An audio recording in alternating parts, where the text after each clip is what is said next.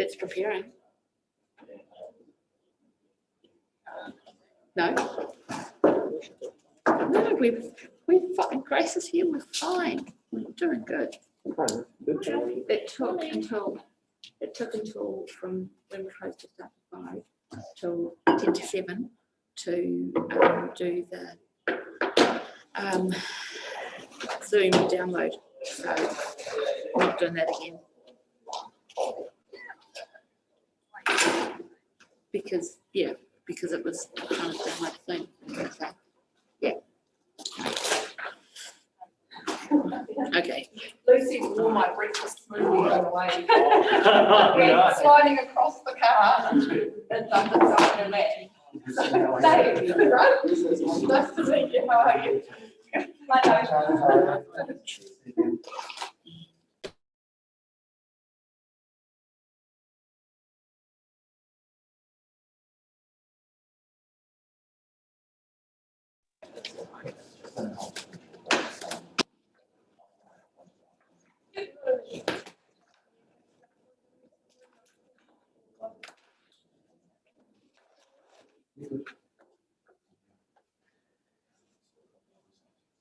Right, that's good. That wasn't what that was a very smoothie. Oh, okay. I smell very fruity though. Yeah, I'll just spread some.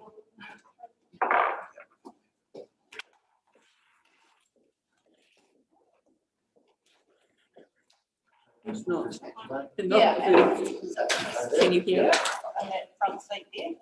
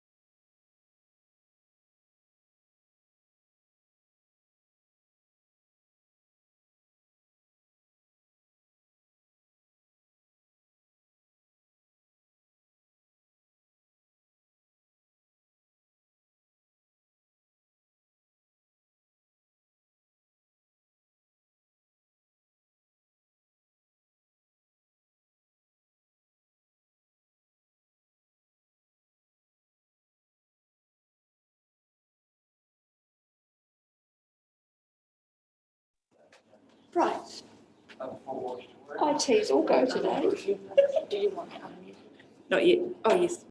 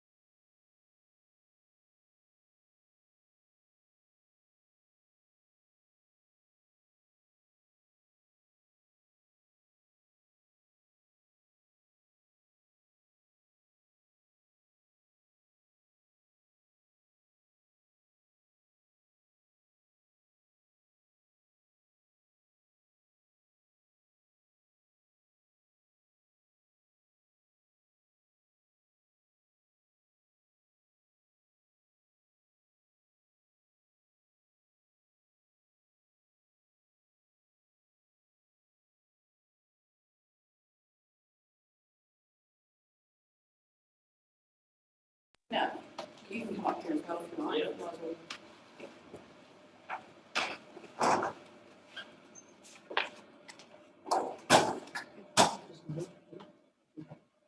Is Matt on? Yeah. Yeah.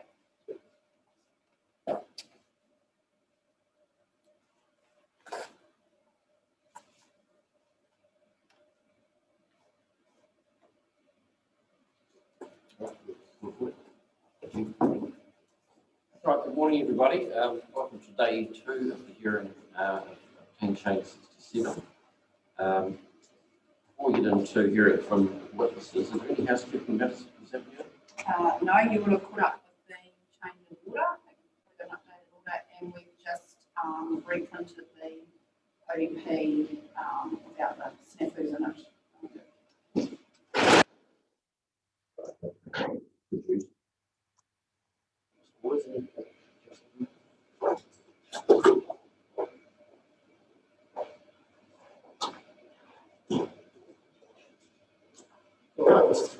Just welcome.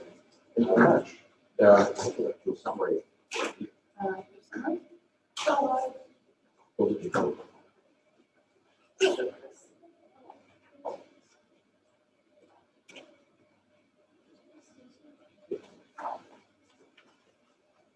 Right, so I've read your evidence and I'd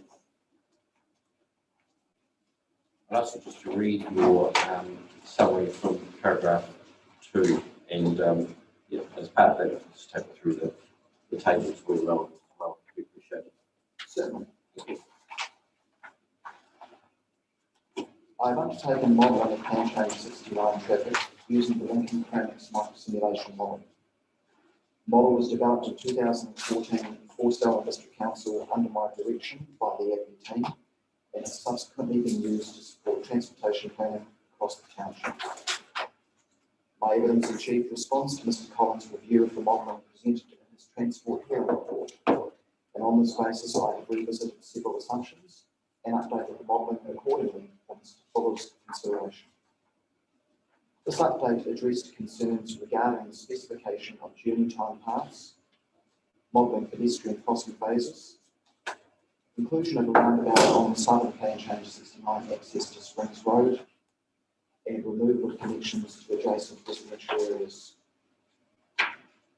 Whilst I have left the interpretation of the modelling to Mr. Fuller, I consider that this updated modelling addresses the technical concerns raised by Mr. Collins. I am on the view that the modelling has been undertaken in line with this practice and appropriately demonstrates the effects of the plan change on the Lincoln transport network. Subsequent to preparing my evidence in chief, Mr. Fuller has asked me to undertake a modelling sensitivity test. The test explores the impact of changing the Plan Change 69 trip rates per household, using rates based on surveys collected in November 2021 in Lincoln.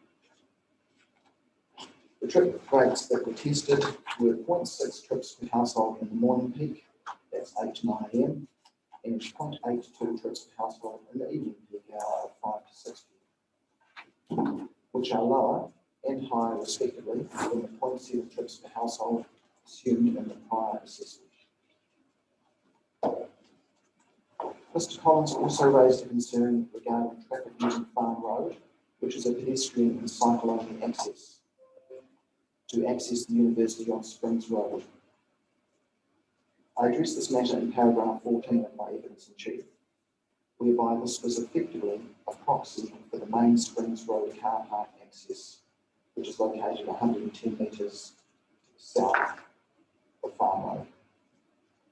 I have taken the opportunity to refine the modelling of this vehicle access as part of the sensitivity test requested by Mr. Fuller. By refining the locations of the accesses, I have confirmed that there is sufficient queuing room in the flush median to accommodate university traffic, with the addition of traffic generated by the plan change on Springs Road. A summary of morning peak and evening peak total traffic volumes, delays, and level of service at key intersections is appended to the summary statement as tables 1 and 2 respectively. For ease of reference, the locations of each intersection are also mapped in Figure 1. I have a correction to make in the next sentence, sir. It currently reads the modelling does not assume a central link. It should read the modelling does assume a central link. So if you could strike out the word not, that would help that. So it should read the modelling does assume that a central link is available through the adjacent residential area to the north of Plan Change 69. The appendix to my evidence in chief included a table of morning peak intersection performance outputs, which was labelled Table 4.3, which included some transcription errors. The underlying modelling and corresponding detailed intersection results that were also shared with us to follow were correct. However, several results in the table have now been corrected. The replacement of Table 4.3 is appended to the summary statement as Table 3. In my view, the corrected reporting does not have any material effect on the plan change. And I'm happy to talk you through those tables now. Yes, that would be helpful. So Table 1. Yep, so Table 1 compares two sets of modelling. The three columns on the left, which are titled Evidence in Chief Modelling and Plan Change 69, so they corresponded to the appendix to my Evidence in Chief. So they assumed the trip rate of 0.7 in the morning. On the right has got the lower trip rate of 0.6, which was measured by Mr. Fuller earlier in the month. And overall, there's generally a slight reduction in traffic volumes and delays, and there are some improvements in level of service. And I note that alongside this change, as mentioned in the summary statement, we also did a correction to the locations and the connectivity through the university site. So it refined the modelling. It helped in terms of understanding the relative attractiveness of the various accesses onto Springs Road and onto Elliston Junction Road. So there have been some more notable changes and, in fact, improvements in the delays, reductions in the delays onto Springs Road as a result of that refinement. The second table, Table 2, is the equivalent for the evening peak hour of 5 to 6 p.m. So three columns on the left correspond to the evidence in chief with a 0.7 trip rate, and the three columns on the right have the 0.82 trip rate. Generally speaking, there is a modest increase in traffic volume, and delays don't move a lot. The evening peak model is not as sensitive as the morning peak model, and I put that down to the morning peak in Lincoln being perhaps the most critical of the two peak periods, because the university activity, school activity and commuter activity all coincide, whereas in the evening peak, those activities are spread out over a longer period, with schools finishing earlier, end of semester, end of the day for university students often being more spread out as well, depending on their timetables. But notably, there's really no changes in the level of service experience other than the improvements around the university accesses. In Table 3, I've highlighted in yellow the corrections that have been made. You'll note that the numbers are generally pretty low in terms of the delays. So they correspond to the morning peak with the development, with and without the central link. And there's only one change in level of service, and that's on the right-hand side, right-hand-most column there, which was incorrectly as C. It is a D, but that's well within the capacity of the intersection, which would be highlighted as an F if it was at capacity, and E if it was approaching capacity. Okay, so E is approaching capacity. That is correct. Yes. Yeah. It will be on, and that's the At or beyond, yes. Yeah.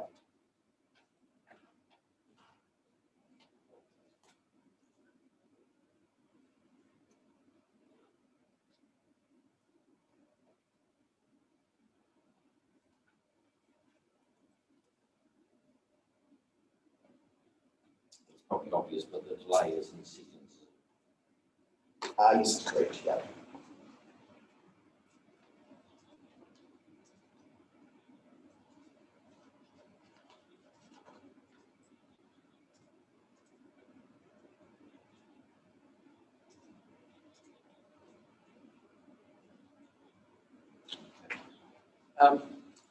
Now, there have been some changes to the ODP. Have they brought to your attention in terms of the frontage treatment, in particular along Springs Road? I have not given any consideration to frontage treatments along the corridors. That would be matter for Mr. Fuller. Okay, so that has an impact on modelling. Only if it were to change the number of lanes along the corridor that are available for vehicles, or if it changed the speed requirement on the corridor.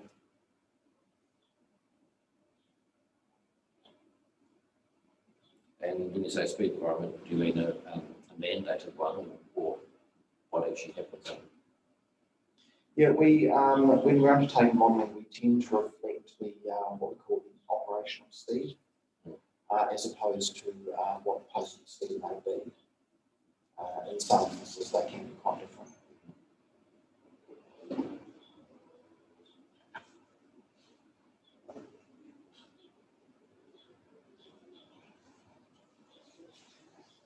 They can be, the operative speeds can be either lower or higher than the mandate.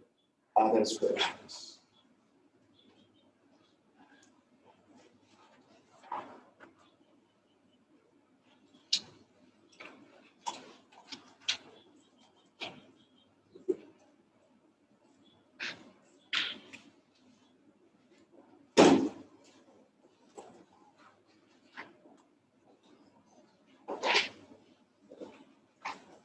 And so is it your view that the direct access to Springs Road wouldn't impact on the modelling?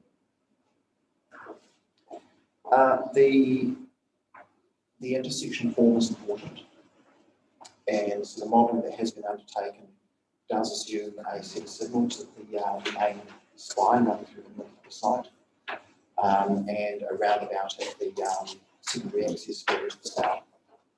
So the modelling is consistent with the treatments that are indicated on the updated. So the change that I'm particularly interested in, and you may have already answered this, but it's the one that provides along Springs Road and Collins Road direct vehicular access to private property shall be provided. Okay, along the northern side of Collins Road. Yeah, and along Springs Road. Right. No, that's a matter which I give consideration to. Could that impact on the model? I think there's some likelihood that a lower speed limit may be set if there is direct access onto arterial roads. Whereas if there's limited access, it's plausible that a higher speed limit may be set. In this instance, regardless, I don't think it would have any consequence on the modelling results. In terms of the network effects, the vast majority of the traffic is heading north, and the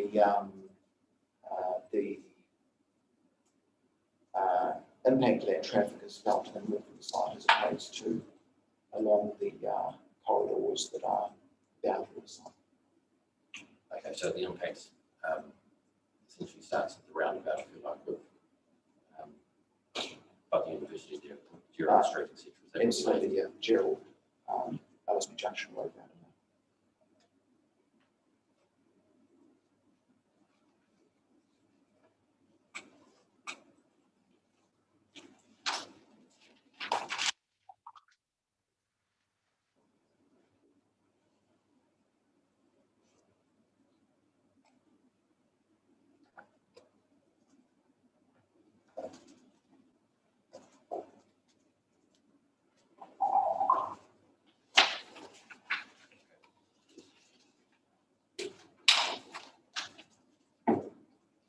some questions of clarification from your written brief.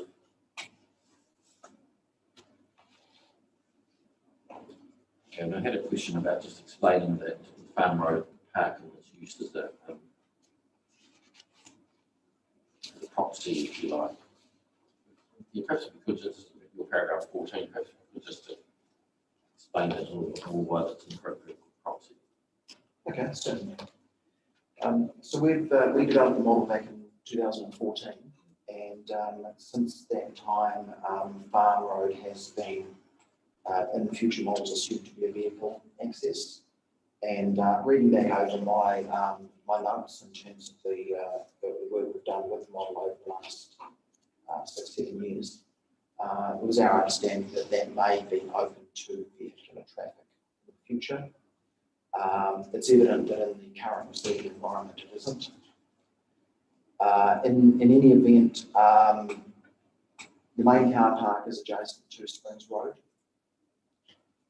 So I thought it was prudent to undertake as part of the sensitivity test a correction, so it did reflect the current proceeding environment.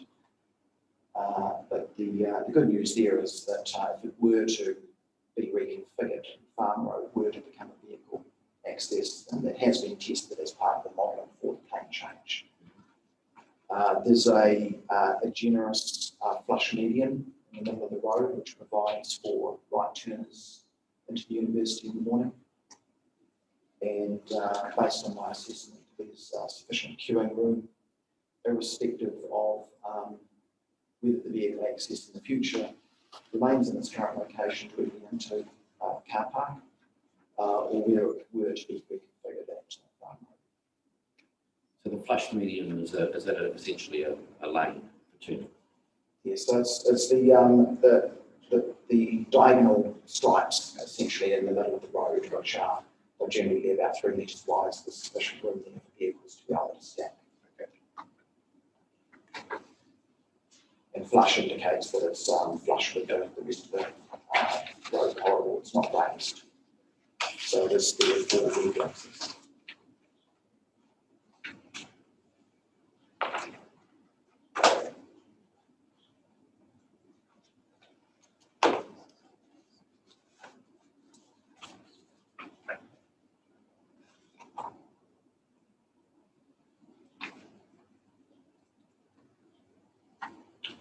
Paragraph 15, is that still correct in light of the other, the different figures you've got, different, the lots of background to, etc. Paragraph 15, you talk about the 0.7. Yes, so the 0.7 was supplied by Mr. Fuller in the ITA.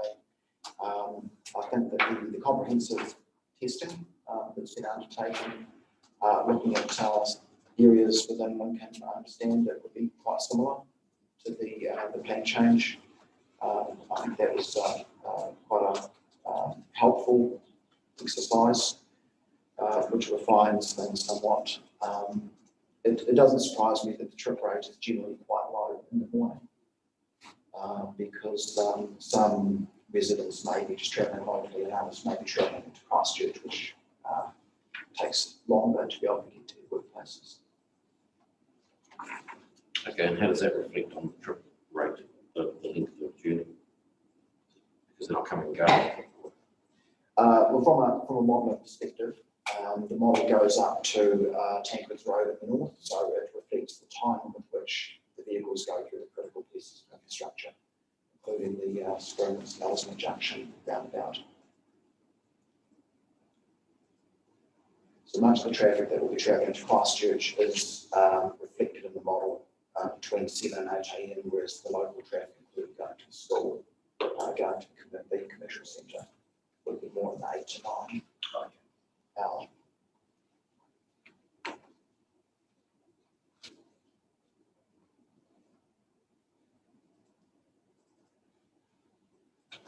So commuter traffic more likely in the 7 to 8 a.m.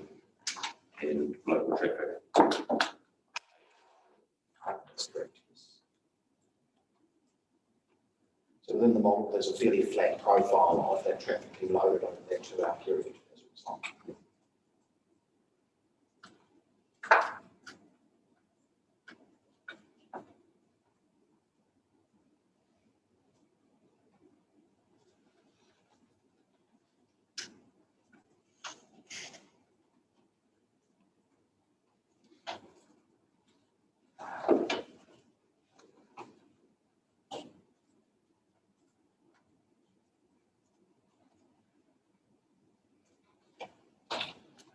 And I've got you here, so I'm going to just ask some things that I've noted really too.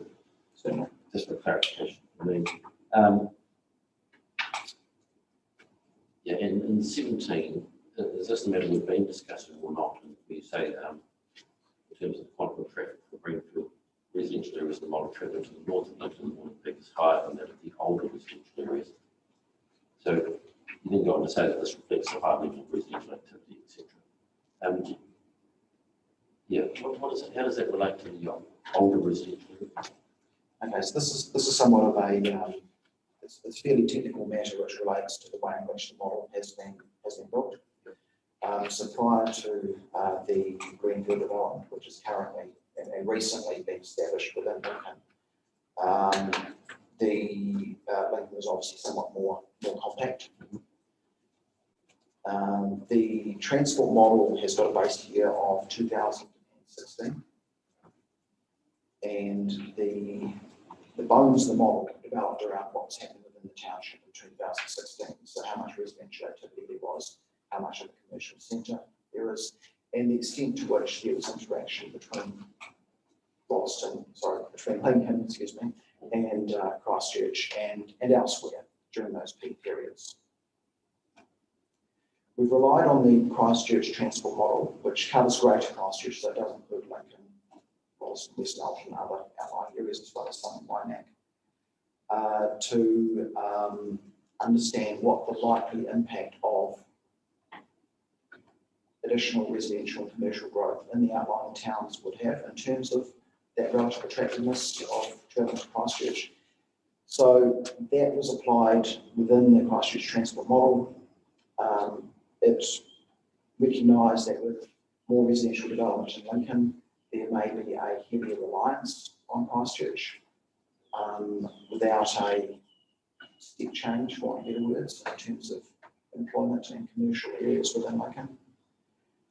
So that's what I'm trying to reflect in that paragraph 17, is that the regional transport model essentially told us that there would be a higher level of interaction. And so that has been assumed for Plan Change 69 as well.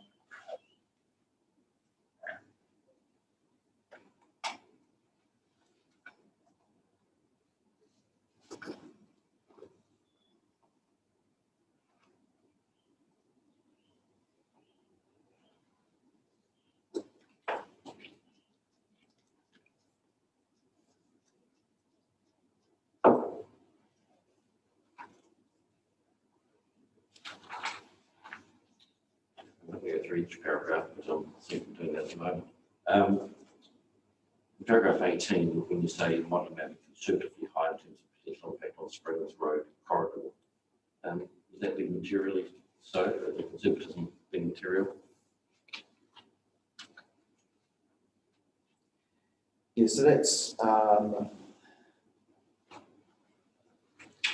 comfortable where the model is sitting at the moment. If there were more employment opportunities, retail opportunities included within Lincoln, then it would make it conservative. I also note that there is a small commercial centre within the plan change, which would provide an element of self-sufficiency, and there would be less reliance on travelling further afield.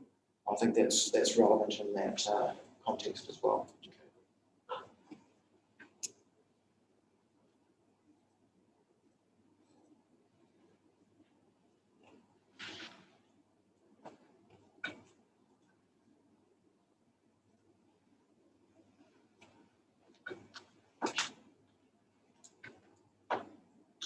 Right, in 19 we talked to, you've gone through those various matters, point 1 to point 4, and you've added the additional 5 seconds of curing in relation to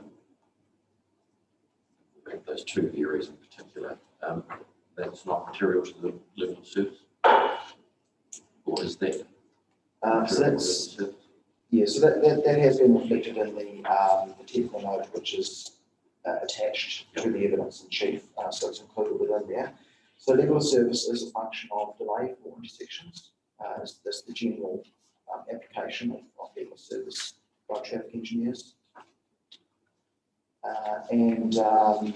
It depending on the form of the intersection and the level of service criteria, which is reflected using a scale of A through F, there's anywhere between 10 and 25 seconds between respective increments. So in the results that are attached to my evidence in chief, we have realigned the level of service to reflect those increases and delays by tidying up the parts within the model.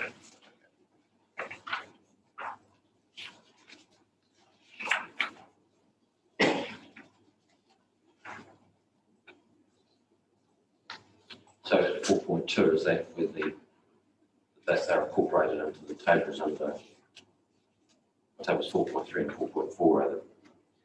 Correct. Noting there was that correction to table 4.3 in my science thing.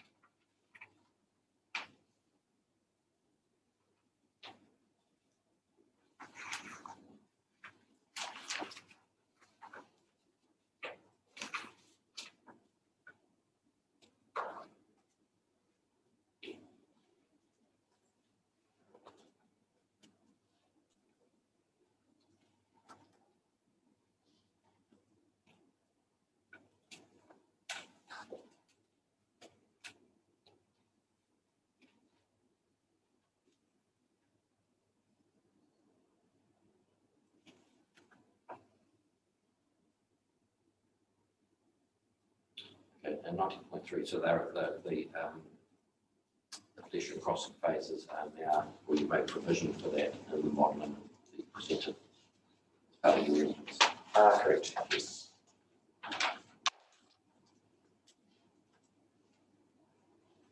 So again, with reference to those tables, that would be reflected in tables 4.3 and 4.4. Yes, it's reflected in the delays and legal service there. That's correct.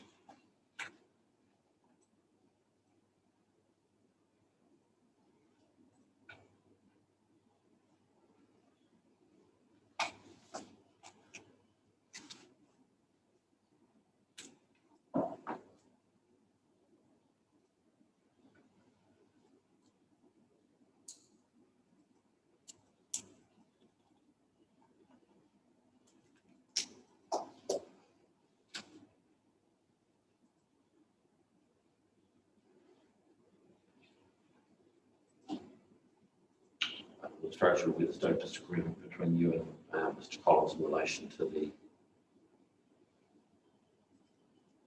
or yeah, does that still remain an issue in your paragraph 20, the roundabout treatment that Mr. Collins suggested in terms of the two proposed accesses?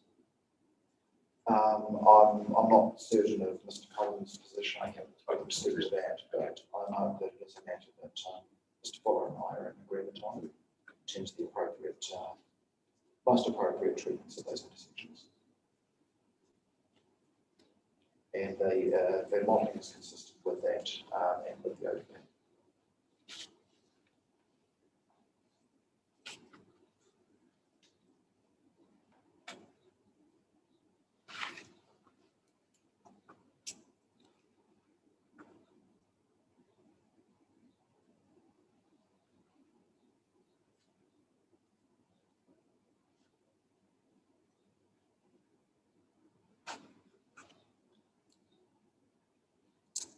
Okay, and again, does the direct access provision now in any way alter, if it is your view that it's relevant, I know you're giving evidence in terms of the modelling, but does that direct access have any impact on your view in relation to the appropriate intersection treatment? No, it doesn't. We've tested the impact of that connection being in place and the intersections that are providing access onto Springs Road, and in fact the other key intersections that we've assessed throughout the township all operate with the appropriate level of service with and without that connection through the adjacent residential areas. Yeah, that's probably a different issue. I may not have been quite clear enough, but it's the in terms of the intersection, treatment that you've recommended. So the lights to the north and the roundabout to the south. Oh, yes. Yes, there's the direct access, I don't know how many lots there may be along here, but direct access onto Springs Road. Does that impact on your view on what's the most appropriate treatment? Yes. No, it doesn't. I think that a set of signals is important there for a couple of reasons. Irrespective of whether there's a direct connection through the adjacent areas, there's still a significant light demand to access Springs Road, which in my view is best managed through traffic signals. You can allocate the time based on the various demands. And the other important element there is that it provides for fully protected pedestrian crossings off Springs Road and also the access road on the east side of Springs Road.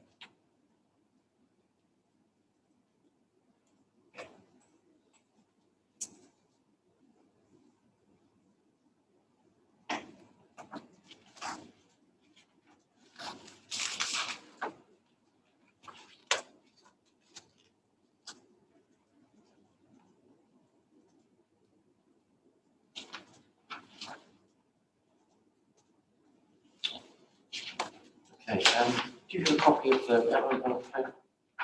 Yes, I do.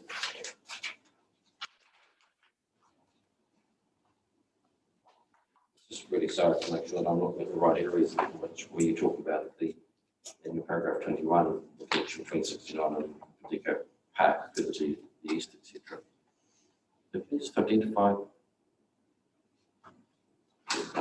you want to put an X on it? Can you mark up your copy and then we can give it to the Commissioner? Oh, I've got this copy that was sitting on. Yeah, sure, but if you can mark where the Commissioner's asking you to refer to it, then we can show the other parties. Oh, yeah, certainly. Yeah, okay.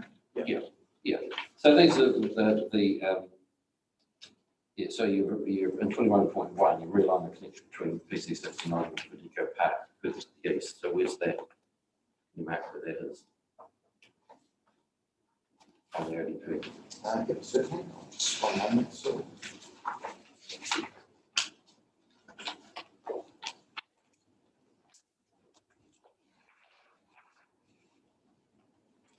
It may be really self-explanatory, but I'll provide you. Sure. If You just want to hold it up, turn it around, and then we'll give that to the Commissioner. If it helps, it is noted in figure 2.2 of the attachment to my evidence in chief. But it's at this location here, which is directly parallel to Springs Road on the west side. Okay. So it's the one between Springs Road and the green. Yes, it's approximately halfway along that the green field you can see on the aerial photograph under the ODP. Right. Yeah. Thank you.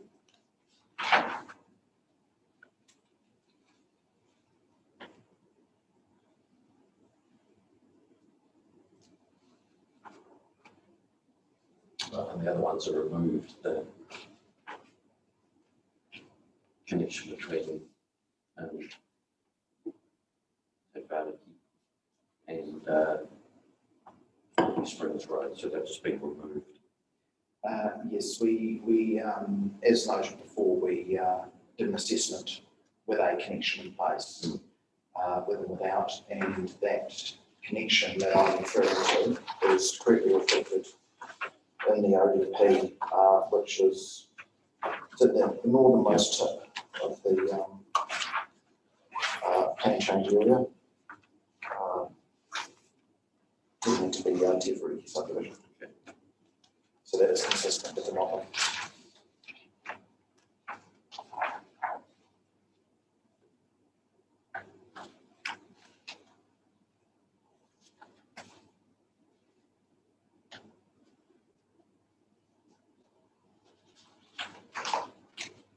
Right, that was all I had. Thank you very much. Nice one.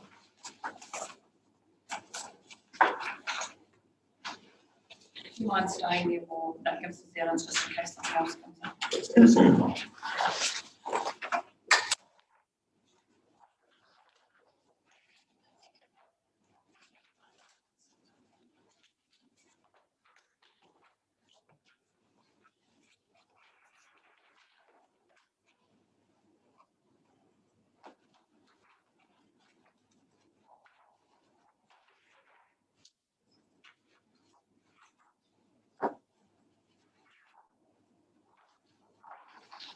backwards and forwards. So again, I have read your evidence and you've provided a written summary. And I'll ask you to start reading that from paragraph 2. I understand there is a range of unresolved transport matters between myself and Mr. Collins, Council's Transport Reviewer, which are traffic generation rates, operation of Springs Road south of Gerald Street, effects through the Prebbleton Corridor, Moyers Lane corridor width, connectivity to surrounding urban areas, and timing of infrastructure upgrades. I address these matters in turn below. Traffic generation rates. The transport assessment for the plan change was prepared on the basis of the residential development generating 0.7 vehicle movements per dwelling per hour in the AM and PM peak hours. Other traffic assessments, including those undertaken in Rolleston, have adopted a rate of 0.9 vehicles per dwelling per hour. Council's concern is that a higher traffic generation rate would lead to additional traffic effects above that which have been assessed. Traffic surveys were undertaken at Millstream Drive in Lincoln to validate the use of a trip rate of 0.7 vehicles per dwelling in the peak hours. The surveys were undertaken on 3 days for 2 hours in the morning, 7 till 9, and 2 hours in the evening, 4 till 6, and identified the following range of peak hour trip rates. AM peak hour, 0.54 to 0.6 vehicles per dwelling per hour, and PM peak hour, 0.81 to 0.82 vehicles per dwelling per hour. The above indicates that the AM peak hour traffic generation is within the scope of the original assessment, although the traffic generation of the PM peak is higher than assessed. I consider the adoption of specific traffic generation rates from the above surveys to be the most appropriate to be applied to the plan change proposal, given the survey location is representative of the plan change site. Additional traffic modelling has been undertaken to understand the operation of the traffic network with these updated rates.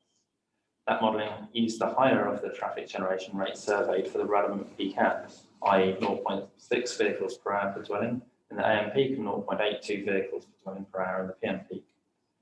The summary of this modelling is contained in Mr. Smith's evidence with further details of the operation of turning movements included in my attachment 1. This modelling indicates that AM peak hour, the operation of the traffic network is improved with the lower traffic generation rate on the plan change site. No intersection or access operates worse than level of service D, which is still within capacity, and I consider the operation to be acceptable. And PM peak hour, although the increased traffic on the network associated with a higher trip rate has led to a marginal decrease in network performance, I consider the operation is still acceptable and note that no intersection is predicted to operate worse than level of service D. Based on the above, I consider that the road network within the extent of the traffic model will operate satisfactorily with the plan change and subject to the road network upgrades already discussed in my evidence in chief. Operation of Springs Road south of Gerald Street. The critical period for the operation of this segment of road is during the AM peak, as this is when the volumes are predicted to be highest. The revised modelling indicates that the traffic volumes on Springs Road south of Gerald Street are higher than 900 vehicles per hour. They are 965 vehicles per hour in the northbound, which is the threshold Mr. Collins refers to for mid-block capacity. This value is for single lane capacity in the RTA guide to traffic generating developments. With regards to these capacity thresholds, I note that the RTA states it should be noted that these are indicative figures. The figures in table 4.4 are provided for strategic planning purposes only and are not intended as a substitute for basic exercises in intersection analysis. The purpose of undertaking the traffic modelling was to establish the operation of the road corridor, including the ability to turn to and from side roads. I note that the updated traffic modelling indicates improved operation of the entrances to the university parking areas, such that the level of service for the right turning movements is no worse than level of service D. The queues for these right turns are contained within the flash median and will not affect through traffic on Springs Road. Given the above, I consider there is sufficient capacity in Springs Road south of Gerald Street to accommodate the plan change and for the side roads and accesses to operate satisfactorily. Effects through the Prebbleton corridor. My evidence in chief set out a range of traffic improvements proposed within Prebbleton in paragraph 41 and figure 3. This indicates that schemes are already in place to promote Shants Road as an alternate route to Springs Road, which in turn will be traffic calmed. The broader transport network effects arising cumulatively from growth in the district, including plan change applications, has not been assessed, as it is, in the words of Mr. Collins, complex and requires assessment of multiple land use scenarios. Where such scenarios may include growth in distant locations, for example, Leaston, other plan changes that are not yet heard or determined, and assumptions regarding the location and scale of planned and unplanned growth. That said, the traffic capacity on the Shands Road, Springs Road corridors through Prebbleton will be taken up as a result of any further growth at Rolleston, Lincoln, Prebbleton and Leaston, noting any growth in these locations will contribute traffic to these corridors. As such, the diminished capacity of these corridors over time is a function of growth in this part of the district generally, rather than Plan Change 69. Therefore, addressing traffic capacity through this corridor will be a requirement for the council, irrespective of Plan Change 69, as growth continues to occur in Rolleston, Lincoln, Prebbleton and Leaston. Development contributions from developments in these locations will contribute funding towards the infrastructure upgrades required. For Plan Change 69, the volumes of traffic from this plan change site through this corridor will progressively increase as development occurs, meaning the council will have time to investigate and implement solutions. Also note that the Plan Change 69 site has the opportunity to use alternate routes to and from Christchurch, relieving the pressure on the Shands and Springs Road corridors. A recent review of suggested journey time routes, Holston Lincoln, undertaken in 15-minute periods from 7 in the morning till 9 in the morning, indicate Ellesmere Road and State Highway 75 as the preferred option to get to the city centre. As such, the residents of the Lincoln Plan Change site have the ability to choose viable alternate routes that would avoid this congestion. In summary, capacity constraints on the Shands and Springs Road corridors exist and will be a factor for any future growth at Rolleston, Lincoln, Prebbleton and Leaston. Accordingly, Council will need to levy development contributions and undertake network upgrades to alleviate these constraints, irrespective of Plan Change 69. Whilst Plan Change 69 may bring forward the need for such works on the basis that it will be expediting development that would otherwise occur at Lincoln, its contribution of traffic to this corridor will be over a period of time as the site develops. Alternate route choices in and out of Christchurch are available, and development contributions will contribute to the network upgrades required. Moyers Lane connection. I have provided confirmation in my evidence in chief that Moyers Lane has a corridor width of 20.12 metres through confirmation of the Linns parcel boundaries and survey. I consider this addresses the available width of this location. Plan Change 69 intersection arrangements. The proposed access arrangements to Plan Change 69 from Springs Road have been modelled as a roundabout for the southern access and traffic signals at the northern access. The reasons for the traffic signals at the northern access were improved traffic efficiency and the ability to incorporate safe pedestrian crossing facilities. I understand that Council sought a roundabout at the northern access rather than traffic signals. I'd be satisfied if the intersection arrangement proposed at this location were determined in conjunction with Council at the subdivision stage.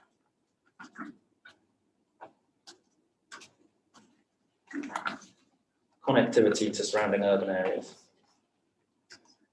I consider that the proposed plan change has sufficient accessibility by walking and cycling to the commercial area at Vernon Drive. These can use links to Hollowed Crescent, Papatahora Drive and Whaitariti Drive, as well as shared path on Springs Road. The Moyers Lane extension also provides the ability to link to Jimmy Adams Terrace, and that should say via the existing rail trail. These linkages, along with the path along the northern side boundary, funnel pedestrians and cyclists toward the linkages to Tifariki, where they lead toward the existing commercial area. Also note that the internal transport network provides good connections to the housing within the subdivision, community services in the proposed commercial centres and open spaces. Access to jobs in Christchurch, Rolleston and Lincoln are achieved through connections to the wider roading network. The plan change layout provides the potential for passenger transport to be provided through the site. Alternately, the pedestrian connections to the northern boundary provide the ability to walk to passenger transport services, should these be provided through Tifariki. The potential lack of vehicle connections between the plan change site and existing residential areas to the north is not critical from a transport perspective.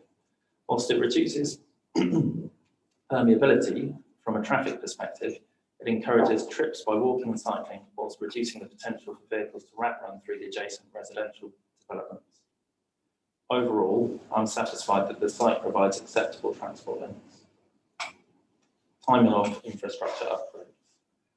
Infrastructure upgrades have been identified as being required to accommodate the traffic generated by the plan change. Briefly, these are Springs Road, Ellesmere Junction Road, Gerald Street traffic signals, which I would expect the plan change to provide development contributions toward and fund construction. Springs Road and Collins Road frontage upgrades, as well as the Moyes Lane connection that would be at the cost of the developer. Ellesmere Road seal widening south of Edward Street, which I would expect the plan change 69 site to proportionally contribute towards. There is also a deferment on the amount of development that could be established at the plan change site until this upgrade is provided. Ellesmere Road widening north of Edward Street and Ellesmere Road, Edward Street, Lincoln Taitapi Road intersection, which are to be funded by council in the 2024-2025 with a deferment on the plan change until these upgrades are completed. And Prebbleton Bypass and Shands Road corridor upgrades. The expectation is that development contributions would be sought from all developments that affect this network to proportionally contribute toward a solution. In brief, I consider that either funding for key improvements will be provided by this plan change, or deferments are included until such time as the improvements have been undertaken. In conclusion, I am satisfied that the transport effects of the proposed plan change will be acceptable, subject to the identified road upgrades that have been identified. I'm happy to answer any questions concerning that.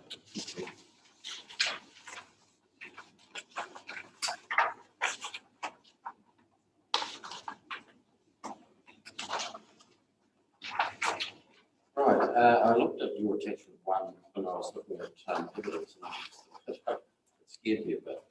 I was going to caveat that with that was almost more for Mr. Collins's benefit to understand the operation of all of the turning movements rather than wanting to go through it with you. I'm happy to go through it with you if that's what you'd like. But is it possible to summarise it? Or have you?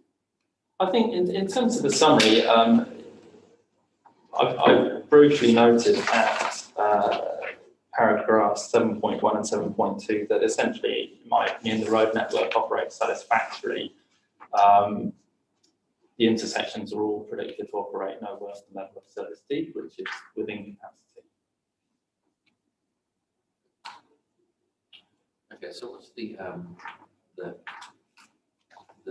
two level of service? Those two E's. So those two relate to specific turning movements at the Springs, Gerald and Ellesmere Junction traffic lights. So those two, under this scenario of modelling, are approaching capacity, but they are within capacity. I suppose overall the intersection still operates with a level of service D, and there may be opportunities for Rail World to undertake improvements to the signal timings and signal operations to better accommodate those movements. But in terms of a peak hour operation, having two of the turning movements operate at level of service E, I'm still satisfied that that is a satisfactory operation for this intersection.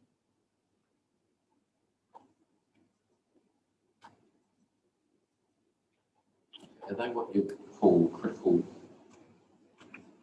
movements or intersections? I suppose the intersection is one of the, well, it is probably the most critical intersection in Lincoln, particularly in terms of the effects of this plan change.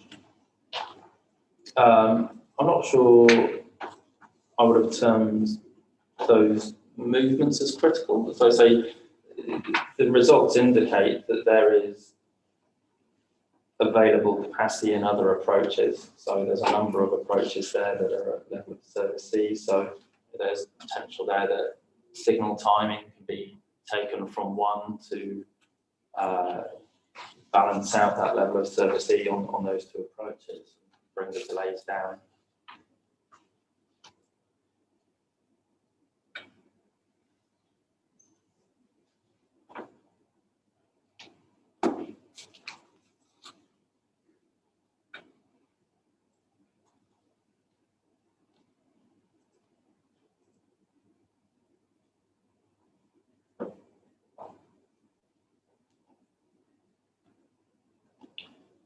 Just for clarification from me, your no ODP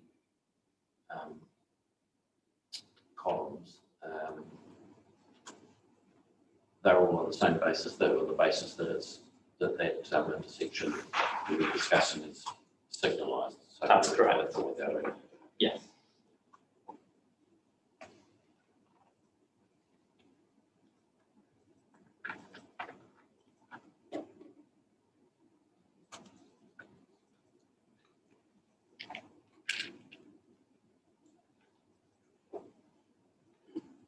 So levels, improvements of levels of service don't necessitate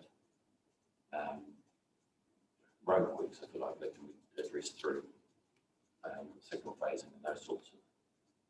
Yeah, with a set of traffic lights, yes, as long as not all approaches and movements are operating close to capacity, there is some room to alter timings just to improve the performance.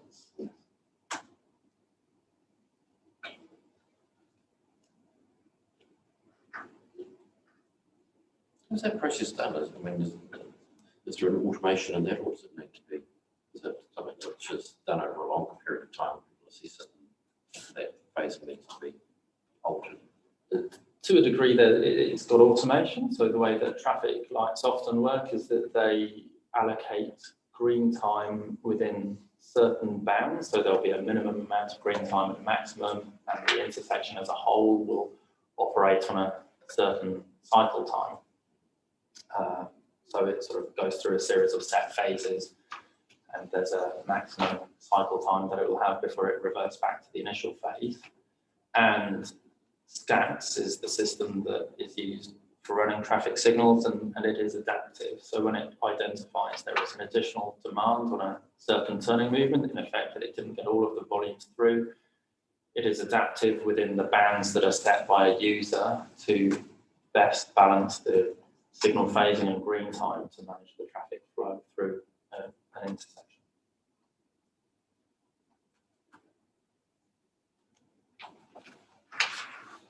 Thank you. And I'll ask you as well in terms of your views about the direct access there on the Springs Road and whether that impacts on any of your considerations. No, I'm satisfied about taking that direct access. One thing I did note is looking actually back at Mr. Smith's table 3 in his summary evidence. There are a number of volumes set out in that table. And the third row from the bottom, looking at the width development column. So the majority of traffic on the third. Which table? Table 3 Oh, summary. of his summary statement. So there's a number of highlighted cells in the width development column.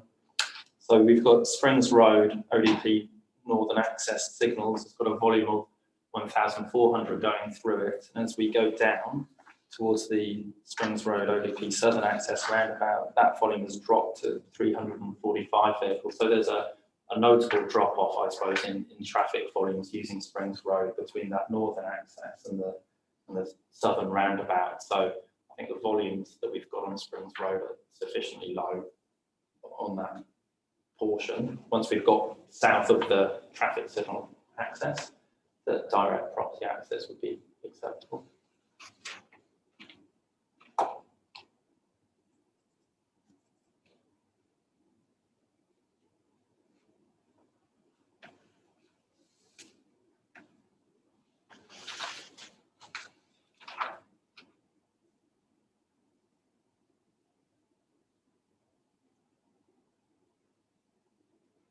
Okay, so it's a drop.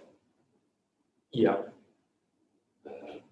Just over 1,000, and then between, and that's just as a result of the traffic coming out of the main egress from PC Yeah, from 69. yeah, that's right. So the majority of the plan change traffic wants to use that northern access.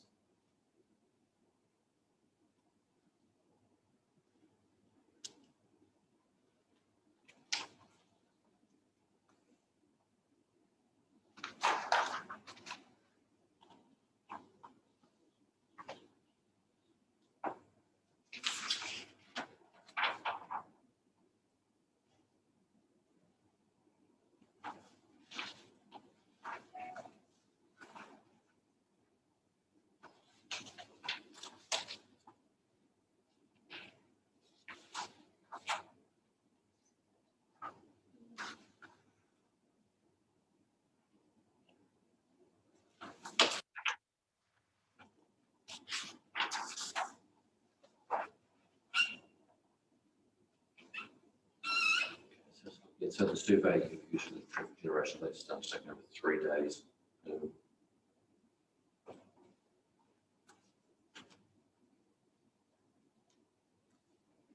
Is that, and that sort of general approach to spread it over a few days to make sure that the counts are reasonably accurate or effective. Yeah, it is. There's definitely value. I think in the more data that you're able to collect, the more confidence you can have in the survey result. So the purpose of 3 days was to try and collect as much data as reasonably possible. The location selected was also, in effect, it's a very large cul-de-sac with about 114 dwellings off it. So again, that was deliberately selected because it's a neat catchment and it's got a large number of dwellings, typically for a cul-de-sac, so that we were again able to have some confidence that it's a representative sample.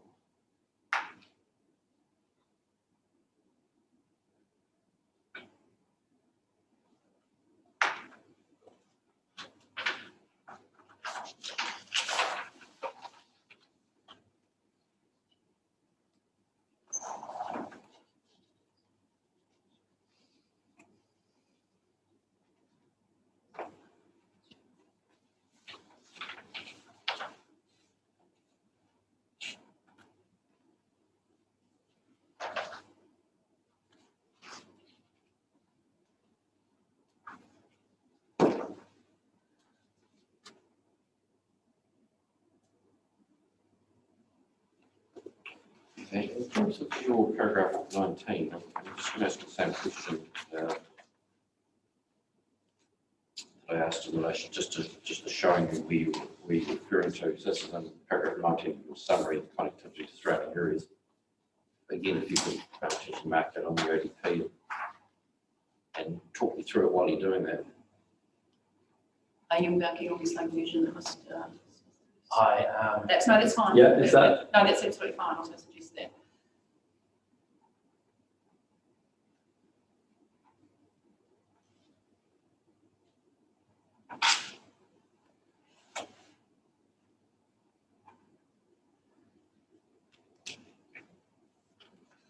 I think the way that I described them was, and really sort of focusing on this eastern block at the moment, is we've got pedestrian cycle connections that come up to the boundary of the site. So this first one I've talked is coming into Hollard Crescent. So there's the ability to provide a connection through an extension. And then the second that I've described as coming into Pantora Drive is the one that sort of comes in on the angle. So again, there's the ability to create a connection through some reserve land there. And the third, which I've got into Kaitariki Drive, follows the alignment of this sort of north-south pedestrian cycle connection. So whilst we might not be able to construct a road through that area, I understand that a pedestrian cycle connection can be achieved.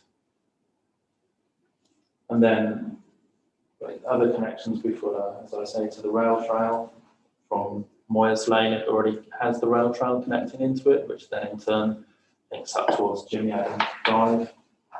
And I suppose the other one that is an important connection is Springs Road itself. So on Springs Road, we will have a shared path running along the eastern side of that. So that again provides the ability for people to come up, use an off-road facility for cyclists and provide a good pedestrian connection on the north-south axis.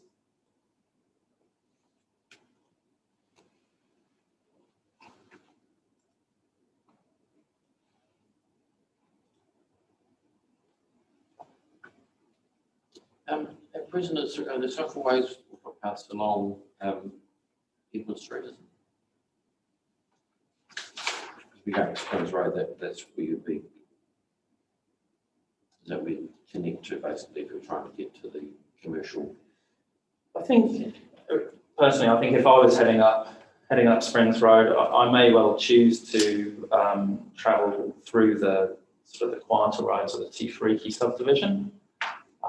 Use those. I cannot recall whether there are cycle routes along Edward Street at present, or Gerald Street as it would be in that location.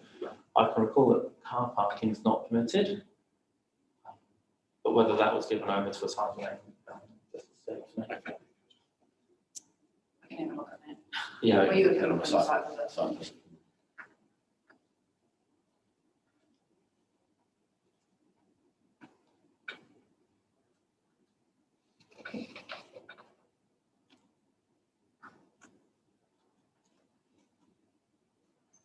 Okay, so the likelihood of those connections is not, that you've identified, that's not something that's really within your area as a control. that's correct. Yeah.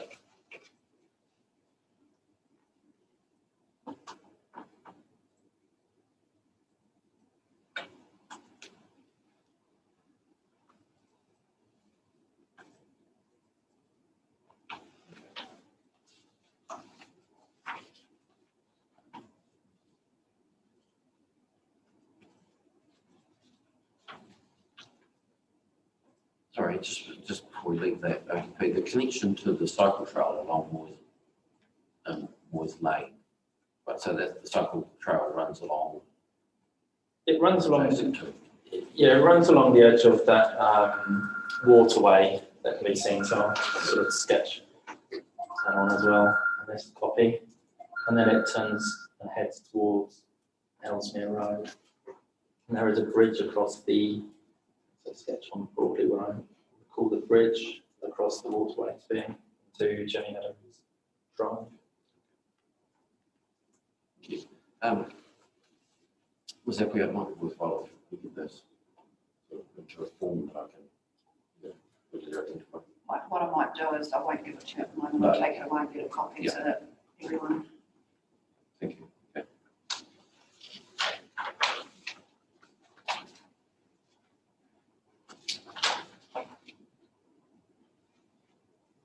All right. So, questions of clarification from your evidence.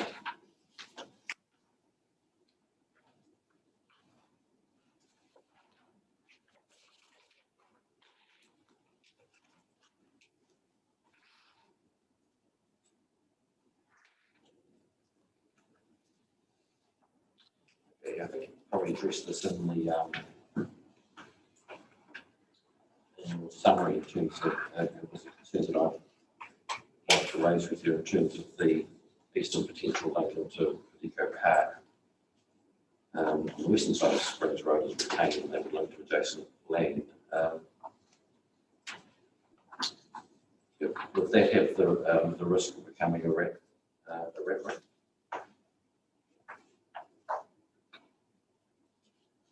Sorry, this is 21 of your evidence to check. Yeah. I wouldn't have seen it as a particularly attractive rat running route. I think there's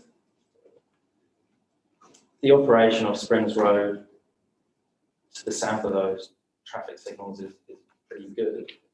So I would have thought there's a natural desire to get to Springs Road and use the proposed roundabout as a southern access and head through.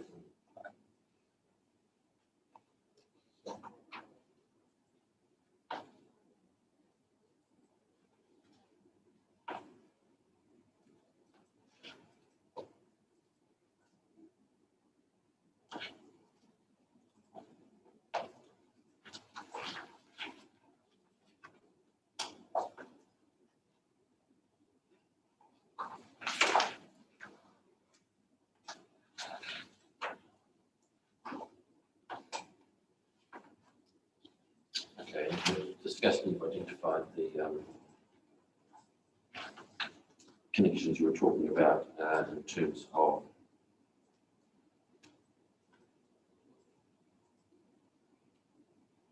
the connection to Coterie Drive. So your paragraph 23. Okay, so that provides, as you say, the direct link through to the commercial area. If it's available. Or direct off-road route, off main road route. Yes.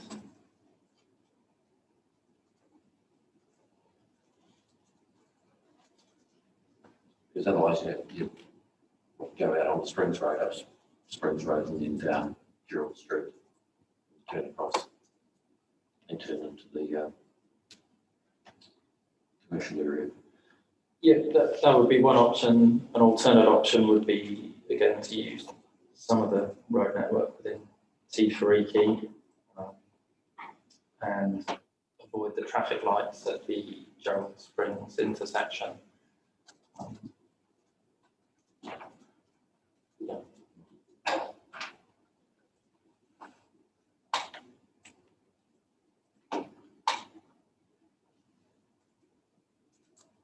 So we'll discuss that when you say it's would have benefit traffic, but it's not essential. Is that because what we discussed previously in terms of what is going to be a subway along Springs Road?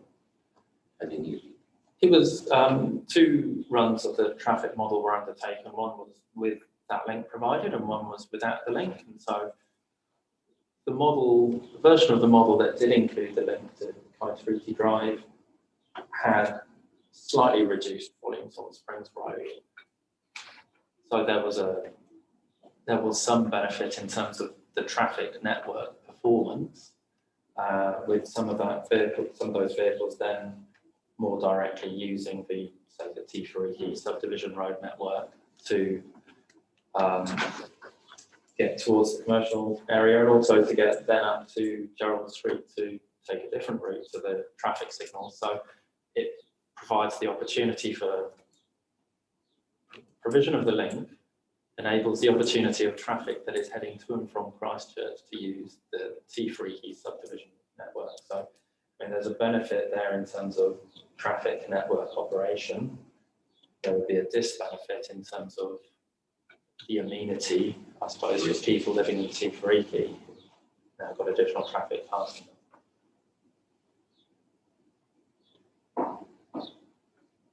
and then that traffic would have to make a left or right and turn either way once it gets to Gerald Yes, Street. that's right, yeah.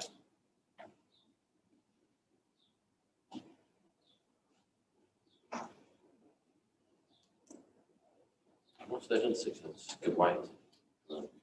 It is give way at present, yes.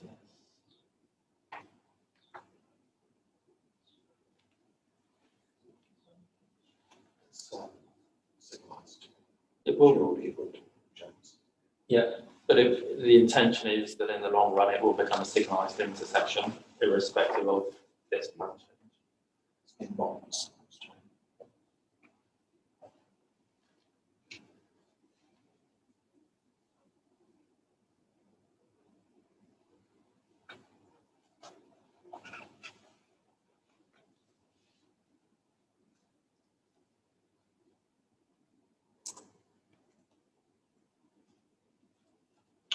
Yeah, just you're so clear about 26.3 about that. I'm just trying to understand the role that Collins Road plays in this, and the overall sort of traffic improvements, particularly as they relate to HO 69. So does Collins Road provide other in terms of connectivity? Does that provide options in itself also? The segment of Collins Road to the east of Springs Road is effectively a dead end. I think when I drove it, it petered out into a track, and so this plan change is not seeking to connect up Springs Road to Ellesmere Road using Collins Road. There's an upgrade essentially along the frontage that the plan change will take access to. And that's its limitation. It's not seeking to provide through. Okay.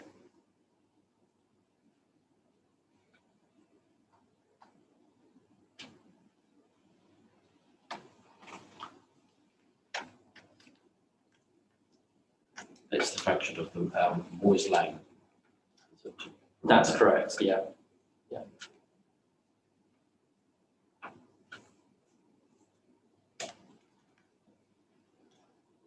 And that's the connection to Ellesmere Junction Road. Ellesmere Road. Ellesmere Road. Yeah.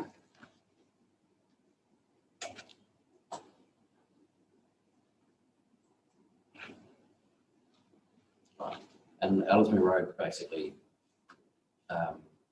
provides another alternative fit into Lincoln Village, is it? Yes, Ellesmere Road meets Edward Street, and at the moment there is subdivision occurring on the northern side of Edward Street, and I think I'm aware a subdivision application has gone in for the southwestern corner of Edward Street, Ellesmere Road. So essentially, Lincoln Township is going to come up to Ellesmere Road in the near future.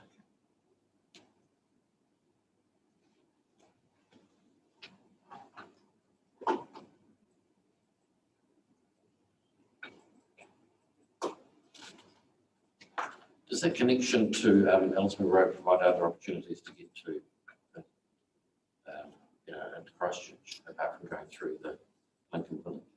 Yes, it does. Yeah. So Ellesmere Road itself, but when I've been to the site, sometimes I have used Ellesmere Road as a route to head north and avoid Trevelton, and then get onto State Highway 75 and come into Christchurch that way.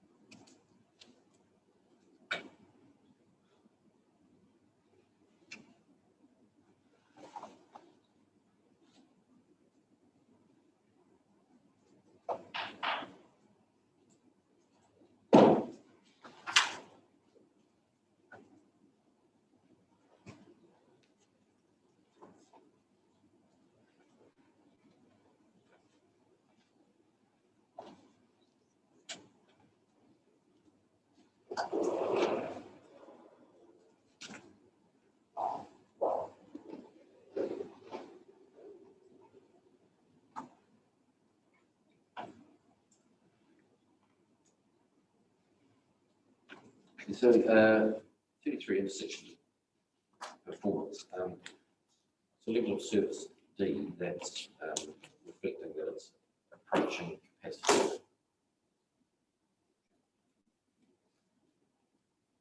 And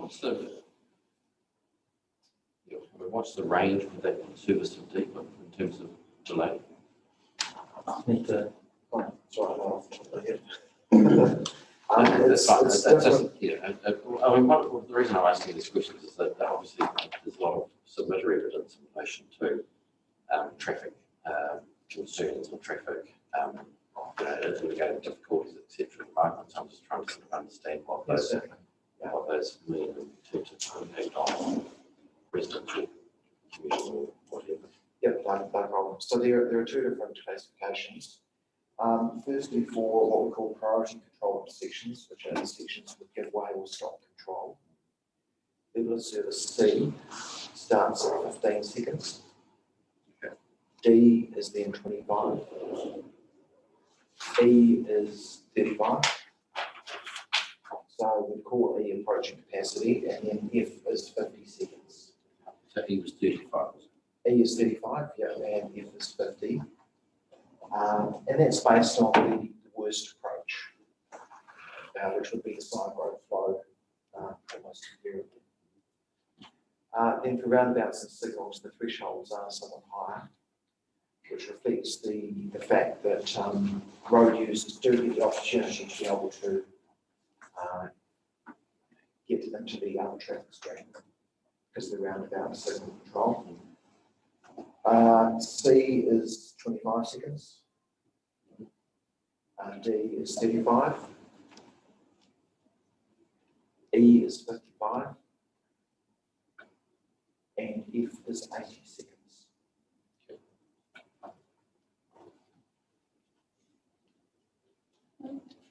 Yeah, probably for Mr. Fuller, either of you. And what's the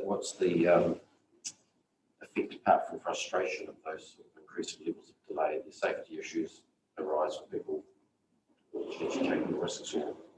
Yeah, that's the other key issue, is that as levels increase, so as you start getting into level of service F, there becomes driver frustration, looking to take gaps that may not be there, so it becomes a safety concern.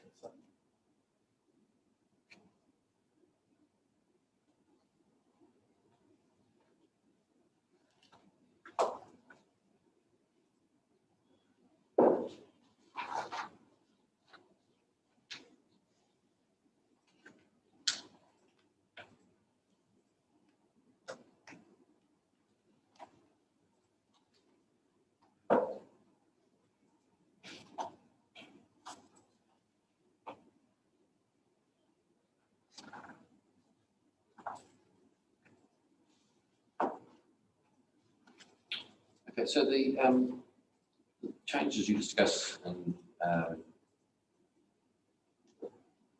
starting probably at paragraph 40 in terms of the impacts on Prebbleton.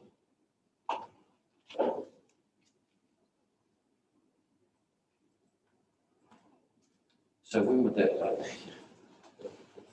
when would, if those changes were put into place at Prebbleton, how far back would that affect traffic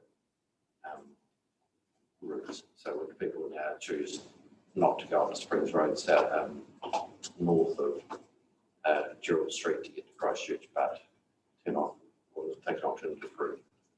I think it would probably start affecting people in terms of their initial thoughts around the best route to Christchurch City as they're leaving Lincoln in terms of this plan change. I think you'd be looking at the whole of route, and you learn through experience which routes are working for you and which routes are not. So it might be a case that, I suppose, my instance was to use a journey planning app on my phone, which said straight off the bat, well, it said initially if I wanted to leave early enough, I could travel through Prebbleton and the journey time would be comparable to that of using Ellesmere Road. And then further with time, it said Ellesmere Road's a faster route. I think that is something that residents will naturally start to do, is either choose a route that has less congestion or choose a time that avoids congestion.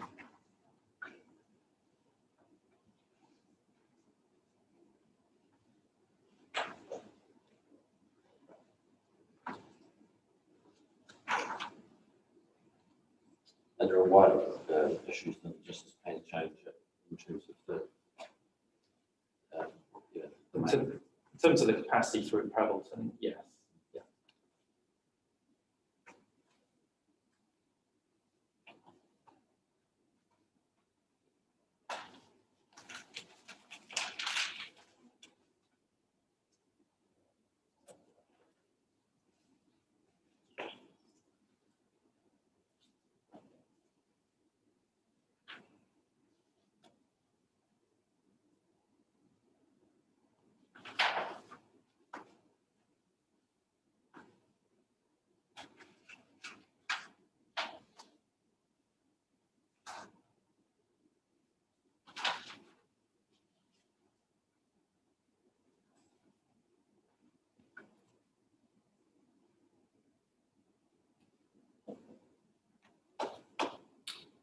So the working from home, I don't need to take the direct paragraph, but that working from home or opportunity to work at home, is that starting to have impacts on traffic flows to date? Or? To be honest, I'm not aware of anything in particular that says there are reduced volumes from working from home. It's something that I would expect to start to have an effect. I guess it's anecdotal in terms of my experience, but I sort of look at my office, we've got people who now work from home a couple of days a week, or at least one day a week, who wouldn't do that previously. It would be a case that we would have all worked in the office on a day-to-day basis. So I'm not aware of any hard and fast traffic statistics, but it seems natural to me that there would be a reduction in commuting volumes with more people working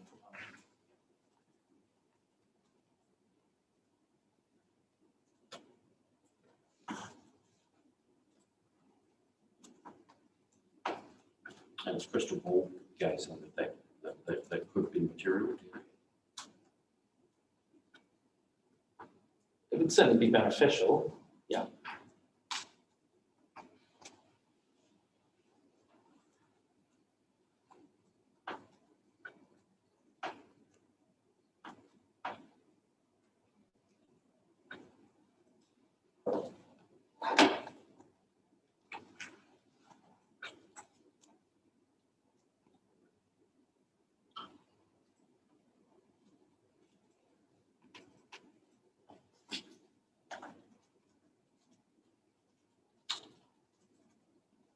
Okay, in terms of Springs Road north of Jewel Street,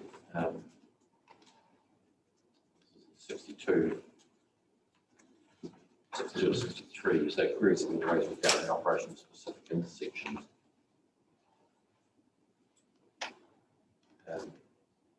Springs Road, Boundary Road, and Tankers Road. So you're saying they're included in the Lincoln traffic model. Do you know what the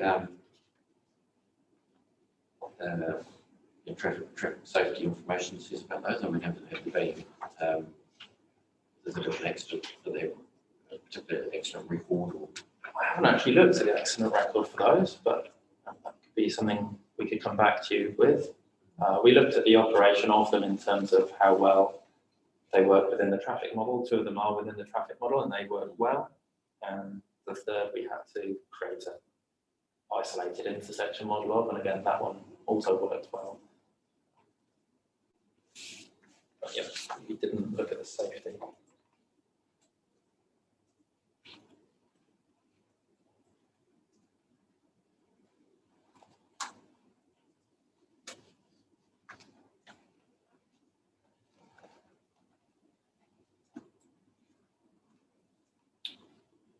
and then Springs Road South, that's you've looked at that and addressed that 64, 65.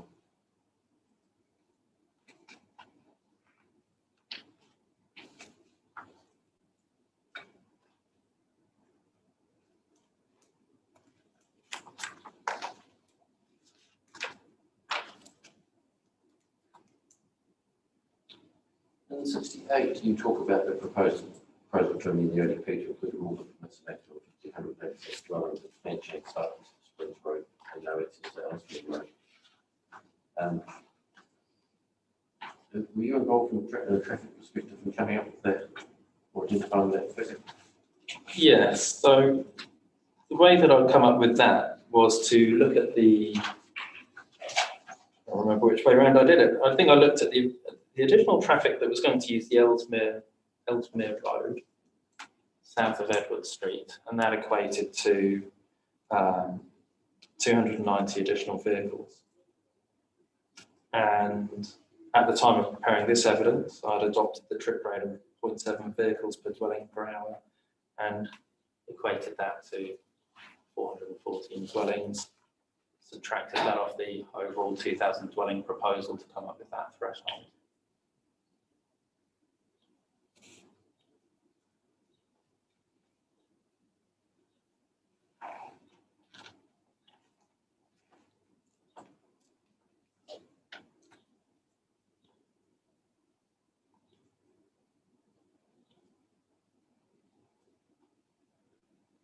And you're happy with that from a traffic perspective? Yes, essentially, we were looking to cap the amount of traffic using Springs Road to no more than had been modelled at that time.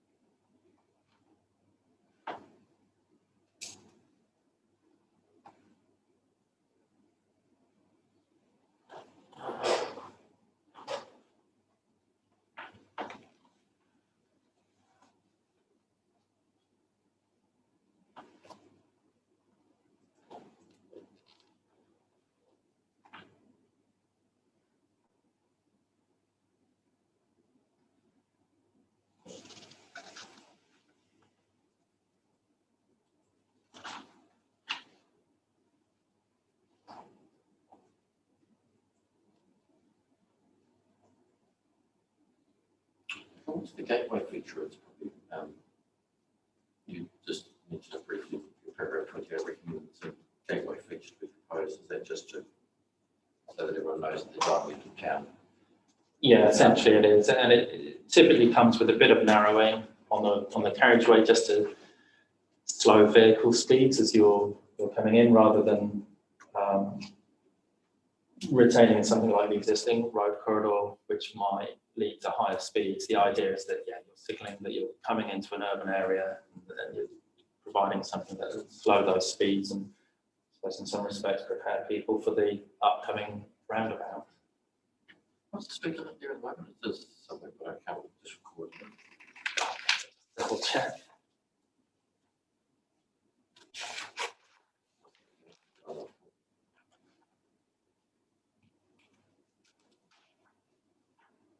It's 100 kilometres an hour at present.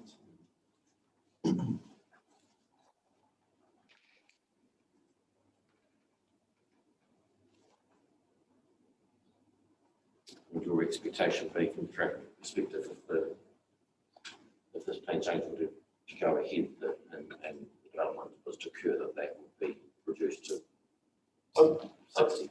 Yeah, I'd envisage 60 to be consistent with the existing sort of urbanised segment of Springs Road.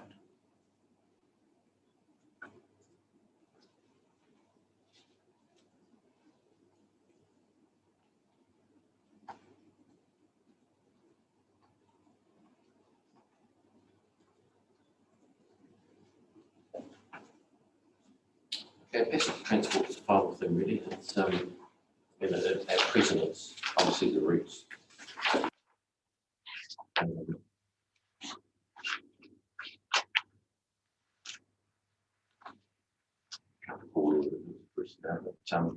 Around my Sorry, yeah, so 49, 50, around that area. Yeah. Yeah. Okay. So at the moment,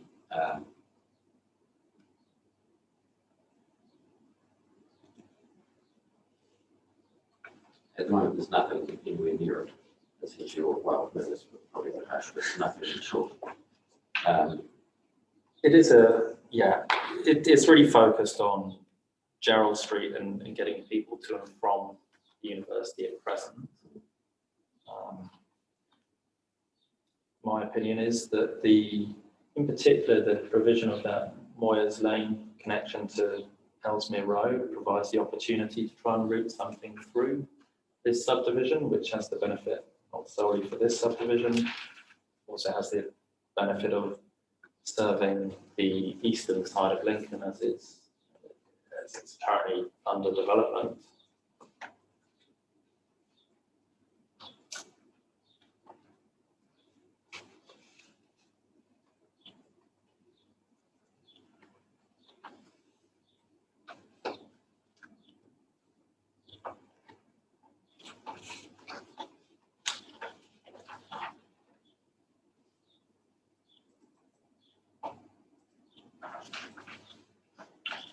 Okay, just the final question in terms of the response to submitters,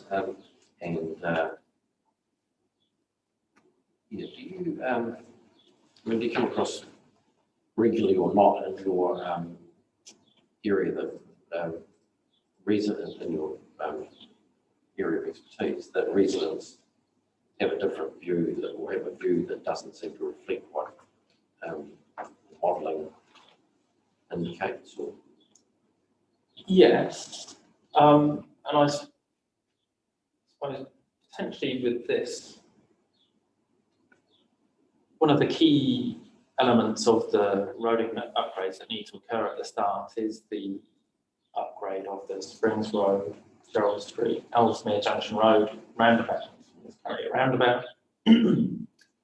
The development is on the presumption that becomes a series of traffic signals, so that needs to happen prior to development occurring, and I think that issue in its own right may address some of the concerns with that roundabout, in particular being a focal point for traffic in Lincoln not working well. So I wouldn't say that they're necessarily wrong with how they view the network, but it will be upgraded, and the intention is that it's upgraded.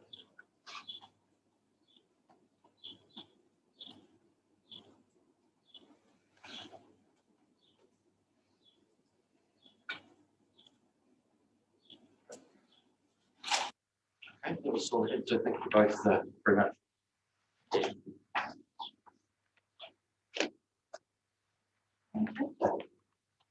We'll take the break. Yeah. Good job.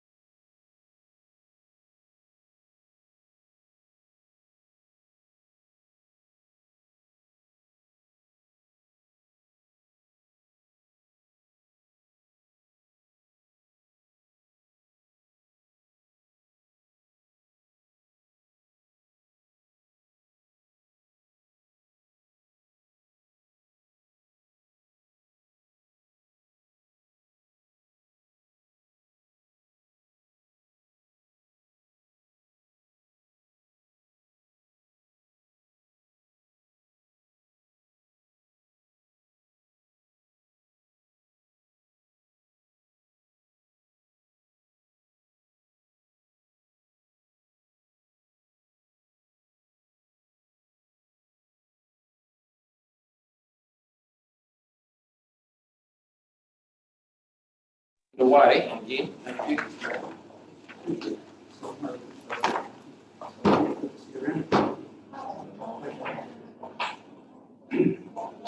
Good morning, Ms. Casper, welcome. I have read through your evidence and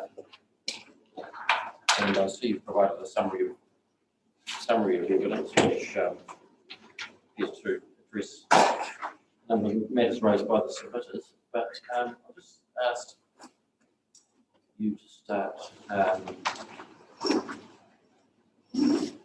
Actually, I'll keep just to start reading from paragraph 1. If you will. Thank you.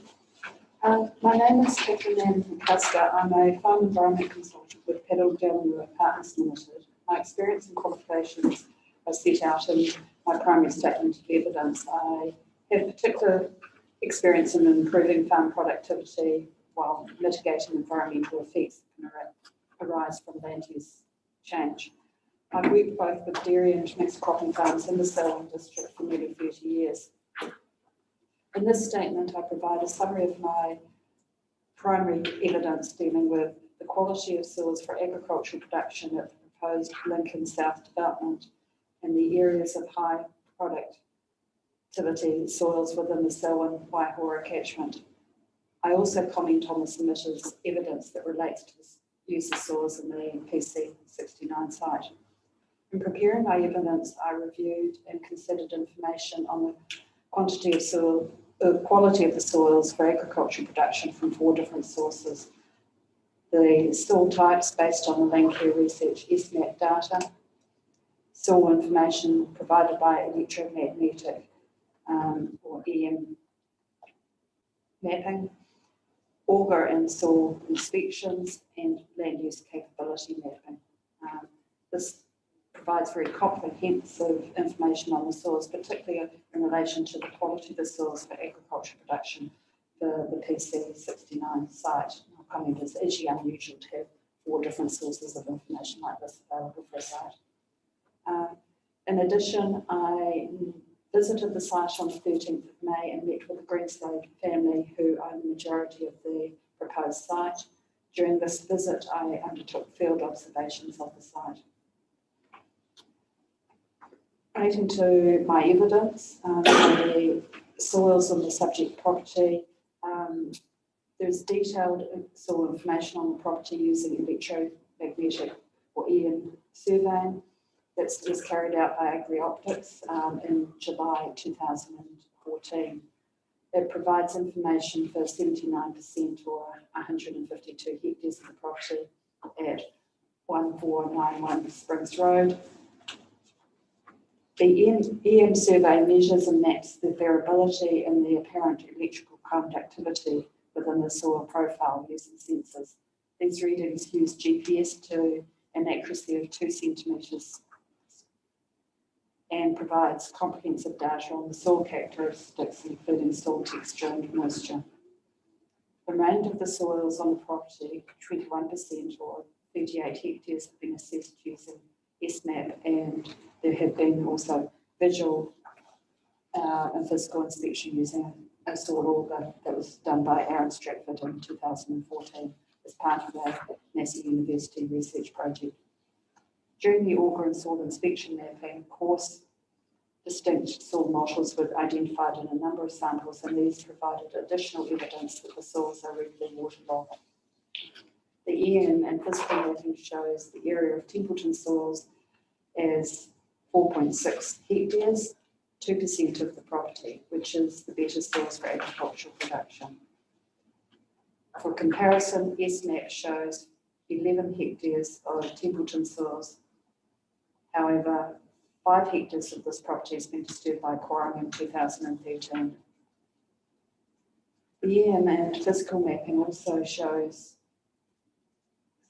83.1 hectares or 43% has poorly drained soils that are vulnerable to waterlogging and has severe limitations for agricultural production, and 105 hectares or 55% Swakanui soils, which is imperfectly drained with areas of wet or waterlogged soil when it was surveyed in 2014.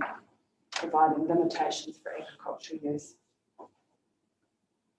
Land use capability classifications for the PC 69 land are developed on the New Zealand Land Resource Inventory, which was developed by the Ministry of Works in 2079. This land use map shows that the property is good multiple use land use, classes 1 to 3. However, the land use classifications on this property have a dominant wetness limitation, except for the Templeton soils. The land use capability mapping uses the fundamental soils layer, whereas the more modern EastMap provides more detailed information on water holding capacity of the soils and drainage, and some of the soil boundaries have been recently updated. A 2020 comparison of EastMap information with the older fundamental soil layers show that areas of highly productive land in Canterbury derived from the two different data sources varied by nearly 117,000 hectares. And this comparison showed that there were differences between the fundamental soils layer and EastMap data and the drainage class for most of the area between Lincoln and Te Wahora, where the site's located. In my opinion, the 1979 LUC mapping is likely to be the least accurate of the soil information for the PC 69 site, particularly as this farm has detailed soil information provided by EM mapping, auger, visual observations, and EastMap information. There's also a farm environment plan for the PC 69 property. With my discussions with Mr. and Mrs. Greenslade, who own the property, they confirm that they actively manage and mitigate issues that arise from farming poorly drained soils that are vulnerable to leaching, phosphate, and runoff and sediment loss and compaction. Figure 2B of my report attached in Appendix 1 shows that the area identified as poorly drained soils, and Mr. and Mrs. Greenslade have confirmed to me that these areas are very rarely cultivated, so are not suitable for crops, and the soils must be managed carefully with dairy farming due to wetness. This careful management involves use of direct drilling and dry clearance to avoid soil compaction, and no use of winter crops to avoid the risk of pugging. The current farming operation creates a risk of sediment, loss of fecal coliforms and phosphorus runoff to the drains and creeks that flow from the Aorere or L2 River, which has poor water quality and then flows into Te Wahora or Lake Ellesmere. This property is located in the Selwyn Te Wahora phosphorus zone under the Canterbury Land Water Plan, and so needs to manage the Olsen P, which is an indicator of the plant available phosphorus, and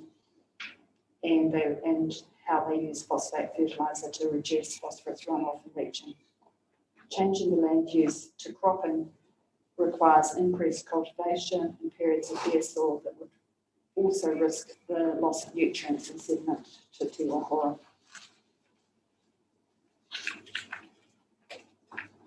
And as far as the soils within the Selwyn Waihora catchment are concerned, we're saying that there's only about 4.6 hectares or 2% of the soils properties that are classified as having medium soil water holding capacity and moderately well drained and are suitable for multiple land uses.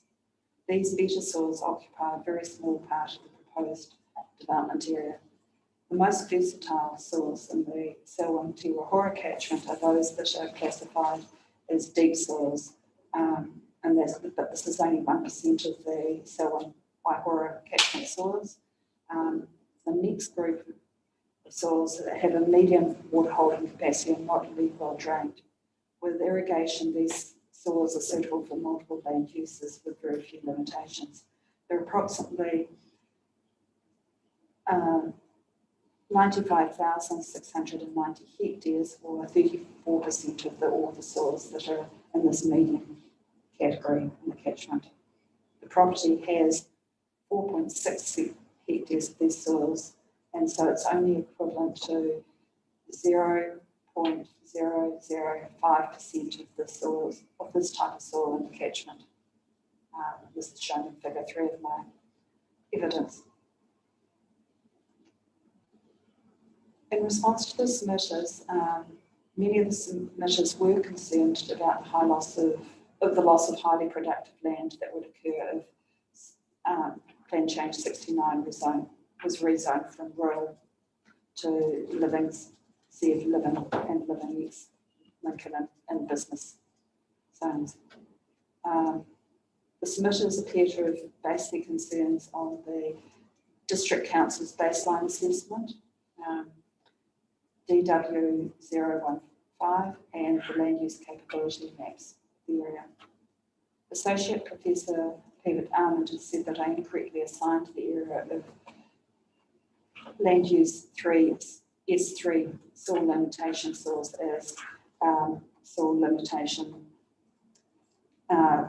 of 3W wetness limitation, and that clouded my view. However, that's an incorrect assumption. Throughout my evidence, I identified that the Templeton soils that make up this area are the most highly productive and versatile soils on this site.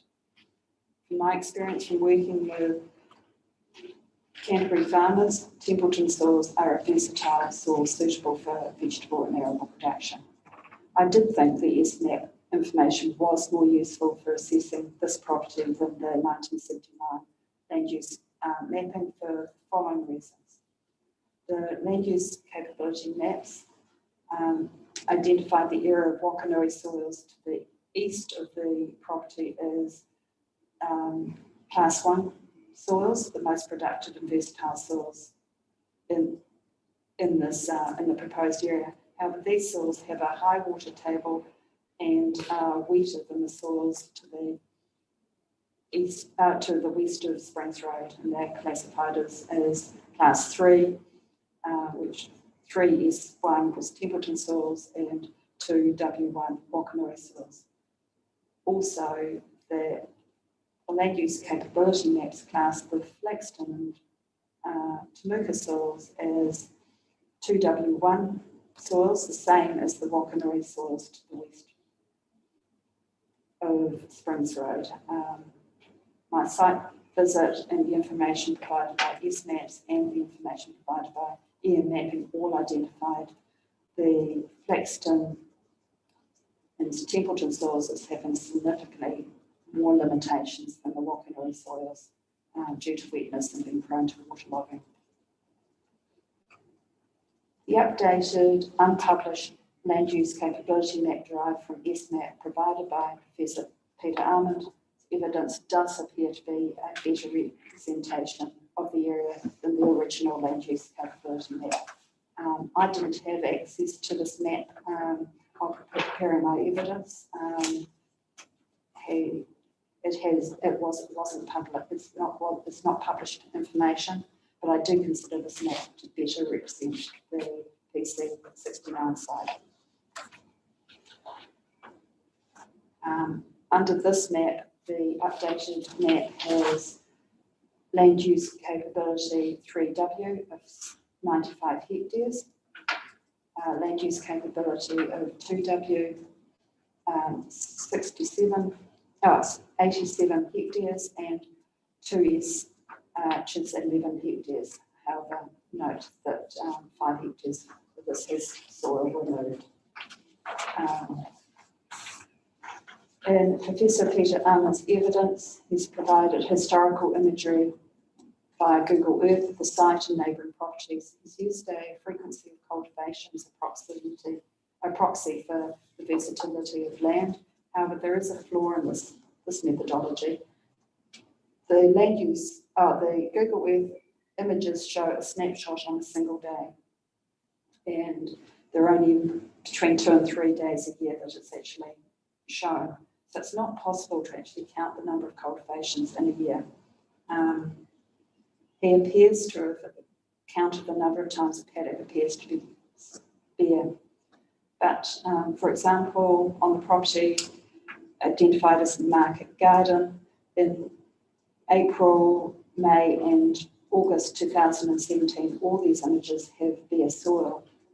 This is likely that the soil was actually bare throughout this period rather than a series of cultivation practices. The same occurs in autumn and winter of 2013 and 2015. The Google Earth shows no crops growing. Google Earth shows no crops growing in the winter of 2011, 2013, 2015, and only one paddock out of 4 had crops in the winters of 2014, 2016, 2020. There was one period, 2018, when there were 3 paddocks in crop and grass, but no information for other years. So what I've drawn from this is there's very limited cropping over the August to April period on this property. And this is in contrast with the more versatile and productive soils in Selwyn that can grow 2, sometimes 3 vegetable or arable crops in a year. The onion farm further west also was mentioned in this evidence, and it also has limited cropping over the winter, and there's evidence some of the imagery of water ponding, given a image from Google Earth for this. When there's prolonged ponding, it reduces crop yields and it can result in crop failure.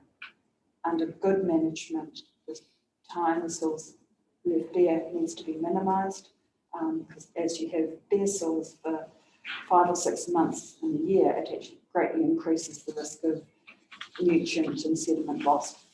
Particularly, this is a sensitive zone for the Lake Te Wahora. It does actually also decrease the farmers' returns.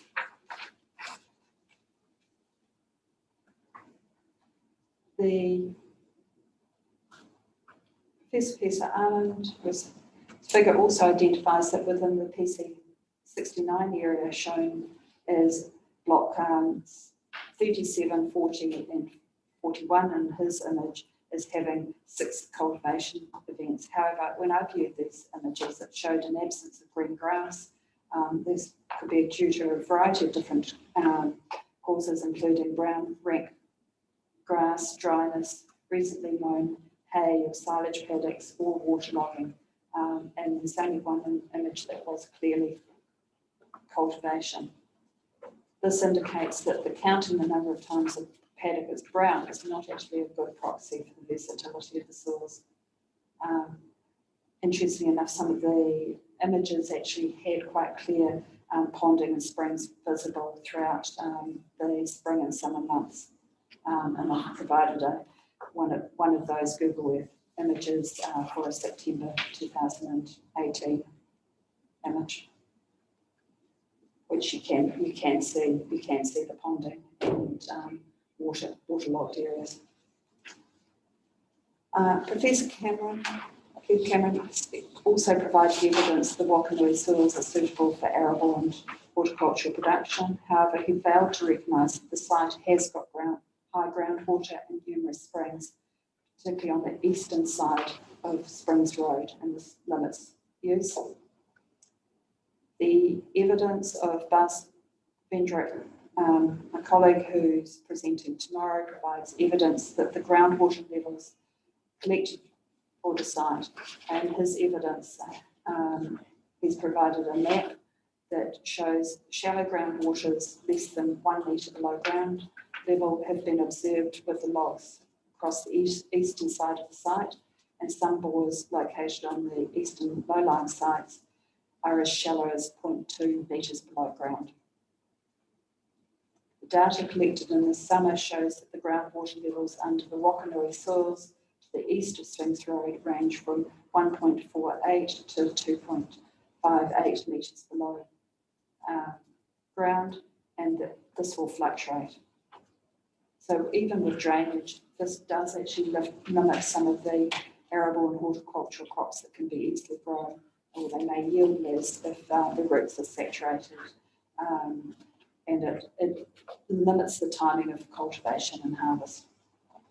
Across the western half of the site, which is 48 hectares, the observed ground levels are deeper at between 2 and 3.5 metres below ground level, and the depth to groundwater increases as the sites go further west and north.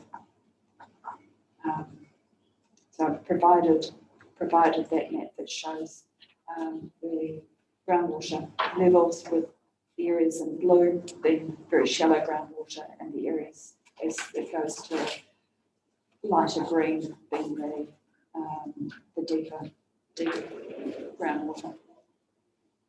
The vegetable action site photographed by Keith Cameron is an example of crop production on the Whanganui soils to the southwest of the site. Therefore, it does, and this site, looking at the map above, does have deeper groundwater and less limitations. Although on this site, wetness does appear to limit crop production in winter and early spring, and appears to be managed by leaving the ground fallow for prolonged periods, as the Google Earth images referred to above point out. The Lincoln University Crop and Farm and the research sites north of Lincoln also have Whanganui soils, but they do also have far greater depths to groundwater and less limitations, even though they're the same soil type, so they are easier to manage.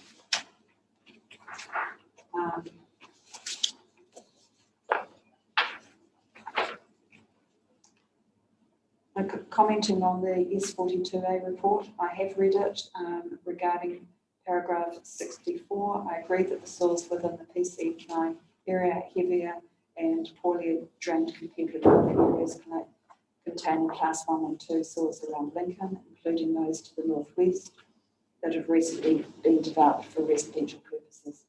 In general, I agree with the section on versatile soils in the section 42A report. The officer has commented that the PC69 site could represent a moderate class of overall loss of class 1 and 2 versatile soils around Lincoln. The statement does fail to acknowledge that the difference in productivity arising from drainage limitations. As noted earlier in my evidence, there's only 4.6 hectares that I'd consider to be highly productive land that's land use 2 S1, and the loss of that land from agricultural development is of a minor scale. So in conclusion, we've got a very small area of the most versatile soils, and under the SMAP data and the updated land use capability map, there's a remaining 67 hectares that are imperfectly drained, that are land class 2 with a wetness limitation, and 95 hectares that are poorly drained soils, land class 3, although in its evidence it's sort of mixed with land class 3 and land class 4. The imperfectly or poorly drained nature of these soils provides limitations for agricultural production, particularly those that are located east of Springs Road, which is 152 hectares. This description of the difficult soils and water conditions that exist on this property are also consistent with the farming families that have owned the property for many, many years.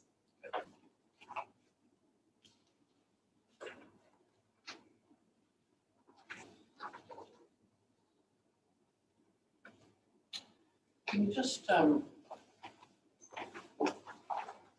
me a little bit more, perhaps, about what you do, and you've outlined that in your statement, people have said, summarised it here, but yes, I'm just trying to get a grip on what your role is overall, because you're not a soil scientist. Not a soil scientist, no.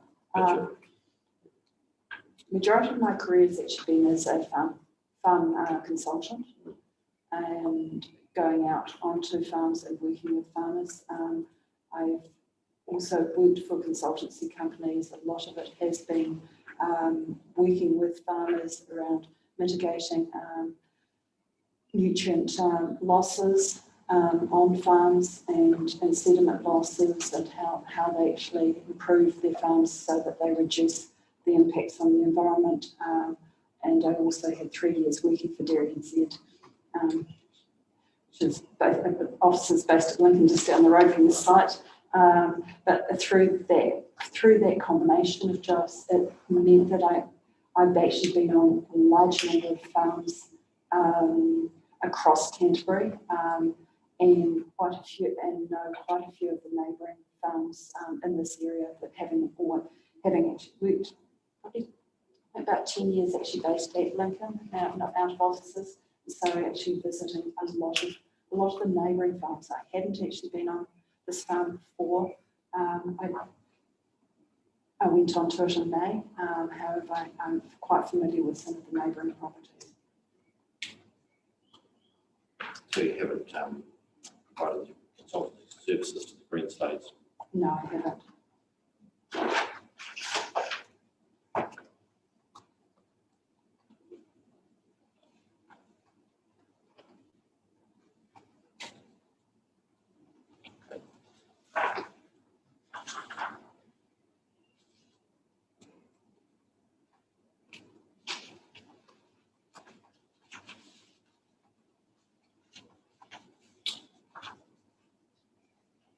I'll just get you to, from your summary, just so that I'm sure that I'm looking at the right things.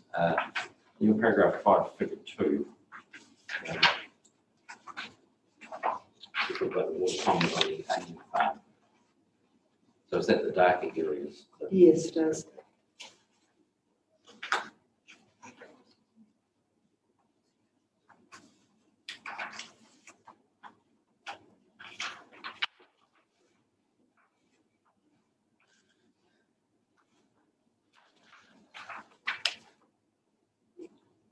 When was that exactly? Winter again? I just can't recall. Yes, it was.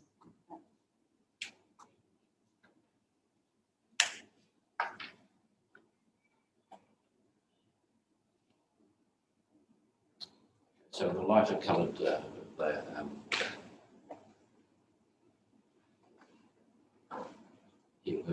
two blocks that appear to be bare soil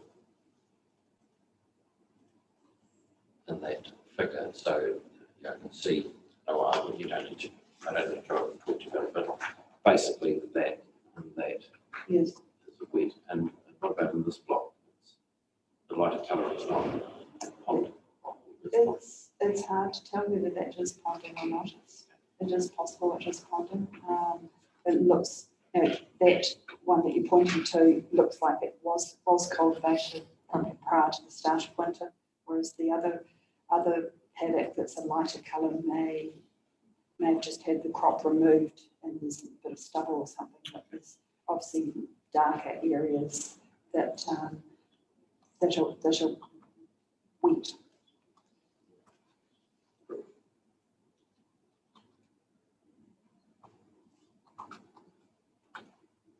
And even the green paddock next to it, you can see sort of lines through it, which suggest that this water flows or water sits. And even though that area is actually in crop. Well, one of those, the middle one, if you like, Springfield, we're talking at a distance, but that appears to connect with the dark area and the adjacent. Yes, that's correct. That's correct. So it might indicate some waterway or channel. Yes, I agree with you.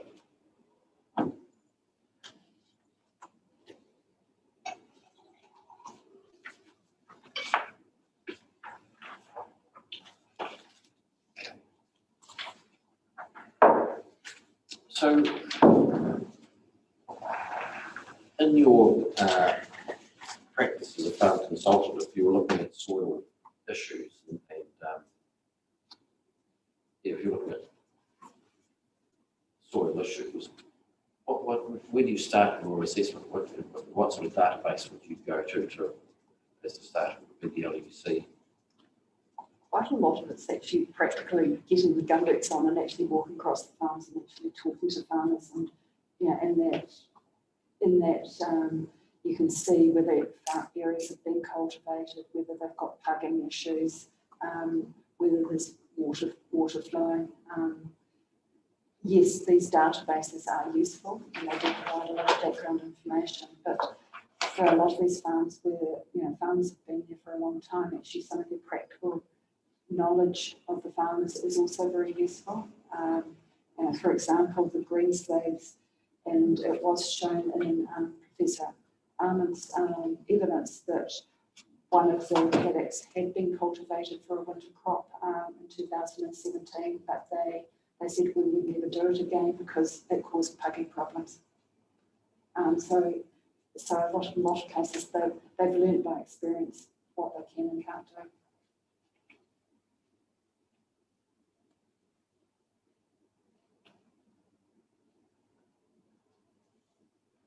And that actually was on the drier half of the farm.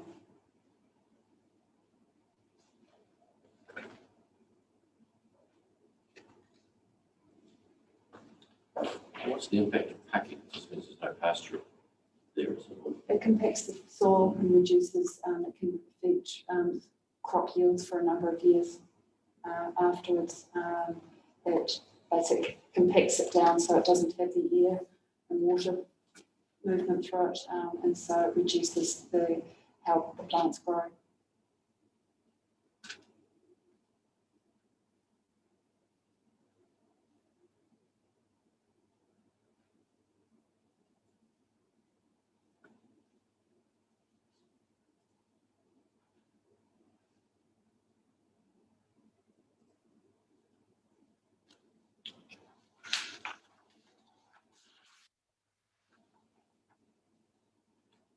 When you're preparing your evidence in terms of the loss of productive soils and Selwyn in particular, have you considered the cumulative effects? So there's a little bit here and a little bit there. Yes. They all add up. Yes. Okay. Can you just talk through that? In terms of, I agree that there are cumulative effects, and however, I guess what we're really saying is that the loss of this area of Templeton soils was 4 hectares, which isn't a large area compared with how much Templeton soils there are around. We are saying that it was, it was well up, but agree that if, I do agree that if every township increased onto class 1 and class 2 soils, that there would actually be some issues.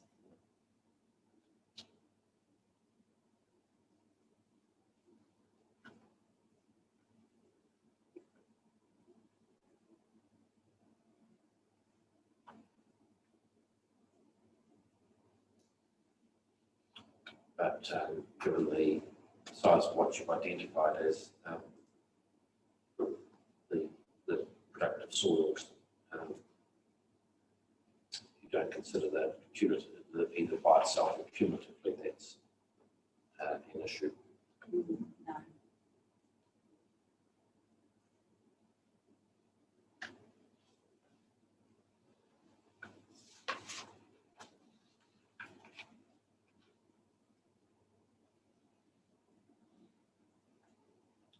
Now, one of the things that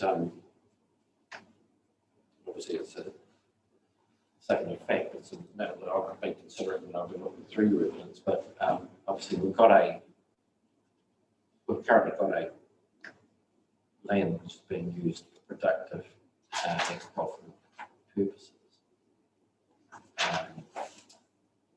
Notwithstanding that there may be that you've identified issues in terms of soil versatility and drainage and those sorts of issues. So we're still moving towards a situation, if this was to proceed, with that productive capacity of that soil or that productive activity is removed. Does that give you any concerns?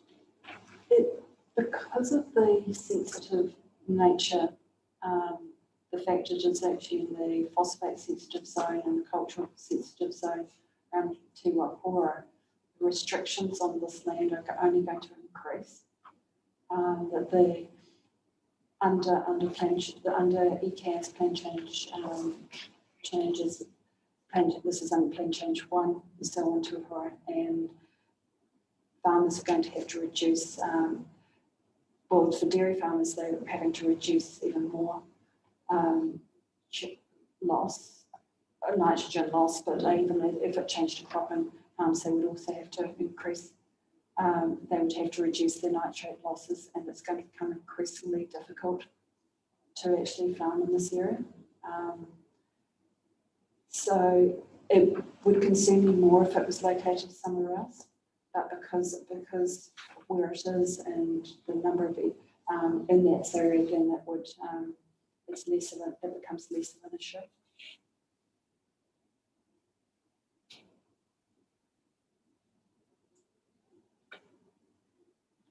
So in your experience, how are people adjusting to those additional restrictions or requirements on the land use?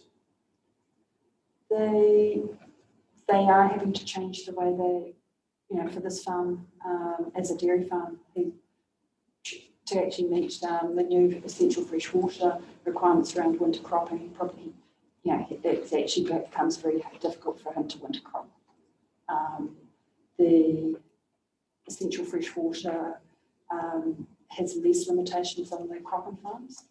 However, they are having to make changes the way they do things. Certainly the dairy farms are having to reduce the amount of nitrogen they use, but so there's a whole series of different things that they're having to change the way they do things, and that is having an impact on what they can farm and how much versatility they have with their land.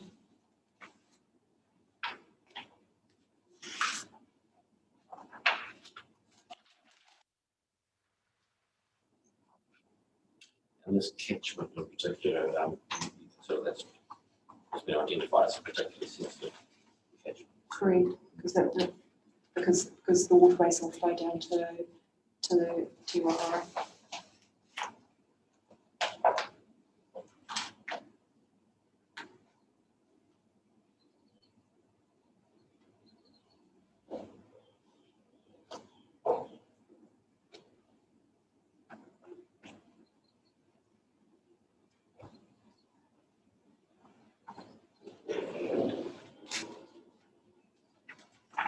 In terms of the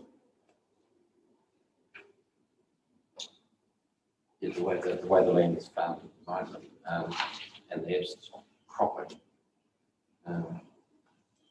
you need to stop if you're getting out of your if I'm getting out of your areas that you're providing and so on.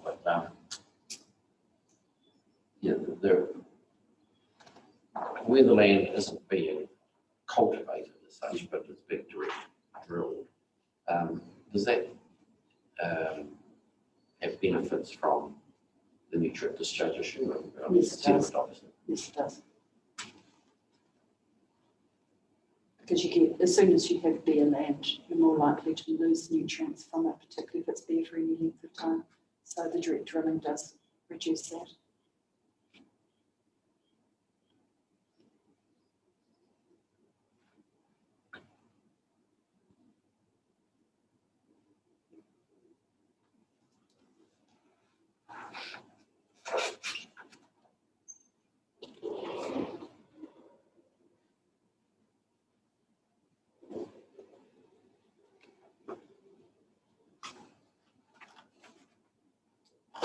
You know how long the property's been farmed? Maybe some references, can't recall. No, I know it's several generations ago, but I don't That's know. all right.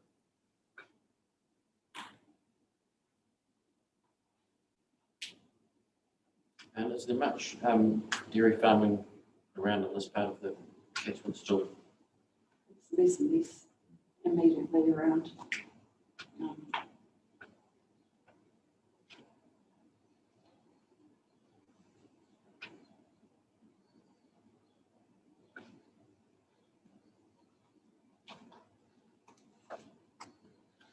And is that land being used for other productive purposes?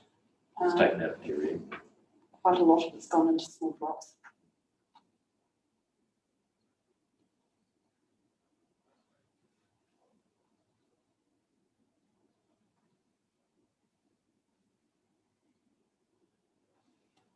So like rural residential type, like a lifestyle block. Lifestyle blocks, yes. So,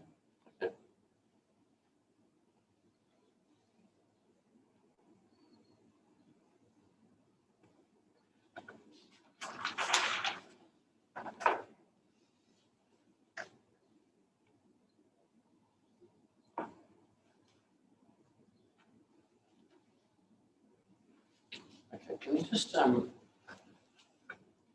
very briefly sort of summarise to me the differences in methodology with the LUC mapping and the ES mapping, and then of course you've got the EM mapping that's been carried out, but that goes from a more general to a Correct. specific.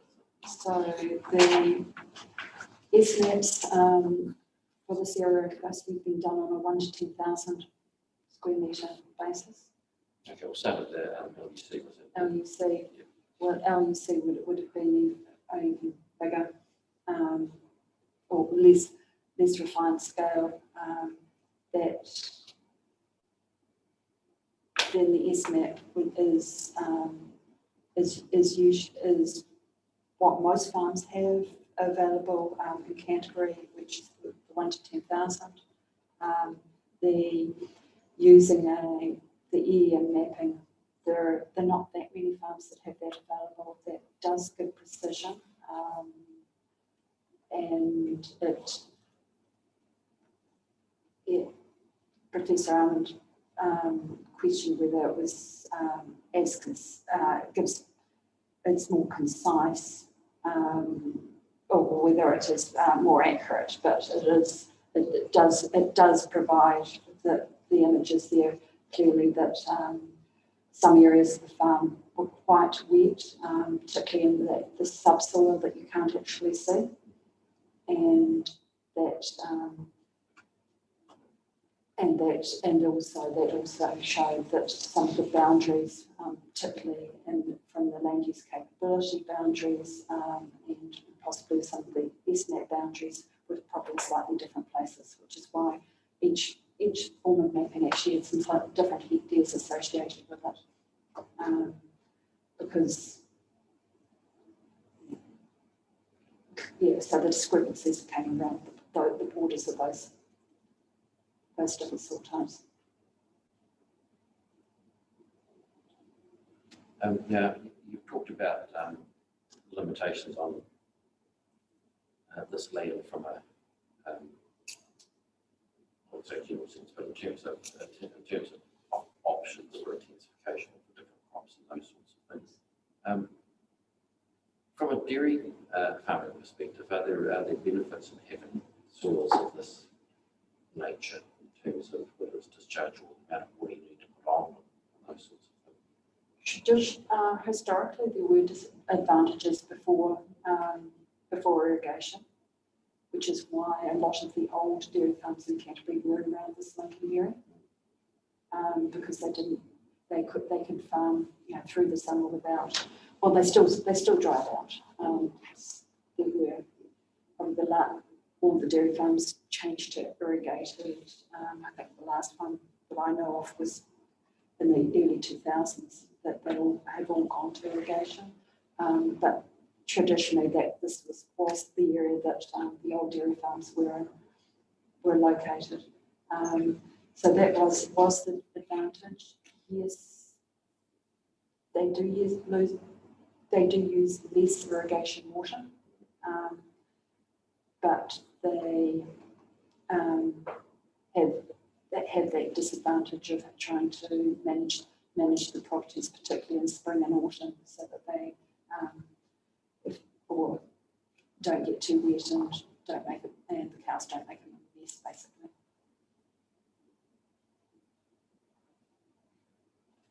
And because there's less irrigation, there's less runoff, or no, perhaps subsoil.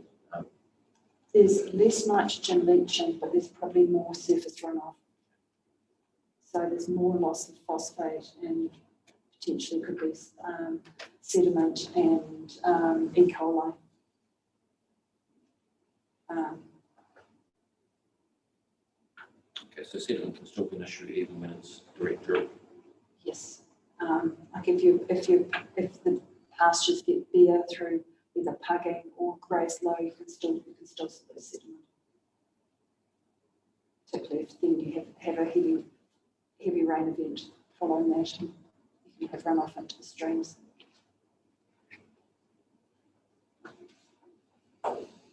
And even by having a buffer along the streams of vegetation, in a heavy rain event, you'll still get runoff.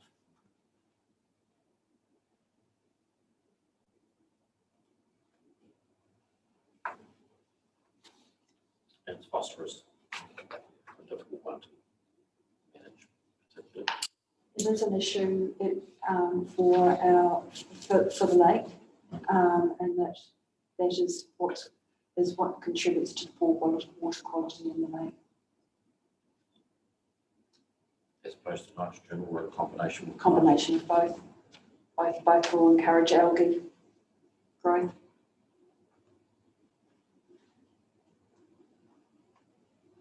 Whereas sediment is an issue in terms of habitat for aquatic species and aquatic plants.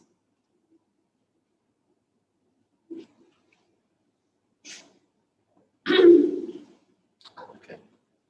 I appreciate your area of expertise in terms of the rural, but have you, do you look at the comparisons between this sort of activity and residential? I don't work in the residential. No, that's fine.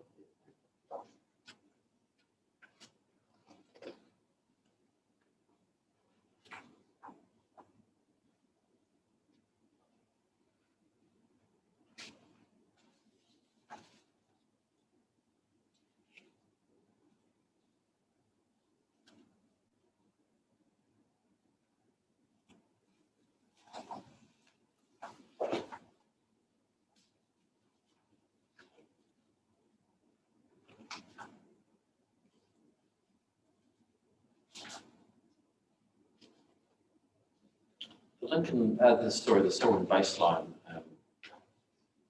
source report that you referred to, that was the one, is that the one that was produced 2018, around that period? Comparing the two maps. Yes, the Selwyn baseline report, is that the one that was around about 2018?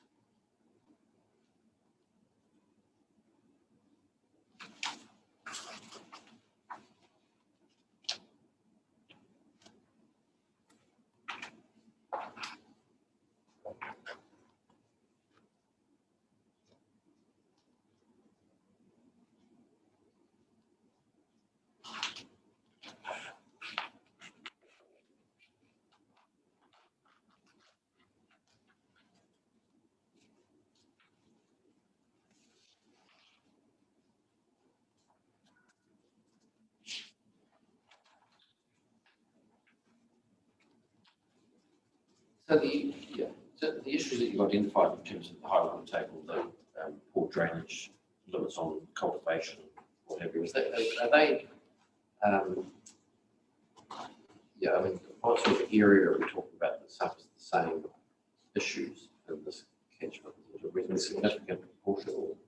No, it's mostly the areas close to Lake Tuwahura. So there are none of those issues on the other side, on the western side of State Highway 1. It's all, yeah, they're pretty much all those soils are sort of in the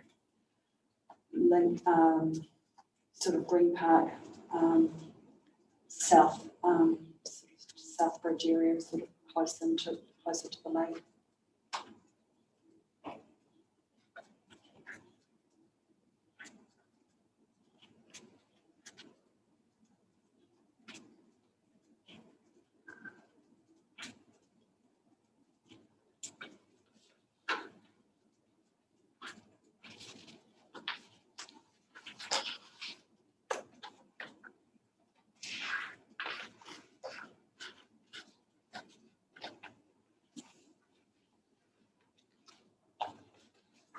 As you can see, the last page, the last graph of my evidence actually shows the areas where there's poor, they keep those heavier soils that have got poor drainage and they show up in below. Okay, so that's attached to your attachment. Yes, so that's figure 5. Okay.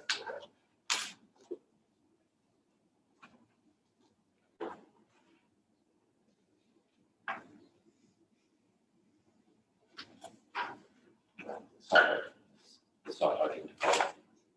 Yes.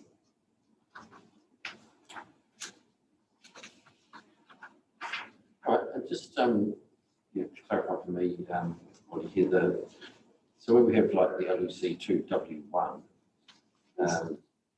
what's the W1? That's wetness. Wetness. Okay.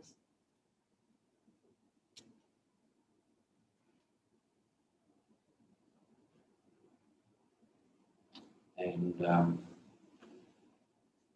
yeah, and the one above that, the figure, oh, sorry, the figure 3.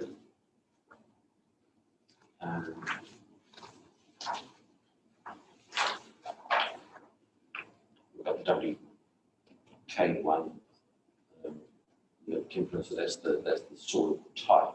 Yes, it's Itself, so not there's no reference in that table to any of the limitation factors. It's just the soil types. correct.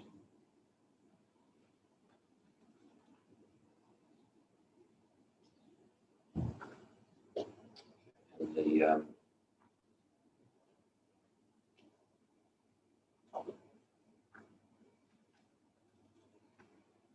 it's the eastern area that you identify in that as a blue. That's the area that has the particular issues. Yes, yes, that's the area with the poorly drained soils, very poorly drained soils.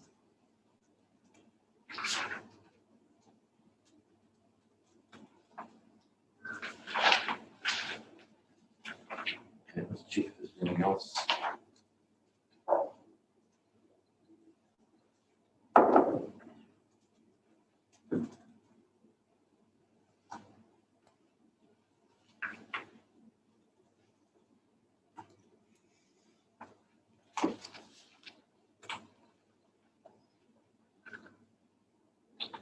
In terms of your reference to quarrying the 5 hectare block, so that's been quarried and refilled.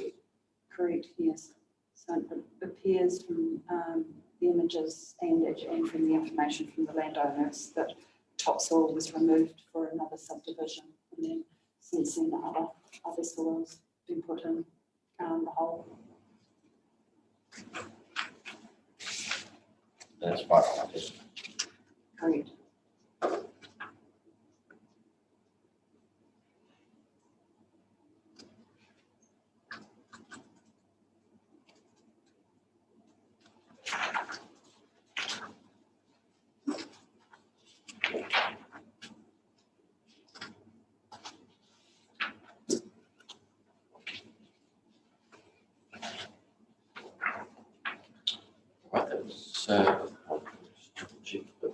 was all I had, so thank you very much for your help.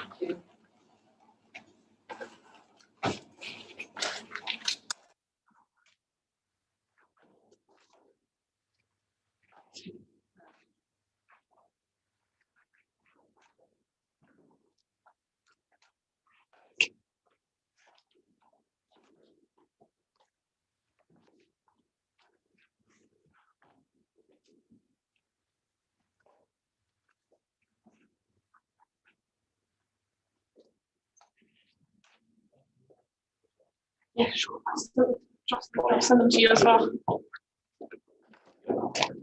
Apologies.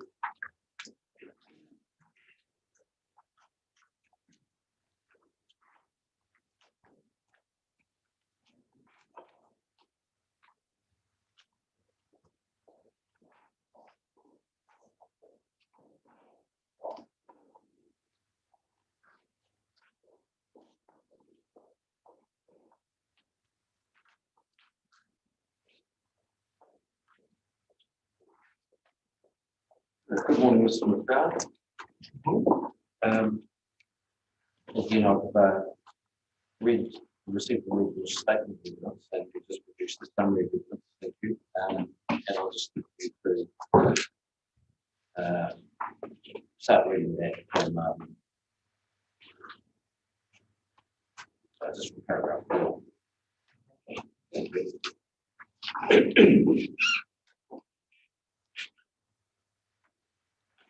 So capacity upgrades to the existing Lincoln water network can be completed to supply water for the Plan Change 69 area.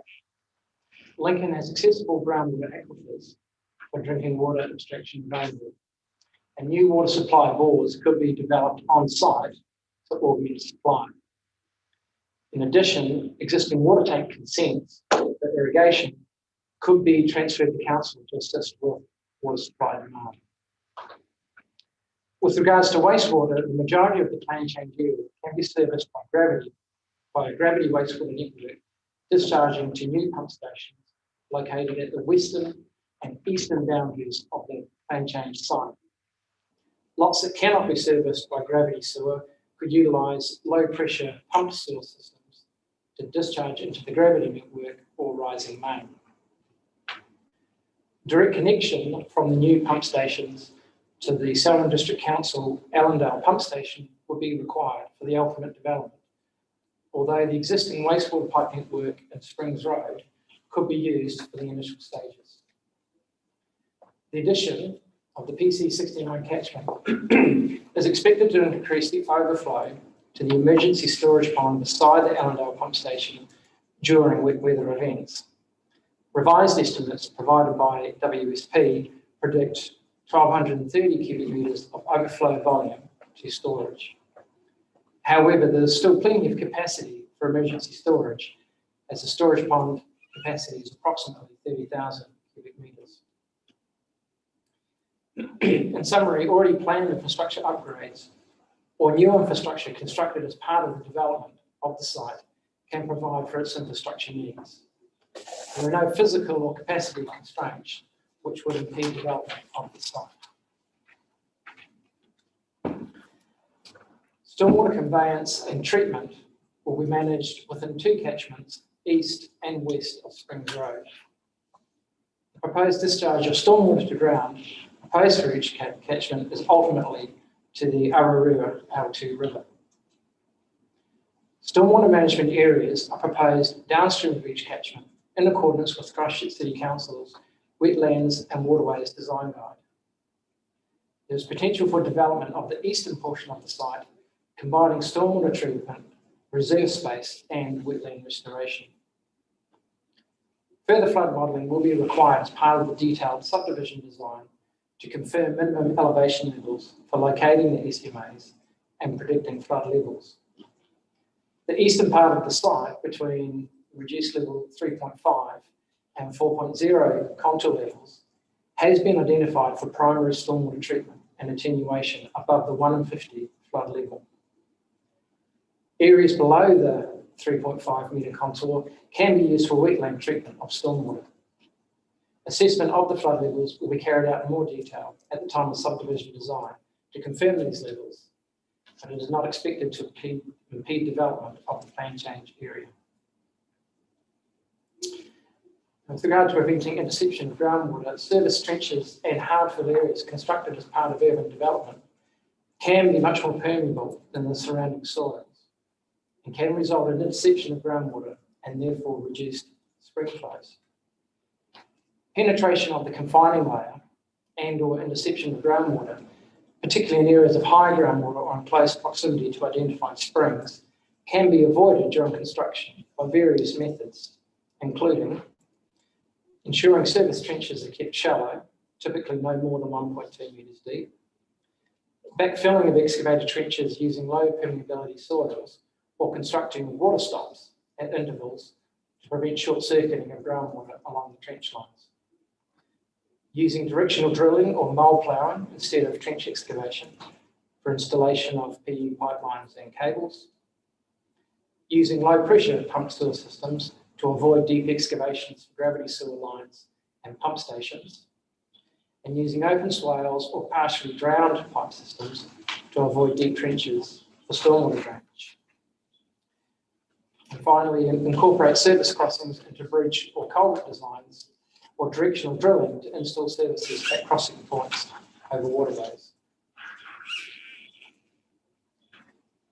Pavement depth for roads is expected to be approximately 0.6 metres in depth and shallower than the installed services. Where subgrade improvement or replacement is required due to the presence of peat or organic rich materials, then engineered soils with low permeability or the use of geotextiles can be used instead of granular hardfill to avoid potential short-circuiting of groundwater through the pavement layers. Pavement construction in the neighbouring Tifariki subdivision used similar techniques. Detailed site investigation, including bore logs and installation of piezometers, will be completed prior to detailed engineering design to identify the confining layer thickness, any buried peat layers, and seasonal fluctuations in groundwater levels. These sorts of design and construction methodologies are becoming common practice in areas of Christchurch that have similar ground conditions with high groundwater and springs. Recent subdivisions where these principles have been incorporated into the subdivision design include Hallsville Prestige, in the suburb of Hallsville, and High Stead and Tulloch Park subdivisions in Casebrook. On other matters, the Lincoln Main Drain is a spring-fed classified drainage channel that crosses the northeast portion of the site from northwest to southeast and serves as the main drain outlet for the Tifariki subdivision. It is proposed to divert the Lincoln Main Drain from its current alignment to discharge directly into Springs Creek. The main outlet from the Tifariki subdivision stormwater management area will also be diverted through pipes or channels along the northern boundary or incorporated into the plan change area drainage system. The proposed diversion presents opportunities to naturalise and enhance this waterway. Feasible options for creating walking and cycling links with Videke and Tifariki subdivisions to the north can be achieved through existing or planned recreation and landscaping reserves along the northern boundary. The road connection to Kaitoriki Drive within Tifariki subdivision, as shown on the updated R1 development plan, is feasible by modifying an existing stormwater detention pond. The note on Moyes Lane, it has a legal road width of 20.12 metres, or one chain, along its length, as shown on the deposited survey plans. This is sufficient width to provide for the proposed collector road and the existing rail trail shared path. Property boundaries shown on the online LINZ database, referred to by council officers and other submitters, is misleading due to the inaccuracies that have arisen during the digitisation of old survey plans. Overall, I remain of the view that practical and economic engineering solutions are available to provide the required infrastructure and to mitigate the potential impact of urban development, and that the proposed plan change can be supported from an infrastructure perspective. I will answer any questions concerning my evidence or the proposed conditions. That issue that you've talked about just before your conclusion in terms of the old inaccuracies differences from the old survey plans. Is that a common issue? Yeah, so it's, the LIMS database relies on when boundaries were last surveyed to create the digital information, which is more accurate. Old survey plans are sometimes used to fill in the gaps, and during that digitalisation process, the scaling factor is often out. So they might be digitising from an old plan that's not drawn to scale, and the boundaries haven't been surveyed, but the actual measurement is what's written on the plan by the surveyor.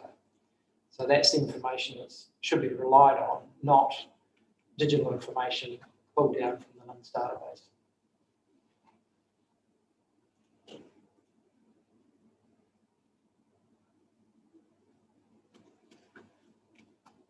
So it's a particular problem in rural areas where boundaries haven't been surveyed for 30, 40, 50 years.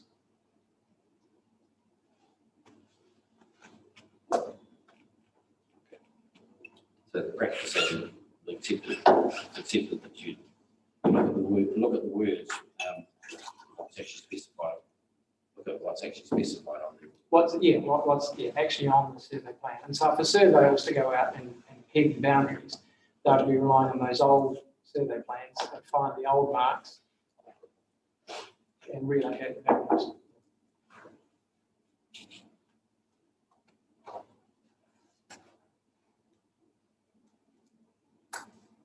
And the other clue is the one chain width. That's the standard width for rural roads, unless it's a two chain road.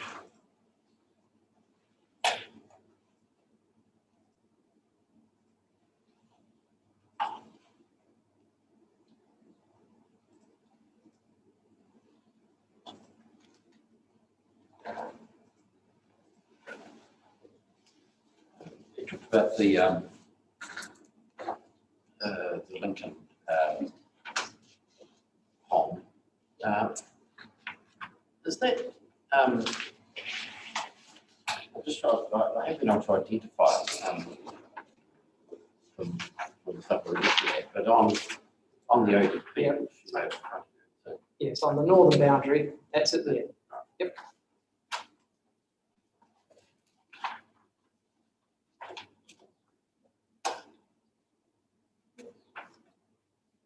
do you know how far the pond is set back? The pond itself is set back from that boundary? From the boundary, I think it's about 30 metres.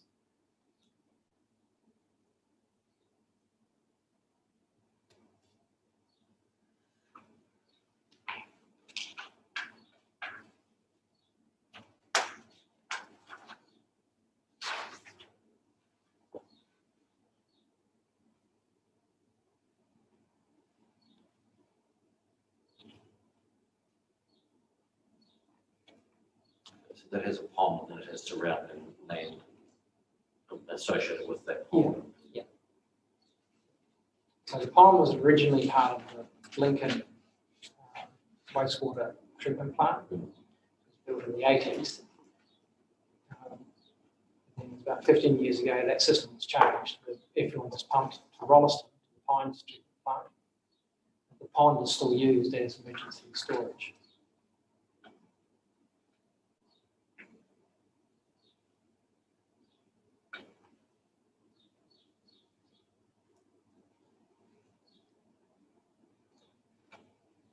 So we're talking about that issue.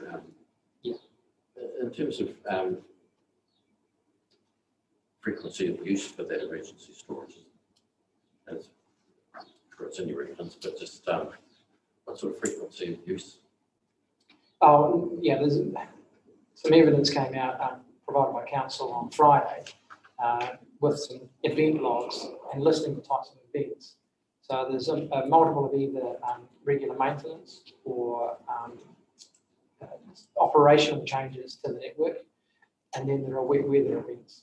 So the operational changes tend to be small volumes. They regularly top the pond up to account for evaporation or seepage. They need to keep a minimum level in the pond to avoid any odour issues with sludge decomposing in the base of the pond. So those events can be happening every 2 months. the wet weather events which lead to emergency overflow. The more related to longer term high rainfall events, the events with, so the critical event that's been identified is the 1 in 5 year.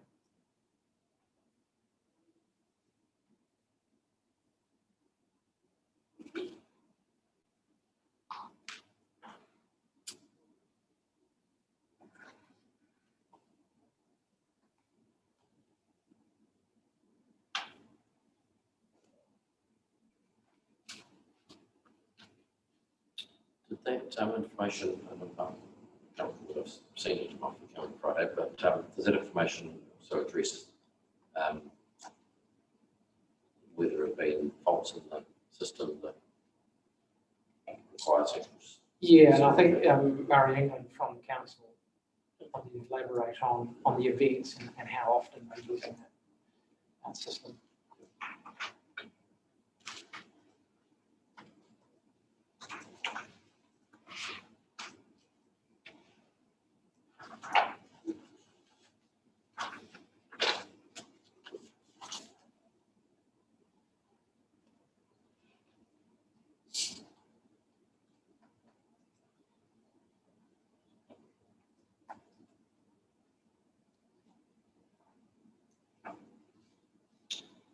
The Hawthorne Prestige and Highstead and Tullett Park subdivisions that you've addressed or identified in your summary.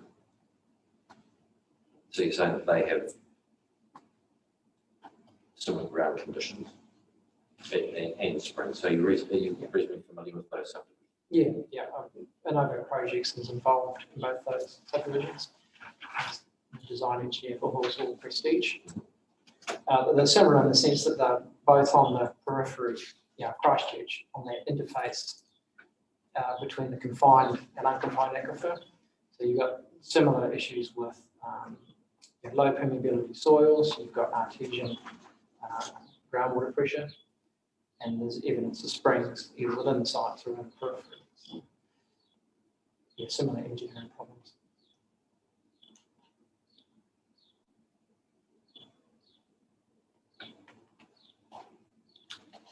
And the methods used to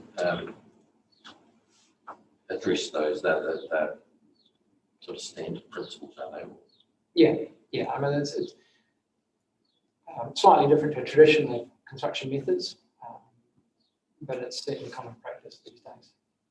Now, the best example is how we deal with wastewater reticulation in places like Causewell.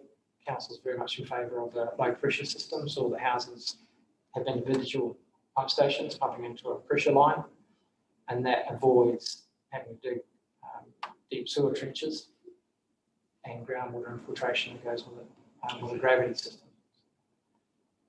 Instead of a large pump station, you've got individual pump stations on each property.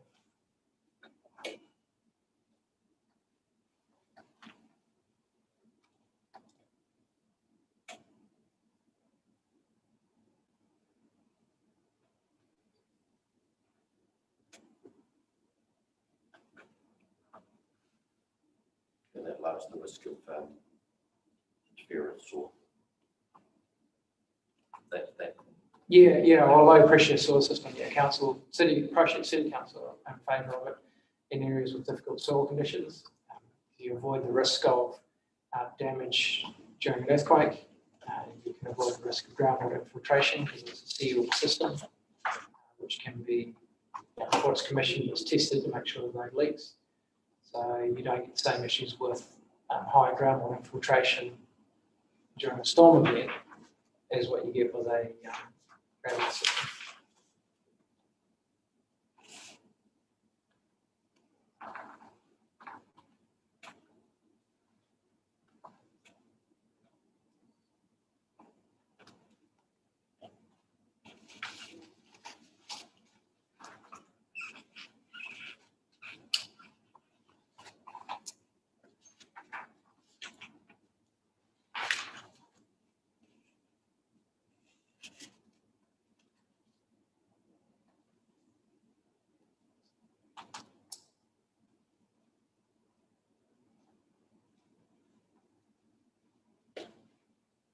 You've talked about in summary and in your evidence the ability for existing water tank consents to be transferred to council to assist with water supply demand. Have you been involved in the process like that at all?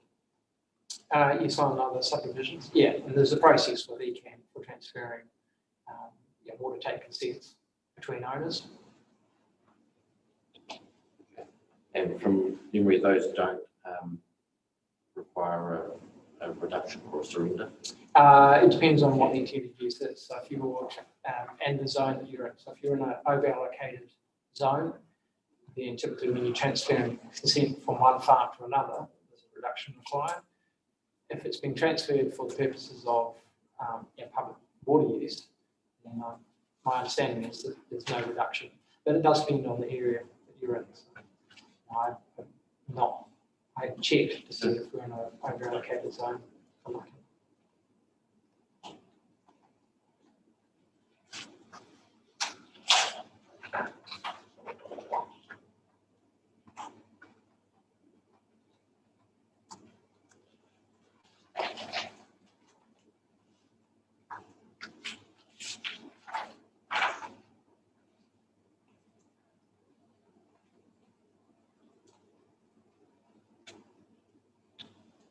Right, so in terms of the infrastructural issues, I'll just go through your evidence. Have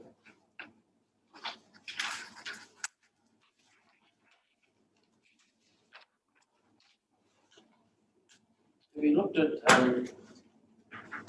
we've been made aware of the evidence that was filed, not specifically, but the evidence that was filed by Mr. Langman and the issues he identified with infrastructure from a planning perspective in terms of it being not necessarily being planned, and particularly in relation to the pies, and we go through a consenting process potentially to get the capacity that's needed. Does that, from your view, your area of expertise in terms of infrastructure, does it give you any cause for concern that the ultimate infrastructure for dealing with this, with wastewater in particular, is not yet consented? Yeah, in short, no.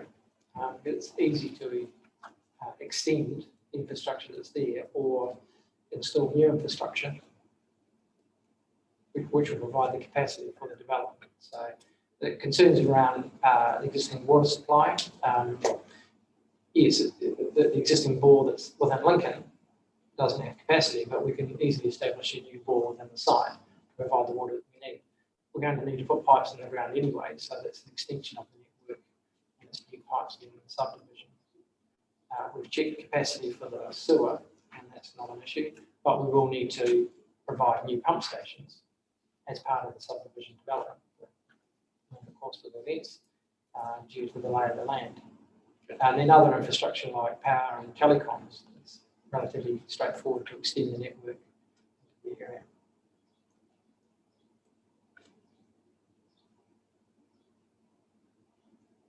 Do you do much work in Still? Yeah, quite a bit, yeah, especially around Bronson. Yeah. And so you deal with Mr. England? Yes, yeah, regular basis. And I think Mr. England has said before, and also again, that there's a bit of a just-in-time approach and so on in terms of infrastructure. Is that your experience? For some aspects, yeah. And the major hurdle for any development is your wastewater infrastructure, but yeah, the planning for particularly expansion of the wastewater treatment plant at the Pines, yeah, is well ahead. So there is capacity there, and the long-term plan, capacity to double it. So, plans already in place. Yeah, and in terms of the pumping systems to get it there, that's well advanced. Water supply, yeah, you could argue it's just in time, but development of new boreheads and extension of wastewater network, the water supply network is relatively straightforward,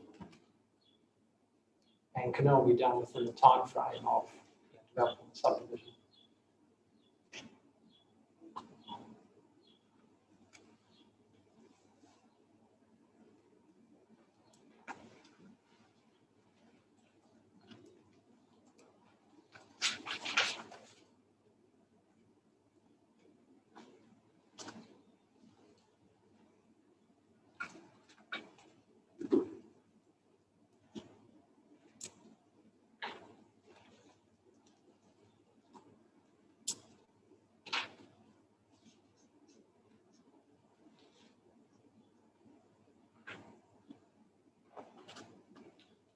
just a question of clarification for the residents.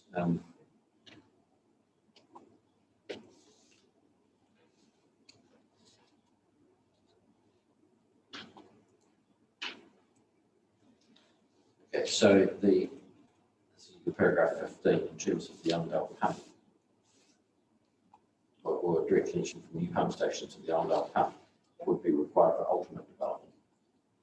But you're saying that there is sufficient there at the moment to use on an interim basis, is it, or on as the ultimately the subdivision developed is? Yeah, so the Viduco subdivision is a gravity system draining to a pump station, which then discharges to a rising main within Springs Road. That ultimately discharges to a gravity manhole in Springs Road and in the supermarket. In the short term, we could discharge, use a similar system because the western side of the development will need a pump station at the far west extremity. It's a long way to pump it from there with a direct line all the way to Allendale. So in the short term, until a certain number of houses are developed, we can use some of the infrastructure that's in place. Just the lie of the land and the nature of the ground, the western side will be favoured to develop first, and then the east side, which requires another pump station, will be developed second. And at that point, we put on a pumping line direct, heading north across to the Allendale station.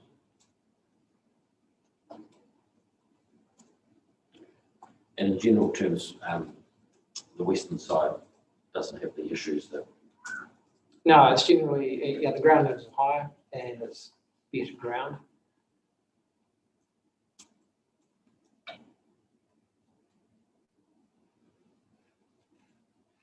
Whereas the eastern side of the site, particularly the eastern half, gets more challenging.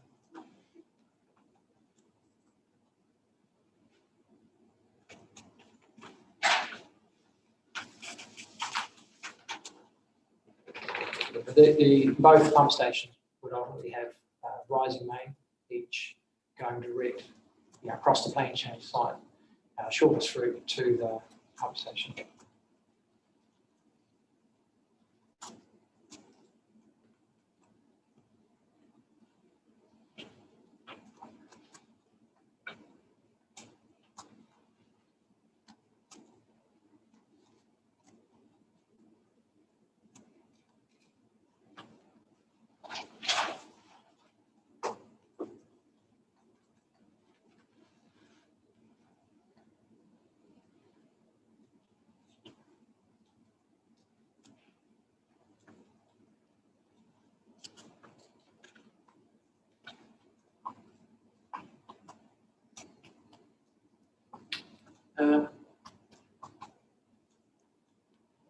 Okay, in terms of storm water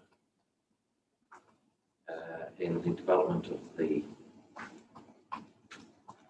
stormwater management areas,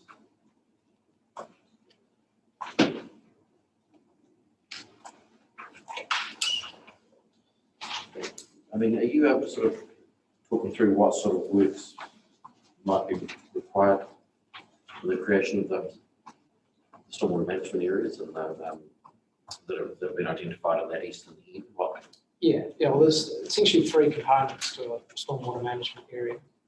It's what we call the first flush treatment, which is essentially a pond which stores the first 20 to 25 mils running off the catchment, and then it slowly releases that through the second part, which is a wetland treatment area. The third part to an SMA is any attenuation storage that you have to provide. So this is for your larger storm events where you have to hold back water and release it slowly. So that water you don't necessarily have to treat.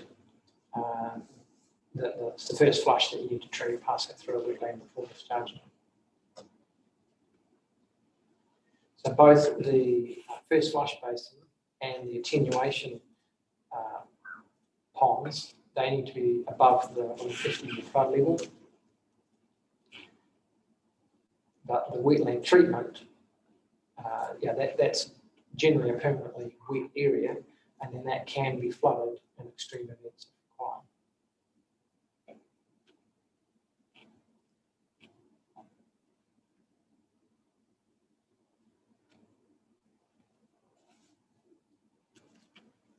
So hence the comment, there's opportunity, particularly on the eastern side of the site, and be able to restore the wetland areas and use that as a combination of restoration and providing stormwater treatment for the subdivision.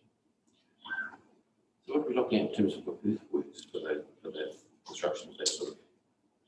Yeah, you're essentially just creating a bunded area for the wetlands. We wouldn't be removing a lot of soil or digging basins out. There's stormwater detention areas, the attenuation in the first flush, we'd have to form a basin, and that'd be cut to fill from the high side to the low side, forming a shallow ponded area.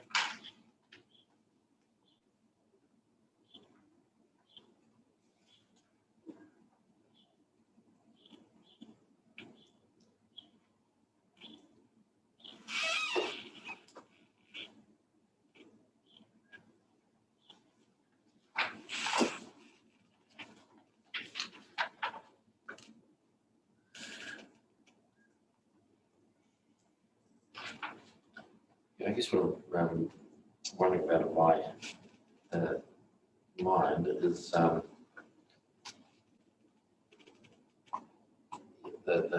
earthworks, given the groundwater levels in that area with these proposed groundwater levels. Yeah. Whether there's a risk from any construction or earthworks that are associated with that.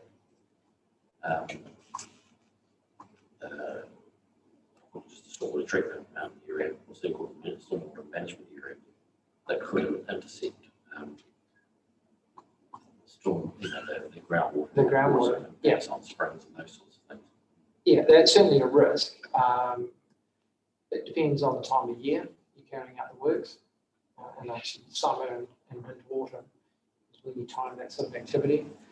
We'd have to do a bit more investigation just to work out the thickness of that confining layer to make sure that we don't do any works in an area where the risk of breaking through it is high.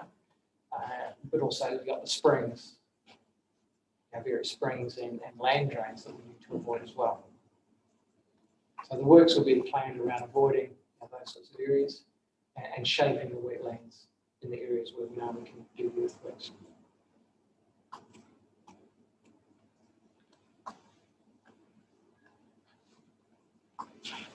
Have you seen the most recent outline development plan? Yes, the two versions, is the plan and the narrative. Yeah.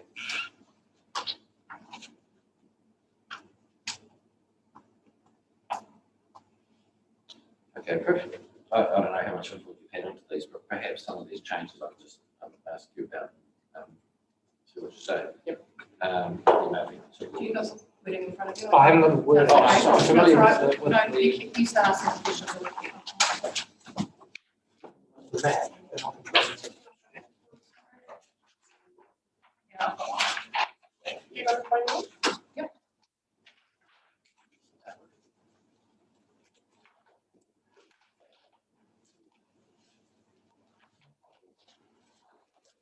So the first one is the spatial extent of the stormwater management area, etc., is defined by the RL 35 and 4 contours, respectively. So that's then illustrated on the plan, on the plan. And that's based on some of the work's been done by ourselves and PDP, identifying that 50-year flood level, and to make sure that those stormwater management areas, those elements that need to be outside the flood area, are in the right location.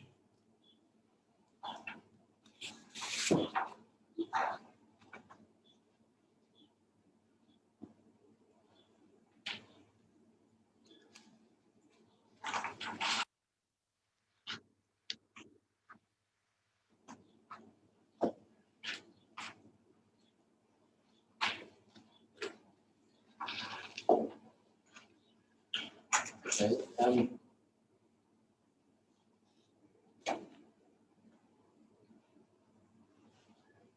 Did you have any input into the water bodies and freshwater ecosystems? Out of it, I realise I'm not an ecologist.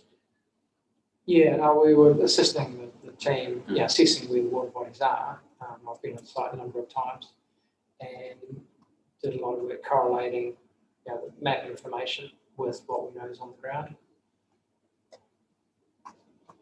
And I've been assisting the geotech engineers with designing the investigation program and design of installation.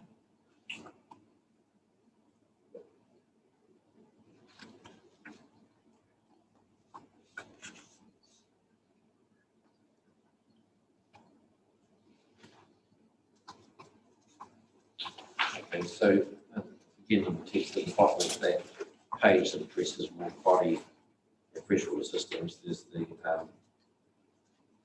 D, provide a 100 metre setback from earthworks buildings with spring heads identified in figure 1 below, and then of course on the top of the page is the figure 1.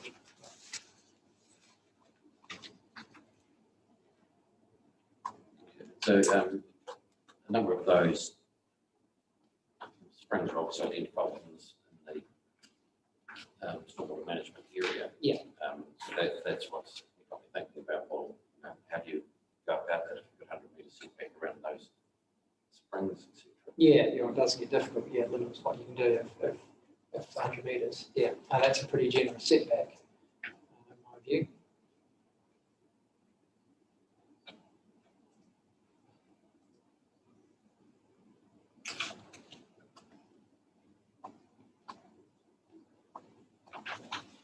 But there's still scope within the remaining area to provide the area that we need for SMA.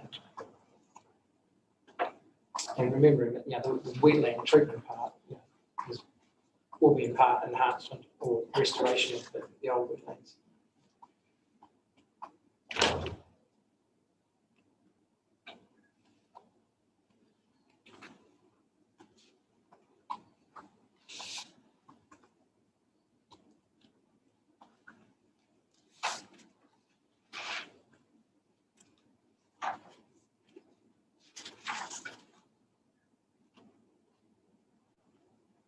So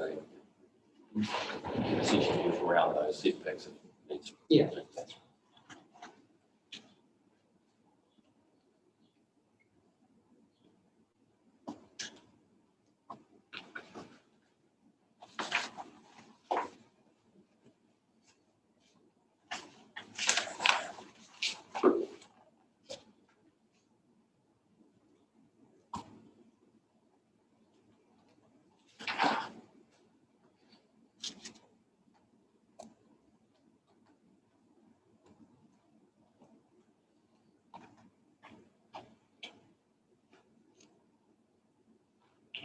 It's a reasonable amount of further work that needs to be undertaken in terms of, well, it appears to me there's a lot more work to come, if you like, in terms of assessments.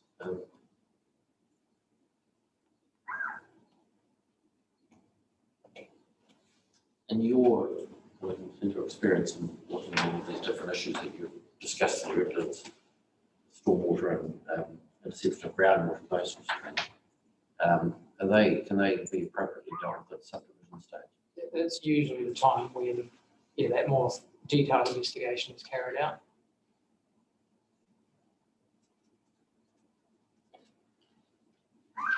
Have you had a situation where that detailed subdivision processes raise some real roadblocks to what's proposed?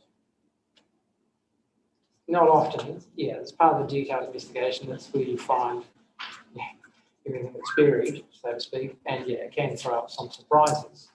But that's part of the process as well. The detailed investigation then feeds into the detailed design. So design mitigation measures or designing around those roadblocks as you identify them.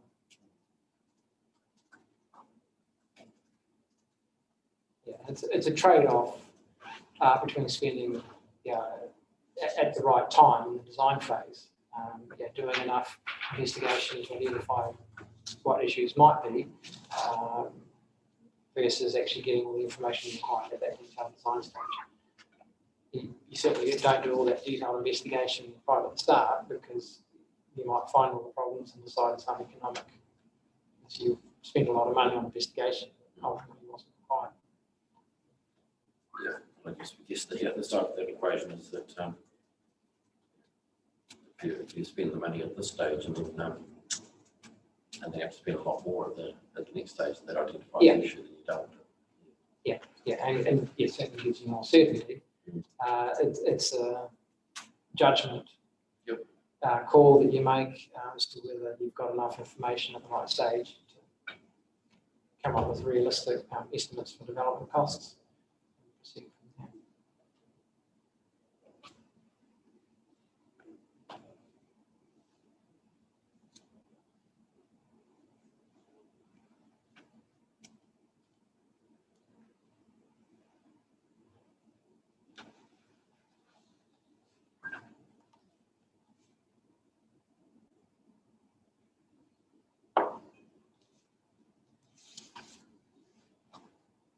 Okay, so the inconsistent groundwater, obviously, issue has been raised, particularly given the high water table parts, but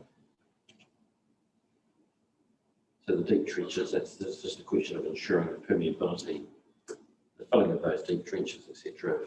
It's about ensuring that permeability remains the same. Yeah. And how's that done?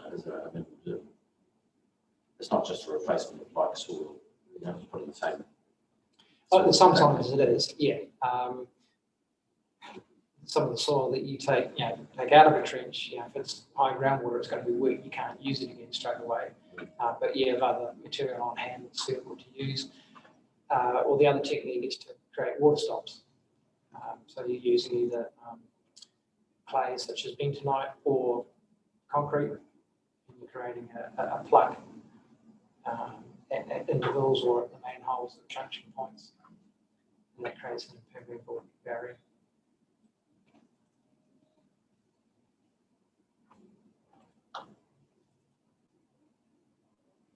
And that's to try to replicate the barriers that were. Yeah, so traditional pipeline techniques, you use bedding sand or gravel to lay the pipes on. That's really used as much as anything to create an even surface and to make it easy for laying the pipe. The problem with doing it that way is you need to create a potential flow path. So there's certainly other materials you can use, it just takes a bit longer.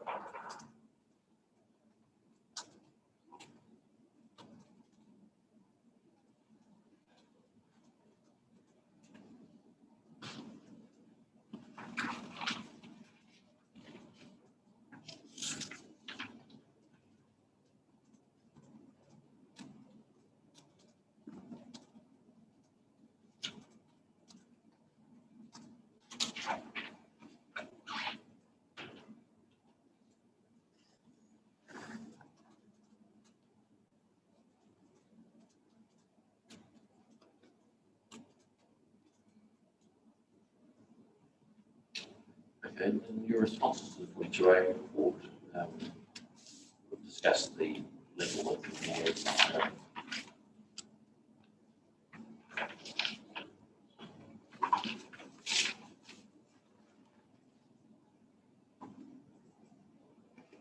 And they've discussed in paragraphs 34, feasible road and cycleway pedestrian connections. When you talk about feasible area, you're looking at that from an infrastructure perspective. Physical construction perspective. So for Te Whariki, stage 3, the work's actually already underway. There's a combination of utility reserves, landscape reserves along the southern boundary. I think the original intention was to create a buffer between urban development and the farm, Plain Change to the south. what it has provided is an opportunity where we can extend those. Now, yeah, there's walkways under construction now, so we can extend those into the plane change as well.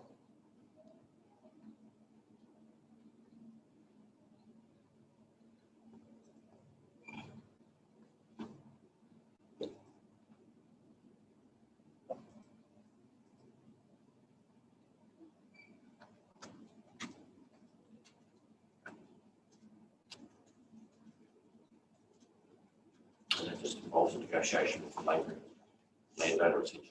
Well, once they become reserves, the owner is council. Council. Yeah, yeah. So there's a process through the Reserves Act, which their purpose can be modified.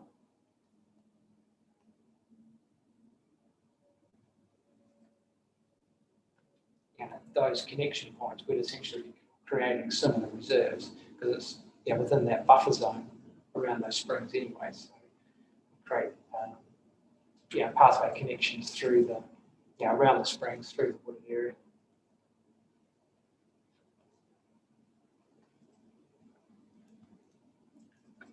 So on the western side, the connection to Videco, there's a stormwater drainage reserve for overland flow.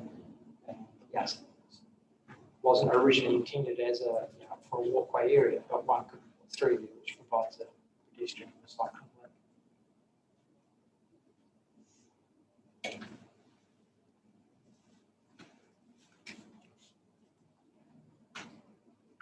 And that requires a Reserves Act process. Yeah, that's right.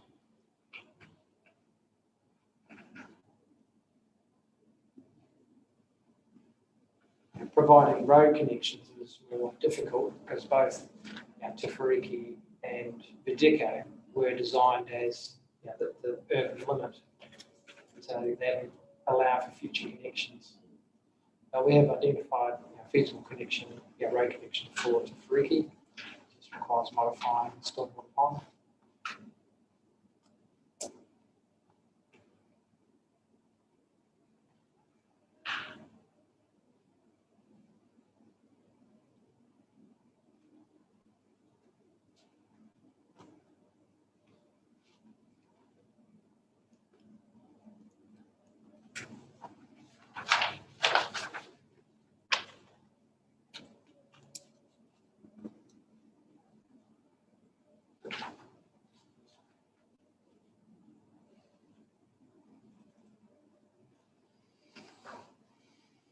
All right.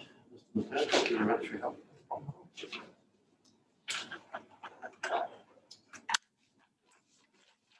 Australia, we may not be able to praise that.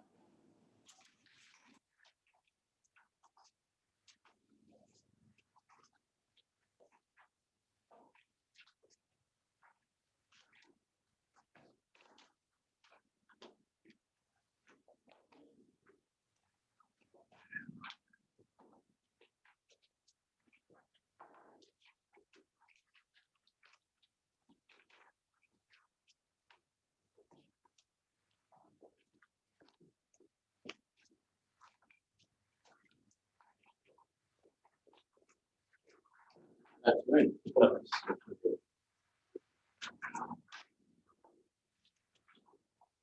So you've provided a brief view of the read summary of the handbook to you. And I'll ask you to start. I'll give it a you might as well start at the beginning. Sure. So my name is O'Neill. I'm a technical director with Pattle Delamore Partners Limited. I'm a chartered professional engineer with approximately 20 years experience in the planning, design of wastewater, water supply, and stormwater infrastructure. My evidence below addresses a number of concerns identified during my review of the stormwater and flood assessments carried out in preparation of the PC 69 application. A number of these concerns had also been raised by submitters and the Section 42A report. The appropriateness of the modelling relied on for the assessments has been discussed in my evidence. It is my opinion that the SDC flood hazard model, which has been relied on for stormwater and flood assessments, is not fit for the purpose of delineating flood extent across much of the PC 69 area. These activities are outside the intended scope of the model construction. Nevertheless, the SDC model is still a valuable source of flood information and indicative areas of flooding and overflow, overland flow. Based on an assessment of historical flood information of the PC 69 site and the SDC model results, I cannot support the proposed living next zone, which has now been removed from the plan change ODP. Additional wording has also been added to the ODP to ensure that development within the ODP area should be designed to account for the effect of flood effect filling, and this may dictate subdivision construction methodology and minimum flow levels and mitigation to avoid effects of water on third-party properties. It is my opinion that more detailed and validated site-specific modeling is required to appropriately locate SMA infrastructure, accurately predict flood depth across the plant change site, assess mitigation options for filling areas subject to inundation, and assess appropriate flow levels of future development within the site.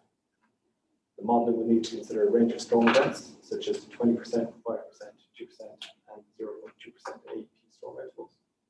This modeling will be carried out prior to any subdivision consents being granted to develop land within the plant change area. The modeling will also need to incorporate new topography for the subdivisions to the north of the plant change area and latest climate change predictions, including rainfall and extreme tide predictions. I consider that development of the proposed living Z zone in the ODP is appropriate, subject to further modeling being carried out prior to subdivision to appropriately locate the SMAs, set floor levels for building, and assess mitigation options. I believe it's appropriate for this modeling to be carried out prior to consent application for subdivision stage with SDC and prior to application for stormwater discharge consent requiring Canada. Though proposed changes to the outline development plan, through proposed changes to the outline development plan, these applications will be required to demonstrate to the consenting authority, i.e. SDC, that the proposed development meets stormwater objectives and does not result in adverse effects of third parties. Therefore, I conclude that this modeling, future modeling, is not integral to the decision-making process for the plan change. Subsequent to completion of my evidence, I've had further discussions with Mr. Tim Morris from Tonkin and Tara, acting on behalf of SDC. These discussions have confirmed that there's general agreement with conclusions and opinions expressed in my evidence. Flood has obviously been raised by a number of submitters as an issue. Have you considered those, the matters raised by submitters? So in my evidence, I commented on some of those.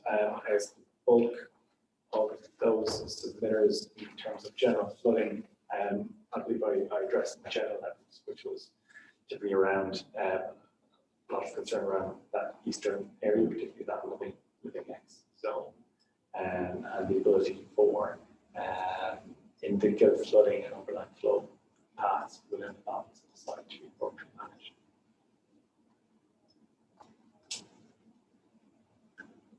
Have you been provided with anything further that's been filed by submitters since the submission stage?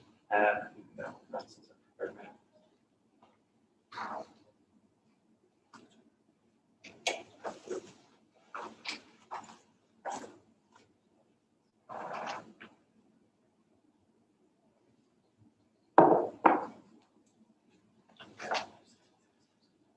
Yeah, I was looking at the E2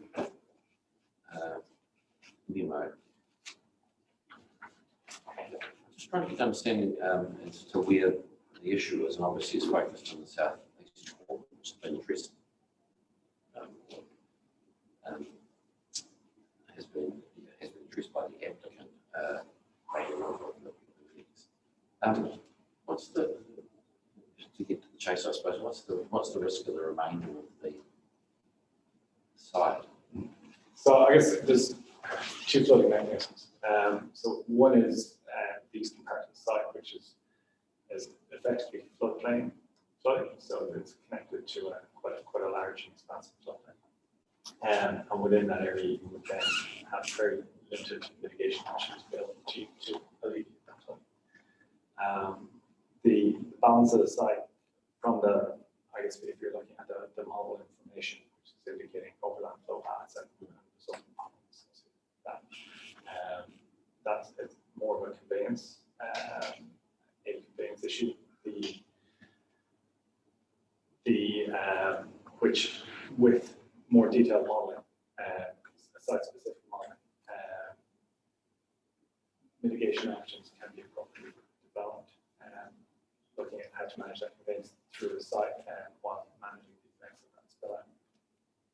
And also confirming that the nature of that overland flow is actually appropriate, because there's been such significant changes, particularly as the development and monitor will significantly change those overland flow paths, but also the nature of that, of the rain on grid model will have a tendency to potentially over-predict overland flow in that sense, and also the model itself ignores any infrastructure, for example, any large culverts, etc., which provides some degree of conveyance and relief. So most flooding will just assume that water will pond up to effectively roll down and spill over.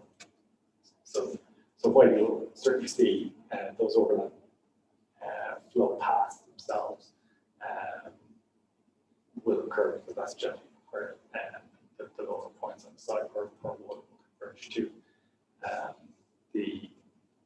The nature is, and spill out and how it is managed across the site is not necessarily accurate within the model.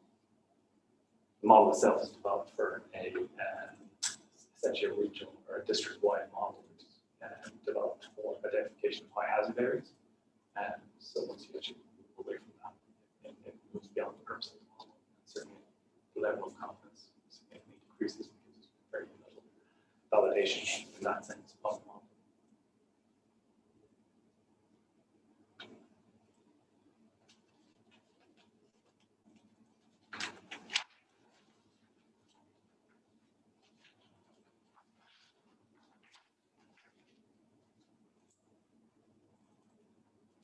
Okay, have you got that E2 report? I don't have it front end right now.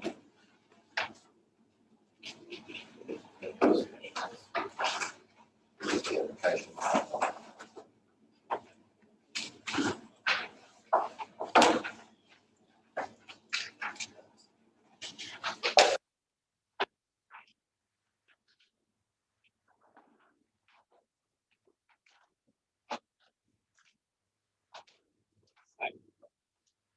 Have that.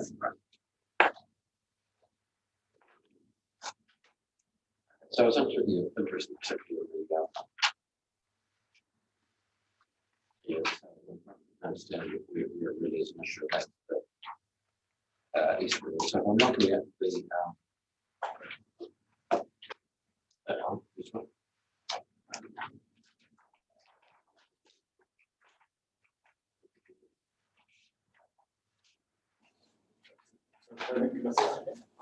Sorry, I've got the same document. I'm sure we have. It's the E2 memo 17 February 2021. Looking at 17 change our requirement.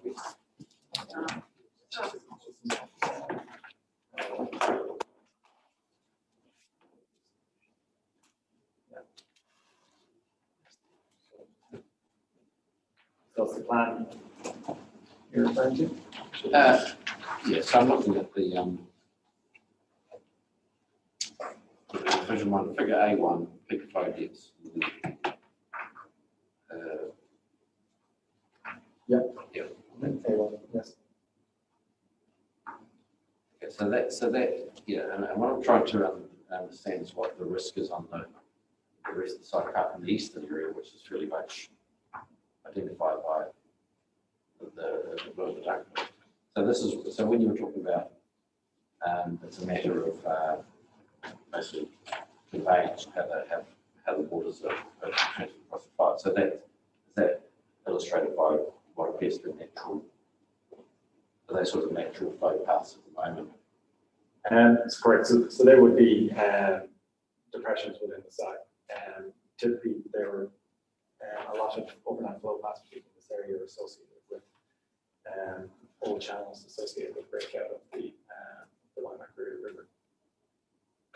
So particularly in aerial photography, you can still see, if you look at high level aerial photography, you can still see a lot of those expressed even just on the photographs.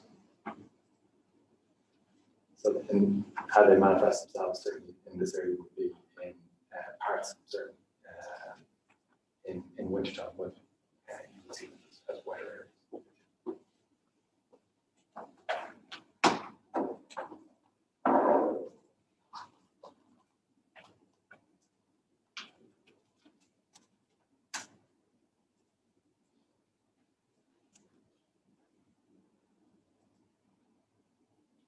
Does the modelling address break out from the WIMAC, or is it just the rainwater capture, rainwater fall? The WIMAC is constrained by floodmaps, Yeah. which I believe are constricted to 10,000 years. Yeah, so in this sense, this is a 200-year model. So we've seen that. Sorry, 200 and a 500-year model. So we've seen that those floodmaps.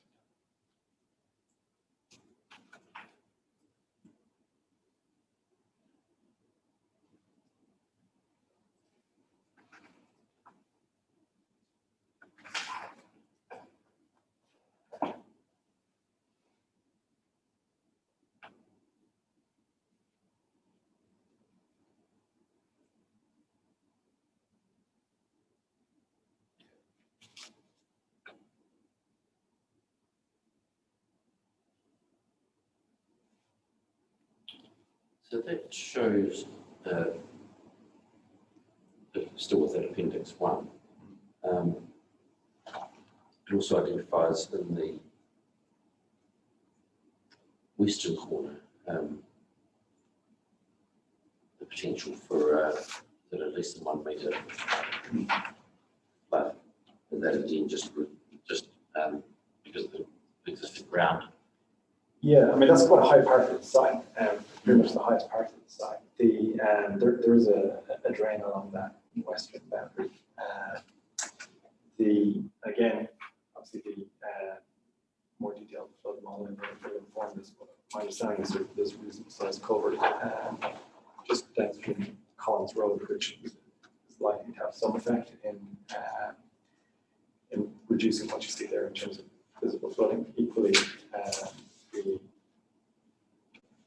the subdivision to the north will have some effect on that. I agree, there's certainly a degree of uncertainty around currently with the available information around what that degree of flooding is in that area, but the nature of it being the higher part of the line, there are more options available in terms of recontrolling the land and deploying that conveyance and mitigator storage for any compensated storage for any, as part of that mitigation. The issue being on the eastern side that just with the significantly higher groundwater levels and the nature of the connectivity of those options as available. Certainly the degree of certainty and confidence that you can have around the implementation of those options would not be the same.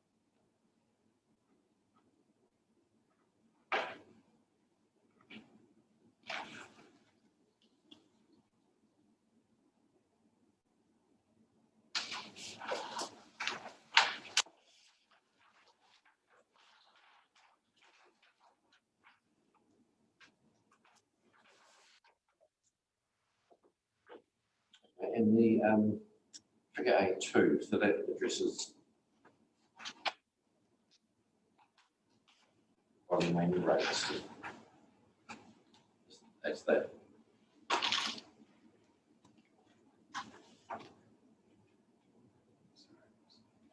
Yes. So that's so the high hazard has two components. One is any flooding greater than 1 meter depth, and then the other component is a combination of flood depth and flood velocity. So where you have a high hazard associated with a lower depth of flooding, but water that is moving very rapidly and could sweep people away. So this is obviously quite a flat site, so therefore that's not an issue here. It would be more of an issue on the steeper slopes. Okay, so are there no high hazard areas on the site?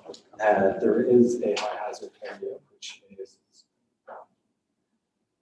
So this plan doesn't actually, I'll go to, sorry, pardon me, if you go to A1, which is dealing with the peak flood depths, you have two colors of blue. You have a lighter blue and a darker blue. Yeah.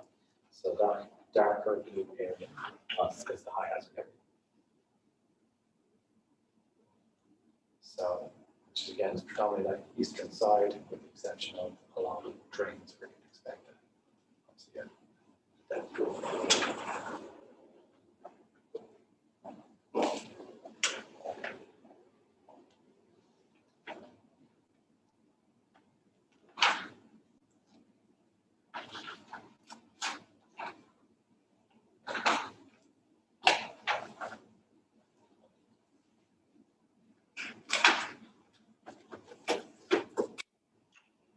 Okay, just the issue I was discussing with Mr. McLeod a little bit just previously to you in terms of the time to undertake the assessment, and you've said in your evidence quite clear on it. You say critically, I do not consider it necessary to fully flesh out design at this stage.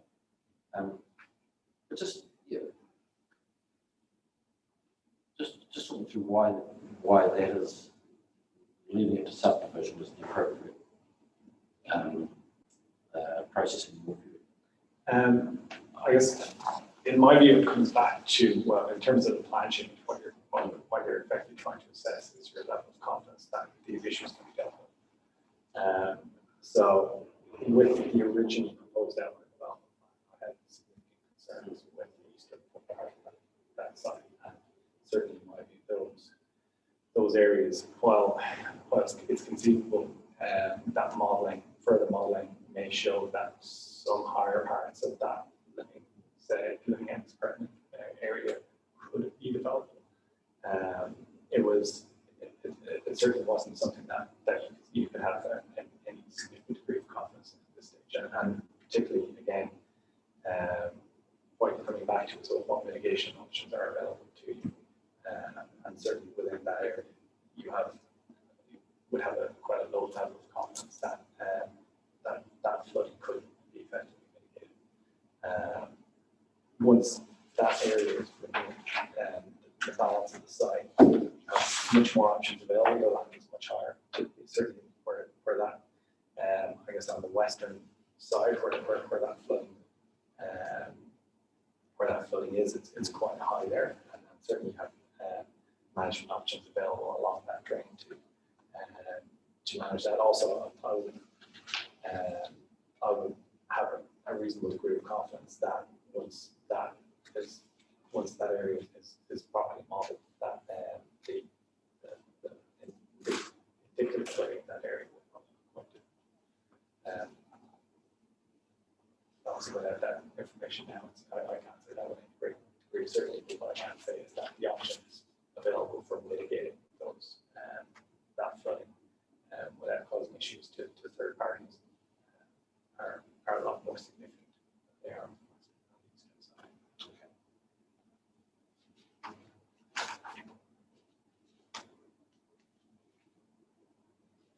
So apart from that eastern side that you've identified as being unsuitable, you don't foresee any issues with section 106, that sort of. I believe they can be managed. Yes.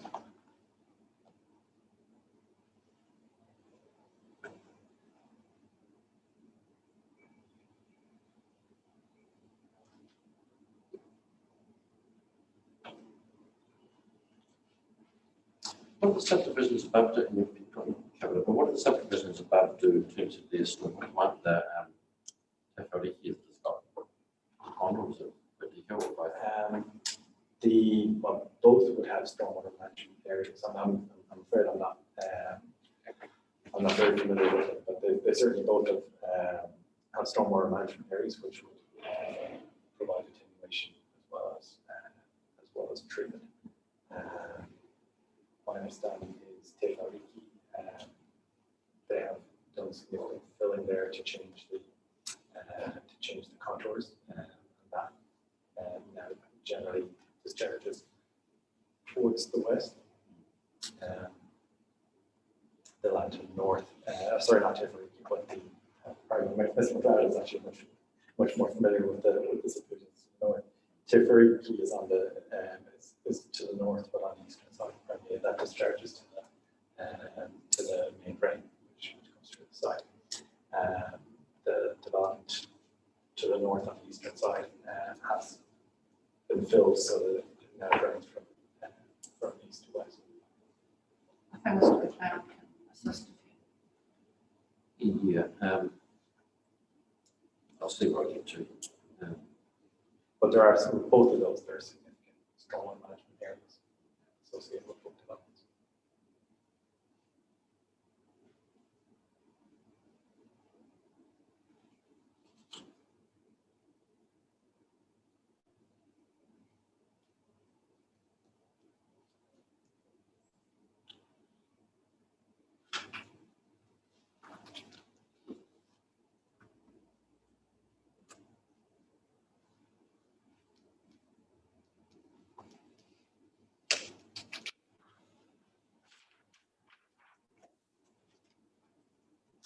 So you're happy that there's enough information at this stage for you to be satisfied that as much as you can be that. Yeah, I guess I'm particularly satisfied that obviously more work needs to be done to inform the detailed design. But I'm satisfied certainly that there are sufficient controls in place that work needs to happen prior to subdivision. For example, the site will need an independent stormwater discharge consent. In order to inform that stormwater discharge consent, a lot of the stormwater modeling will actually be needed in order to populate that assessment. So, and no subdivision consent for the site will be able to be granted by a system without that stormwater consent actually being in place.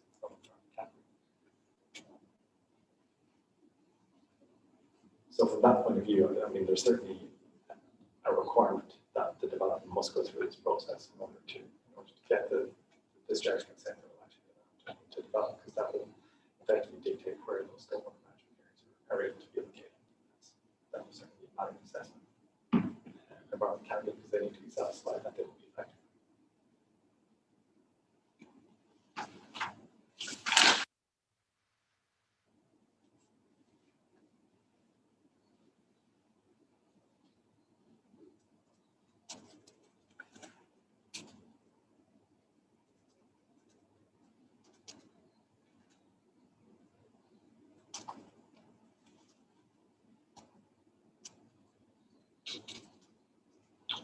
So you've talked about the SDC model and the concerns with that and ruminants. You've got the DHI model report. Oh, sorry. So the same thing, the DHI report is effectively the model build report for the SDC model. Okay. And you can concur with ECAN's opinion the model is appropriate for assessment. Certainly ECAN have done a thorough review of that model, and they've expressed the opinion that is the case. I've not done sufficient work to disagree with that opinion. But certainly for that specific purpose, that's what the model was built and developed for. And through their review process, that is appropriate and sufficiently validated for that purpose. It's within the limitations. That is what it is validated for, but for more detailed purposes, such as assessment on the specific site, not sufficiently robust.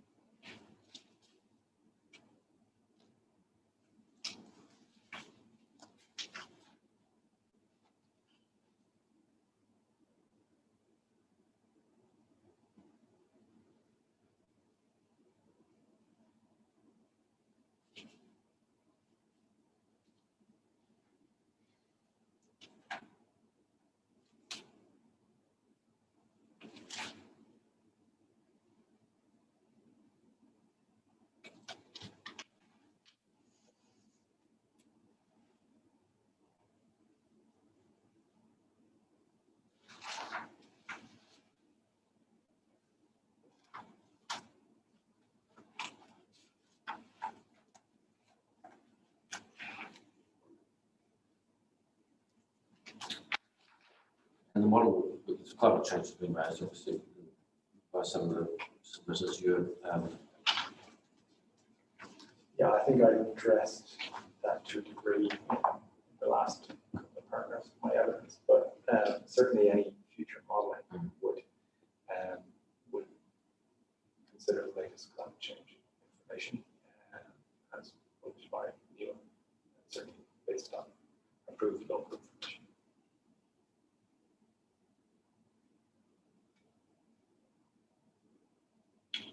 so you're not, so you don't dispute this, that there needs to be, that these issues need to be addressed. Yeah, I mean, the DHI modeling has considered climate change within its model boundaries. But certainly there's been work published even this year around certainly sea level rise and appropriate combinations of or assessments of future tides and sea level rise around the Catholic coast. They would certainly be appropriate for incorporating. I think I commented in my evidence that looking at the evidence of some of that, they're quite similar to not very different to what was actually used in the DHL.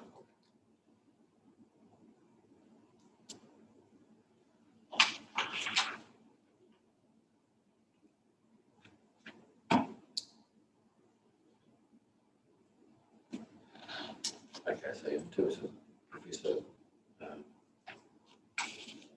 Hall, was it named?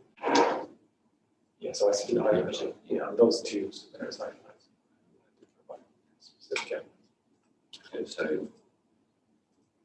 so their evidence takes derives it from the coastal climate central org, which takes the bathtub approach. So I mean, it's effectively a global model. So it uses various data sources, certainly for topography, etc., which would not be as accurate as LiDAR, which is built for the sun, for example, which is 1 meter resolution, which is any future modeling would be able to. I think that was maybe a 30 by 30 resolution. So.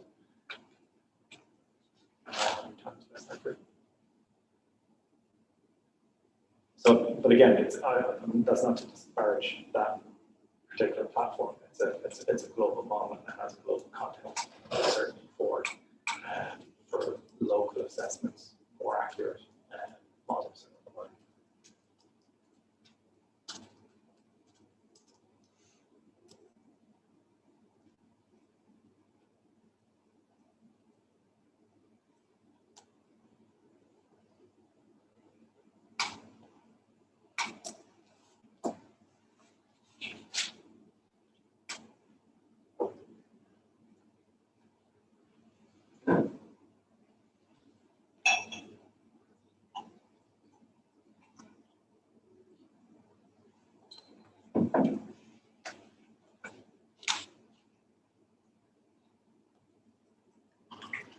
So in terms of effects on the site, and just looking at your summary of any conclusion now, but in terms of effects on the site, you're satisfied that apart from the exterior which is gone, that they can be addressed through investigation, mitigation. Yes, I'm certainly confident of that, but also this purposes that is text into the yellow development plan as well. To include. Okay, and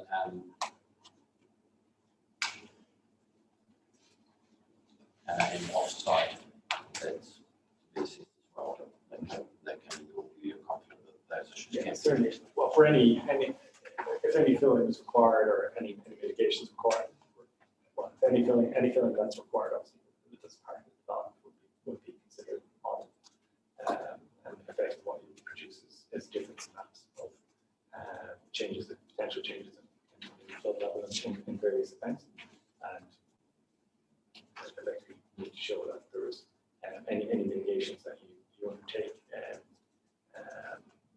to reduce the effects of that filling are successful. So those differences are measured.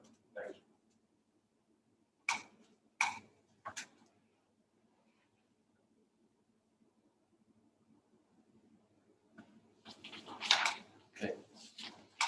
Gee.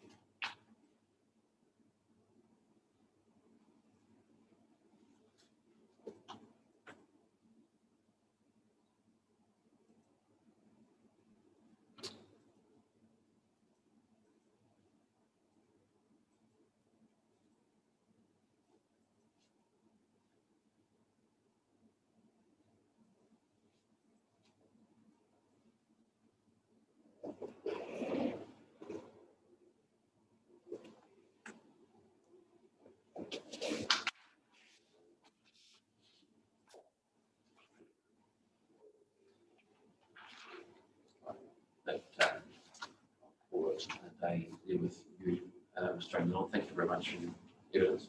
Thank you.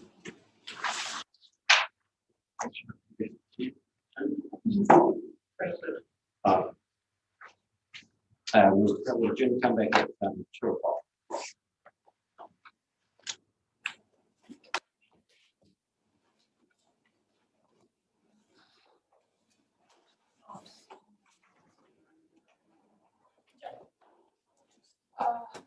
We're gonna have to, and we can get through it one time, but I suppose we have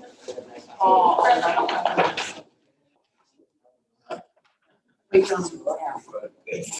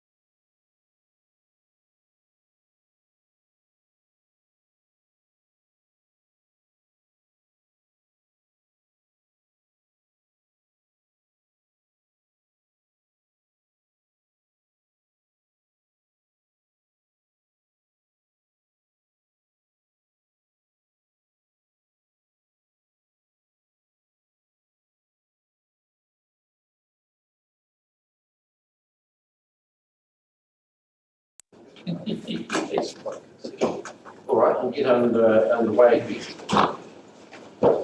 Now, welcome to Mr. Greenhouse. You can see here as well, but I'll talk to you later. Yes, thanks. Briefly after. Now, I've read your evidence. I've received a summary of evidence. I've been very quick through it. Here's some new information, so I'll just take you through that quite quickly. That'd be helpful. No problem at all. I understand I'm the first to use the microphone, so hopefully that is all working. Okay. So, summary of evidence. My name is Catherine Newhausen, Senior Equality Consultant at Golder Associates New Zealand Limited. I have 20 years of experience in a wide range of equality assessments. Prior to providing my summary, I need to clarify my position on the likelihood of emergency upon use, as I covered in paragraph 20 in my evidence dated 4th of November 2021. And also following my summary, I would like to comment on information regarding upon use received from Murray England yesterday. With regard to my update to paragraph 20 of my evidence of the 4th of November.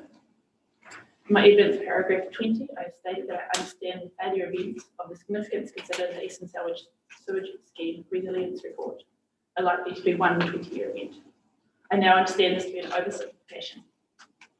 Following further conversations with a number of WSP colleagues, I understand it to be very unusual for a well-designed, installed, operated and maintained wastewater network to not perform as per the designer's intent and performance parameters, especially early in its operational life, e.g. the first 20 years.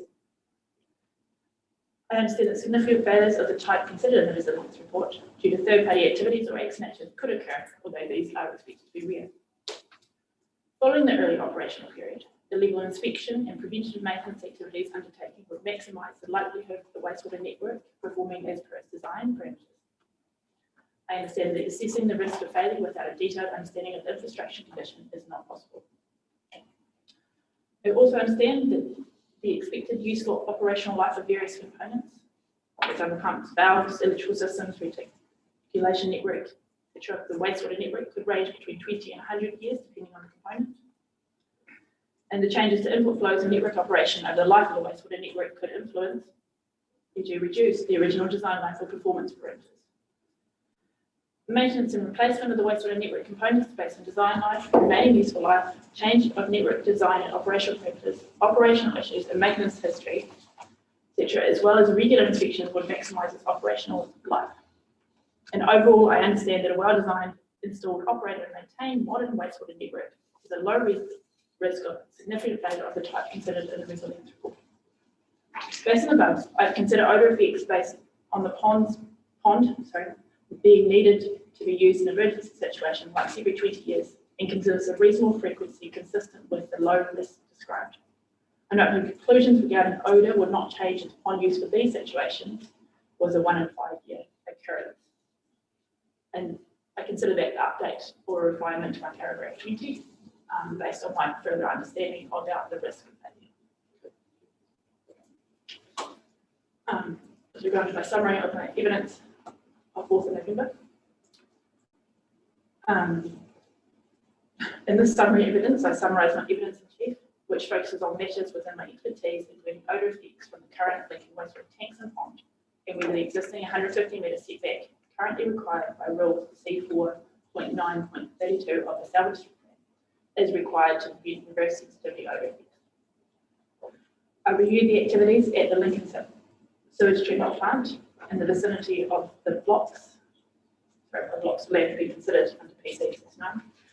The STP is no longer used to treat wastewater, instead it is used to buffer flows during storm, wet weather events, and is available for emergency wastewater storage.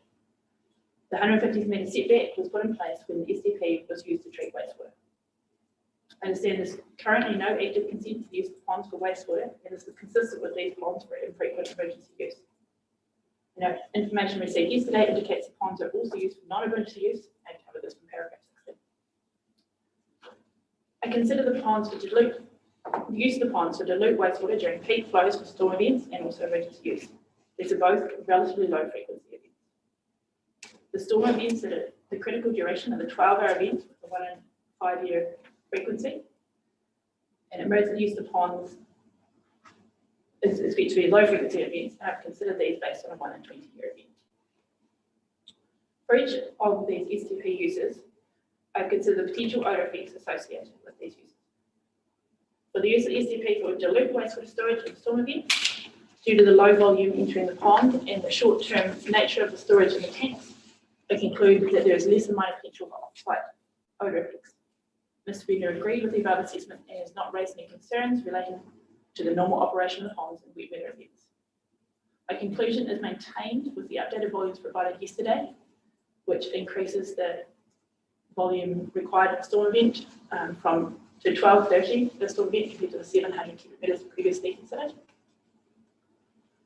And regarding the use of the ponds for the emergency use, this is expected to be a low frequency activity, estimated to be a 1 in 20 year event that may result in short term up to a few days of observable off-site odour. Therefore, when the ponds are used for emergency storage, while there is potential for odour to be observed off-site, due to the low frequency and short term nature of this, I do not consider the 150 metres buffer is required to mitigate odour effects. And going on to new information. If it's okay, I'll go through the words and then cover the table, if that suits you.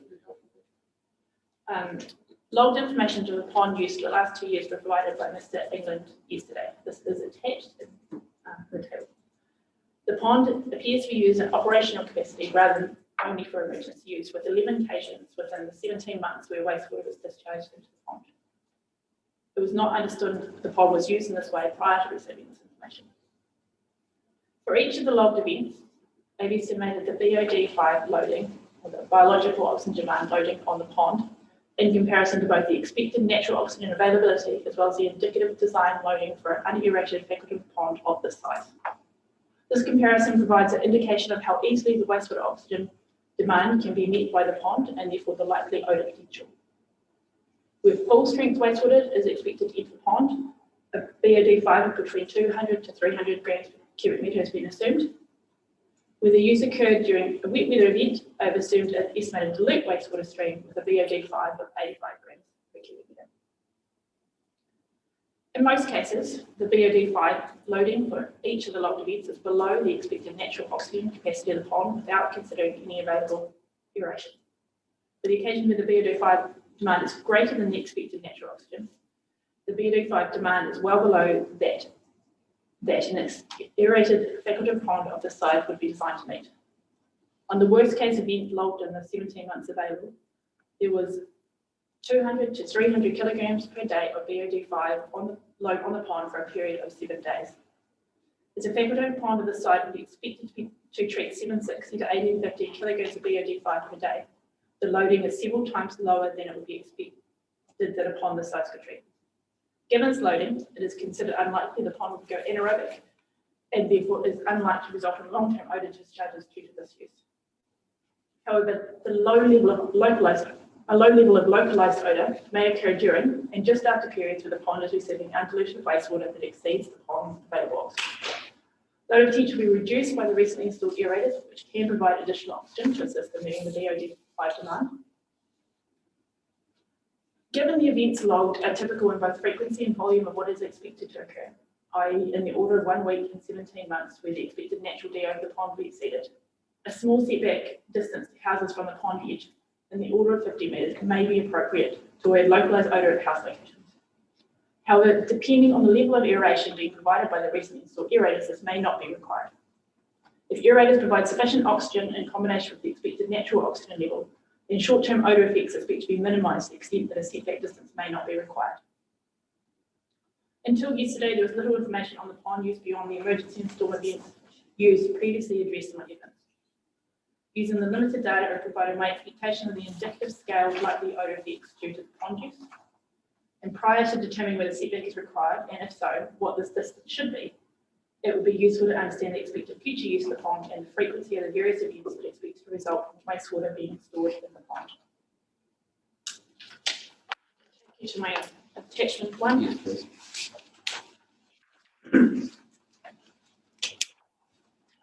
So the information with no background colour was received from Southern District Council. I think it's came to someone over the weekend, but I got it yesterday. I understand it to be records of the pond use and when valves from the wastewater network were opened to allow wastewater to enter the ponds. I'm not sure about whether the tanks were used or not, or I understand these were not used in most events, if not any of them, if not none of them, sorry, not any of them. And I haven't encountered any use of the tanks to store wastewater. I've assumed all of it has entered the ponds. So for example, in the first line item, on the 4th of March 2020, I understand that this would mean that due to pumps failure at Allendale, there was 29 cubic metres of wastewater discharged into the ponds. I've estimated that the BOD is between 200 and 300 grams per cubic metre on that event, and that therefore would result in 6 to 9 kilograms of BOD5 in my second wider column. The hours say 0, really it's 20 minutes of that sign in, sign out is what I've estimated. That 6 to 9 kilograms is not above my estimate of the natural DO of 133 kilograms, my second to the right column. And also is not below the indicative pond data design as an example. So we'll look at that one, just so I understand. Yeah.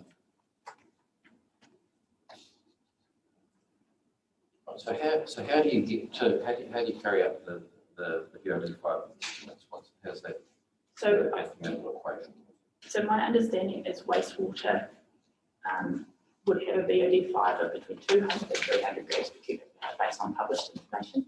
That's the same information I've used in my evidence in chief when considering emergency use. That's undiluted wastewater, so not from a storm event, that would be from just normal level of wastewater.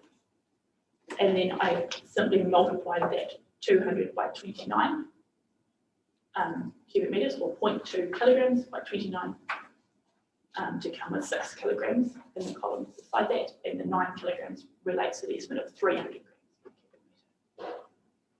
per cubic metre.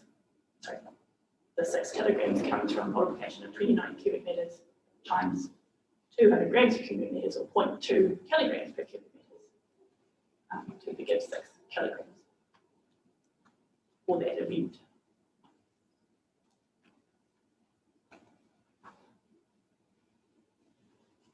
So 6 to 9 kilograms. So that relates to 200 to the BOD estimate of 200 to 300. So you'll see that's the same ratio.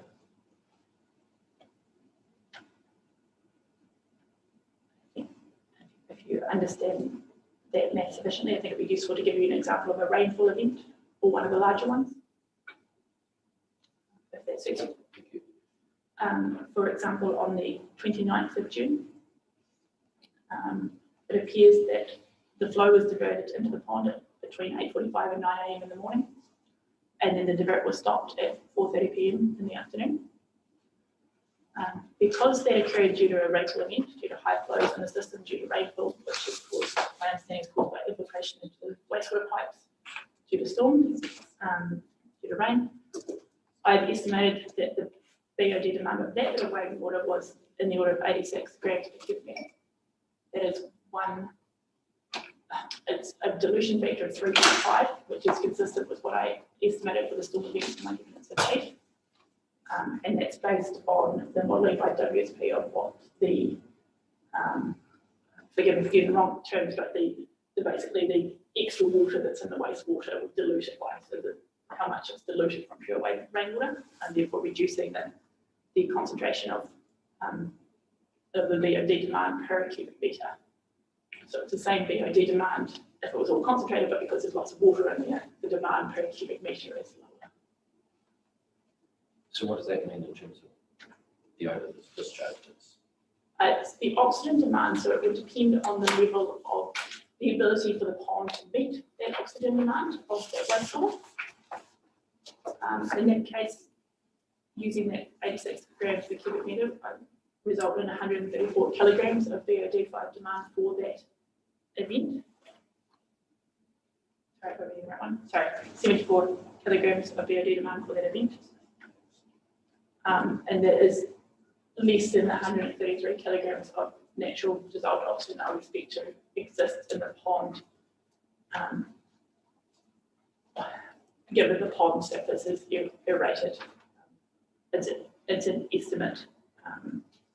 I also have not accounted for the aerators in the pond, which would increase the amount of oxygen available.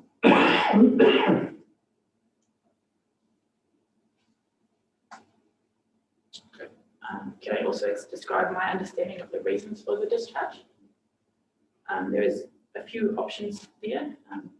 The pump failure seems very obvious. Odour prevention, I understand to mean that to maintain the ponds with sufficient water in them. Is this still talking about the particular event? Yeah, the So reason for 21 June. so, oh, sorry, you can look at the June one, that was a rainfall event, so high flows to rainfall. But if you look at the one above that, it talks about odour prevention as the reason for the discharge. And column 1, 2, 3. Column 6, row, Oh, yeah. table row 2. 13 June. Yes. I understand to manage the level of the pond, Salmon District Council put wastewater in it to increase the level to maintain it at the appropriate level over at the waveboard. The reason for this is to keep a layer of fresh water above the sludge that exists in the pond. And that's why they call it odour prevention, increasing the volume of liquid in the pond effectively, and they use wastewater for that purpose. Does that create any issues in some of the use of wastewater? Goes back to you. If there was too much of it and too much DO, yes, I would say yes. But in both those occasions, or even for 3 of the occasions in the last 17 months where odour prevention is noted as the source, the dissolved oxygen is well within what I'd expect the pond to be able to handle relatively easily.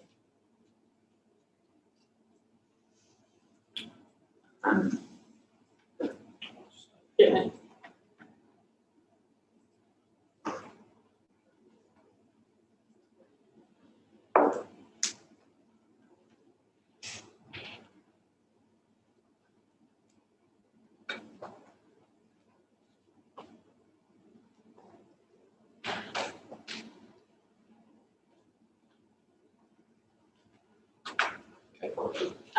The biggest event on this was the 5,000 cubic metres on the 2nd to the 8th of June,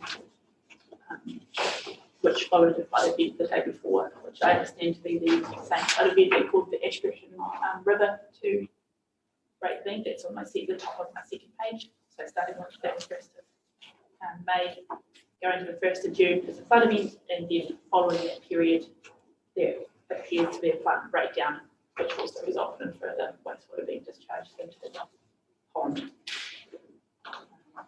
It's a combination of rainfall and breakdown.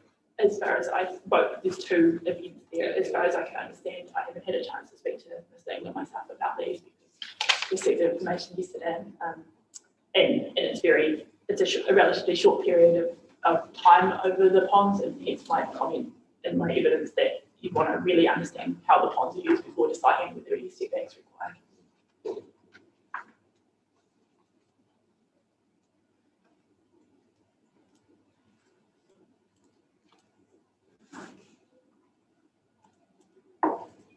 Okay, so that were those events. 31st and 1st that would produce noticeable odour. Yeah, I looked at those were the events the period of time that I explicitly commented in my evidence. And when you look at the first event, the flood event, I estimate there's 210 kilograms of BOD going in on the top of it. The first line of the 2nd page of that table.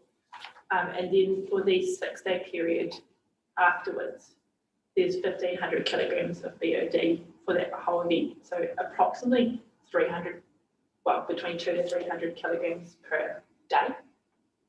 And so that's for that combined event, so between 200 and 300 kilograms per day of BOD5 load. That's well below what the ponds, if the ponds were acting as a figurative pond, it's sort of in the order of a quarter to a third of what it can, or a quarter to 1/6 even what it can handle. So I would say there may be some odour during that event, but I wouldn't consider it will carry on much past that event, and it may not be very noticeable even close to the ponds. It would really depend on what the conditions were at the time. There's a risk, there's an increased risk of odour because of that, but it's not,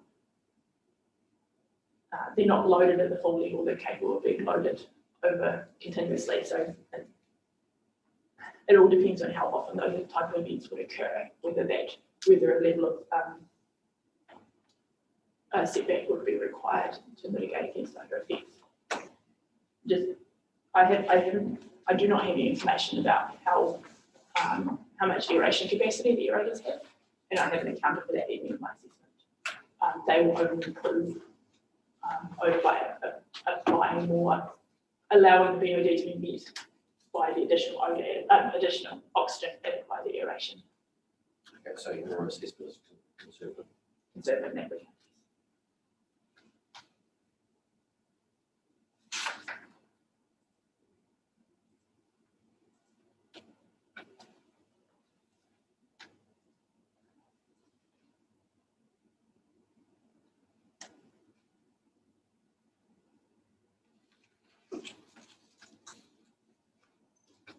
All right, anything else on the table? Not unless you have any questions you'd like to ask for particularly. I haven't been able to evaluate the high trade waste loading. I don't have any knowledge or information about what kind of BOD demand that had, but that's only one out of the 11 items. The very bottom of the second page, yeah. There was a note somewhere that there's high BOD5 going to pines, but I don't know whether that was occurring at this pump station or not. As I said, it was it was later information that I haven't been able to evaluate as fully as I would like.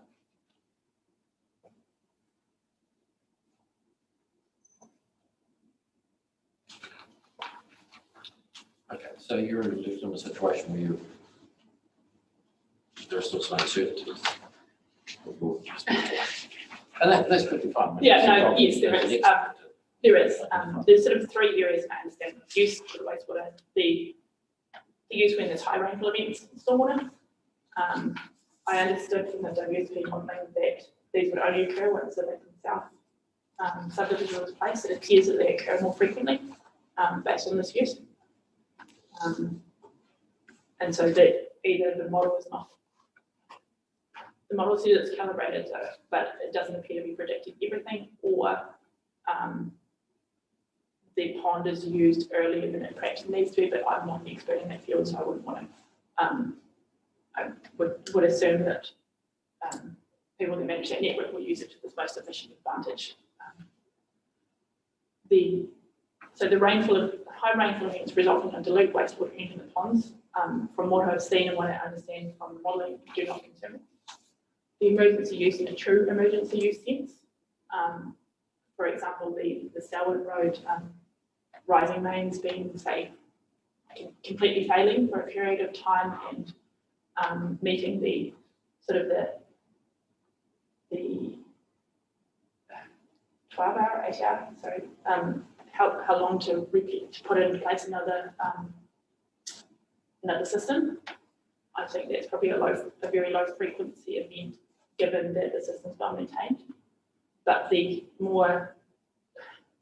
use of the ponds more in a way of part of the network on a not daily but monthly or bi-monthly or more regular basis. I don't have enough information to be able to understand how that works. It's not there's an application for consent on hold, but there's no over-assessment in that or no description that prior to this information yesterday would allow me to evaluate that in more detail.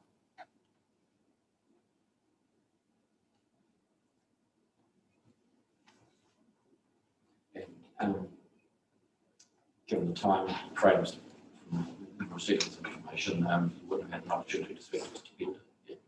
No, I have not spoken to Mr. Bender. From his original evidence, I think this new information is probably the area of, like that both of us don't have had time to evaluate. In terms of the rainfall events, I understand he's comfortable with that, although he hasn't seen a new. Also yesterday, there was an update to how much wastewater needs to be diverted to the ponds in a 1 in 5 year event. That was an increase from 700 cubic meters, of which 600 will go to the tanks, to 1230 cubic meters, of which I would still understand 600 would go to the tanks, but even if it didn't, the natural DO of the pond should be able to cope with that. So from that new modelling was based on all of the, I'm sure Ms. Andrew will explain it in more detail, but that's what you've already heard from Mr. Boyd. No. Was based on the full amount of population growth expected in Lincoln over a longer period of time than was originally considered. Sorry, I'm not meaning to confuse you. I can point you to my paragraph where the numbers would update. No, it's fine. But I'm just thinking about a way forward. And I don't want, I'm just not sure, and this is a question, but I'm looking at you. Mr. England's here. I want to have a bit of dialogue about some particular matters that the parties need to go and discuss before he comes on Friday. I'd be happy for us to have a little bit of a discussion there about what might be, what is where the information has come from, what might be helpful for the parties to do between now and Friday when he comes to the evidence. It's Friday, isn't it? Yeah.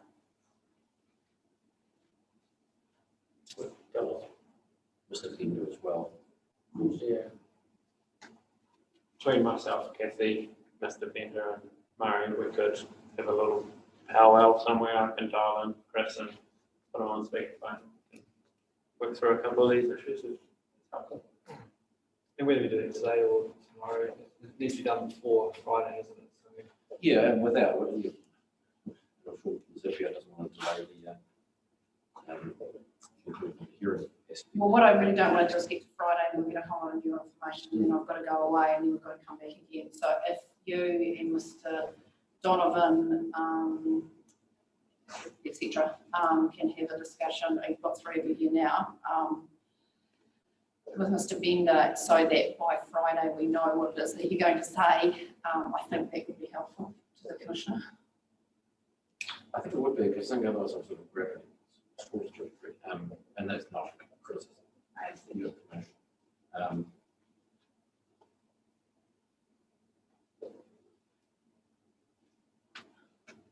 Yeah, because they are, I mean, the materiality of the matters, I don't think you've probably had the proper opportunity to assess them because you're talking about potential for a meter setback, etc. Yeah, there's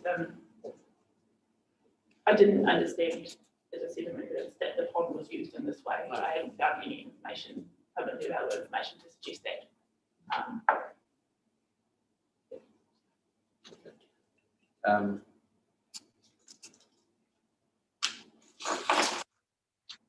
In terms of they happen on Friday, same. Mr. Thompson's client, the other one that's raised the setback issue. Hey, oh, Oh, yeah. I'm also giving evidence on behalf of him on Thursday. Yeah, So I'm the that's same right. person. yeah, there are a couple of, at least 2 or 3, or maybe 2 other submitters that have raised the proposed exception to that rule. I use one that's given specific.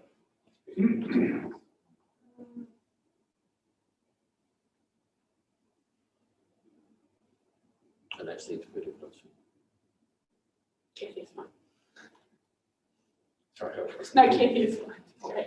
no. I can pronounce your name. I know. I'm very conscious at the moment of pronunciation. We've got Mr. Compton Line here, is one idea that we sort of disrupt where we are at the moment. Mr. England, these parties that are dealing with voter go off and see where they're going to get to, where they get hold of Mr. Bender and come back with a suggested way forward just in terms of procedure, and we can move on with Mr. Compton Line in the meantime. Is that a... Yeah, I'm originally happy with that. Would that be helpful from everybody's perspective? At least then you can try and work out what would be an appropriate way to take forward. So if you don't go too far away, I mean, with Mr. Compton Line, probably going to be half an hour or 45 minutes, and then we can just maybe have a regroup on what you think is a sensible way of bringing information forward. Is that a No, I think so. I mean, it's important. It's an important issue for both sides, if you like. So, Is Mr. Bender online? Yeah. Can we hear him and he can just tell us whether he's available? I presume he is available at the moment. Can you hear me, Mr. Bender? Yeah, he's on mute. He may just be. You've just There you go. No, go. Sorry, it took me a minute to find the button. Yes, I can hear, and I can be available for a conference. Okay, so if you could do that now, and we'll carry on with some other evidence that you're probably not very interested in relation to urban design. Yeah, Chris, I'll call you on your phone, put you on speakerphone, and me, Kathy, and Mari will just go next door. Is this all right there? Yep, that sounds good. Okay. But I appreciate that.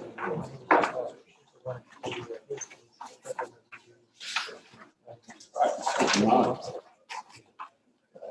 Donovan, You may get some questions give about it the 2 research. minutes to see how to get you access to the other room. It's not immediately obvious. I'll just do something here and then see.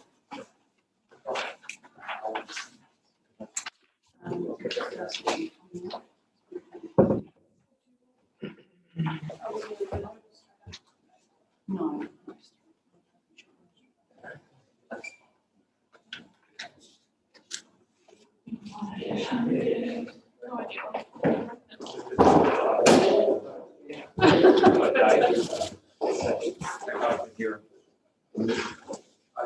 We're just talking about a coal.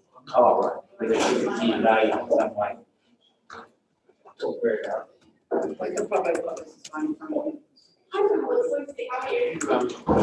There's someone who's-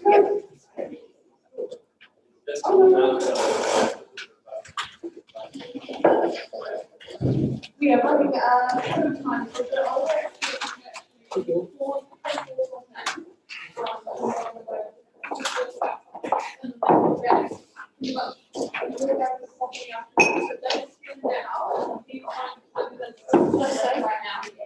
We're going to put the phone in front of Dave, so it should be there. We're going to put the phone in front of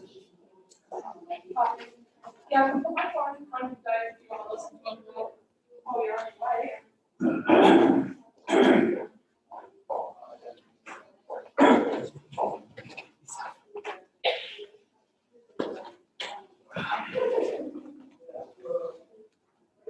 Okay, well, that sounds great. Thank you. Bye.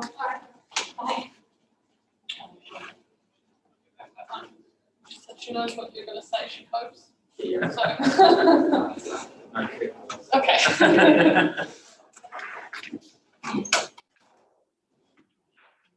She's leaving right now, so. Okay, we'll move on. In short moments, you've heard the exchange, it's just a matter that needs to be addressed in terms of the previous evidence. So we'll make sure use of that time by having our discussion now. So yes, as I've said before, I have read your evidence and I have some questions from that. We've also provided a summary here. So if you can just start addressing that perhaps in paragraph, we're reading out of paragraph 3. Okay. Lincoln Township has grown significantly in the last 20 years, with the gap between the university and the town centre being filled. This includes the New World and Vernon Drive commercial area, Te Whariki and the Gecko. It is also very likely to continue with the redevelopment of the Crescent and the development of the block of land behind, which extends through to Vernon Drive, including existing ODP7. This growth is highlighted for the one of my attached drawings, which shows Blackburn Township extending to the east, northeast and south, with the development of the north and northwest currently restricted by the university and land care. Growth to the south, as per PC 69, is a logical extension of the development of this key activity centre. The proposed housing density typologies in commercial areas, combined with the green and blue network, will create a well-functioning urban environment consistent with MPS UG.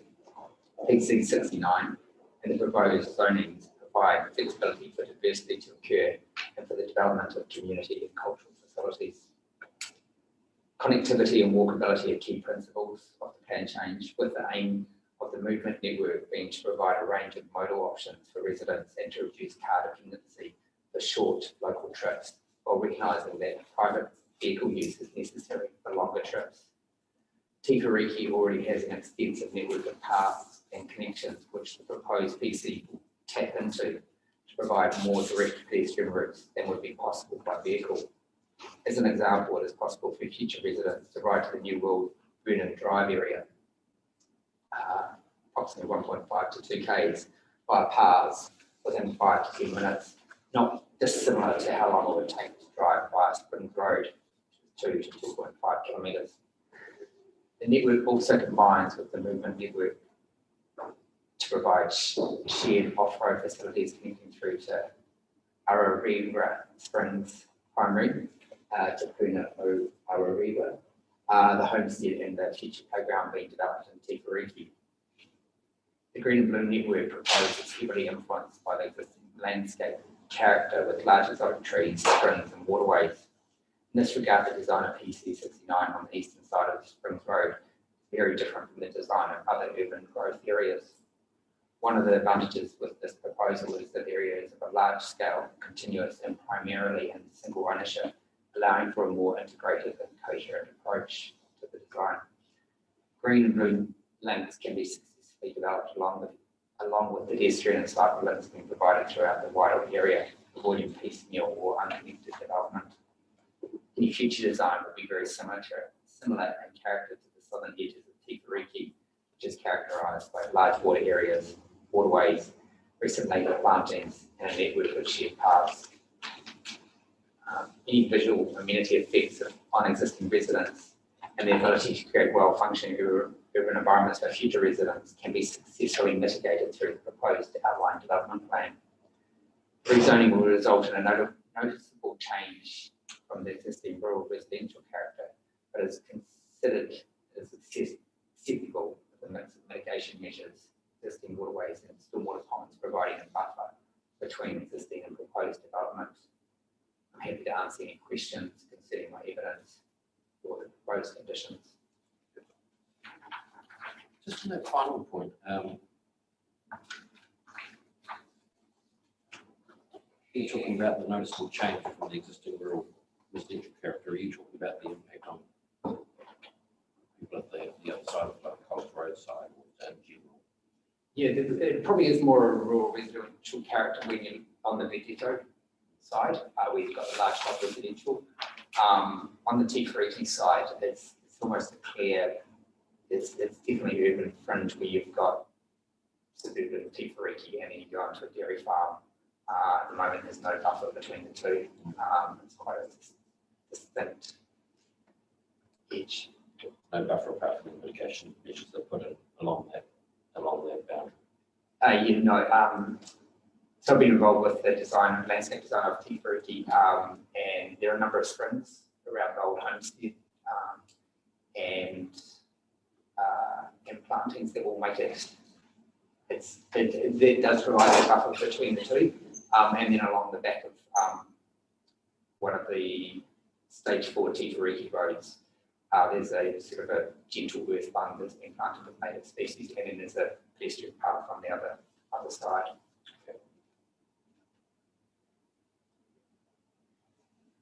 What was the bund constructed for? Was that for stormwater? It was actually for the farmer, and he wanted a gap between a break between the farm and future residents. And so when we designed it, the intention was that it wasn't, there was an existing bund up near Springs Road. This bund was to have a much more natural feel to it, so the mounds are undulating, so it allows glimpses of views through to the hills. Planting is designed to frame the views rather than to have an open expansive view through.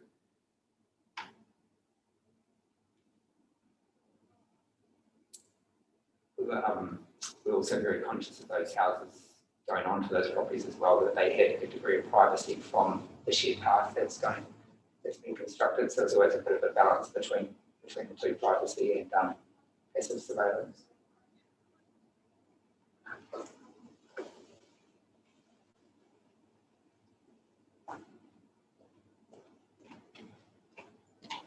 And that boundaries that by enabling a degree of passive surveillance, but not that breaks it up. Yes, the intention wasn't to screen the views. Obviously, the views are nice from those houses, but we were very conscious also that there will be a number of people walking along that public path or cycling along it, and so the intention was to frame those views.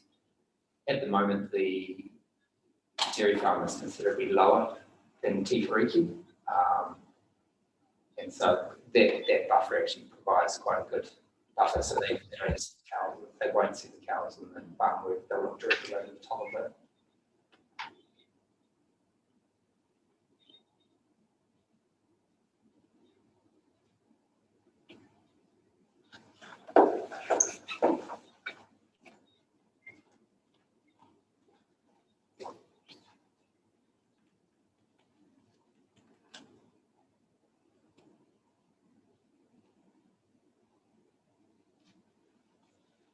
Is that working, or do you want to? No, I was just putting her on mute so we don't hear her.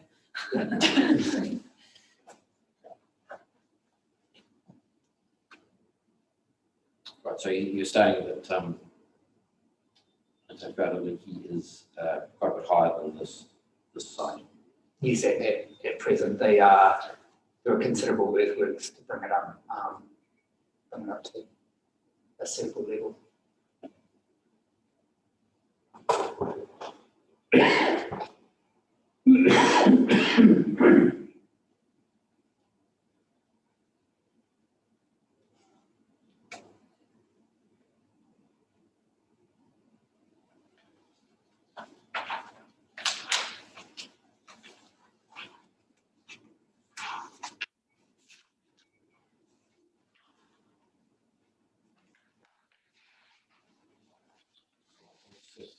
Questions, clarification from you?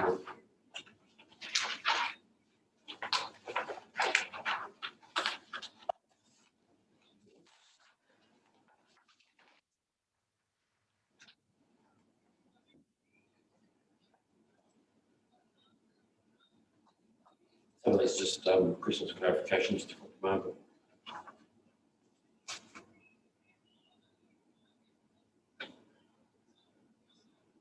In 13.9, you addressed the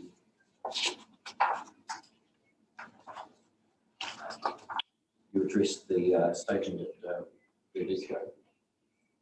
Yes. I was just wondering, you've got stages 1, 2, 5, 6, so 3 and 4 gone. I don't know how relevant it is, but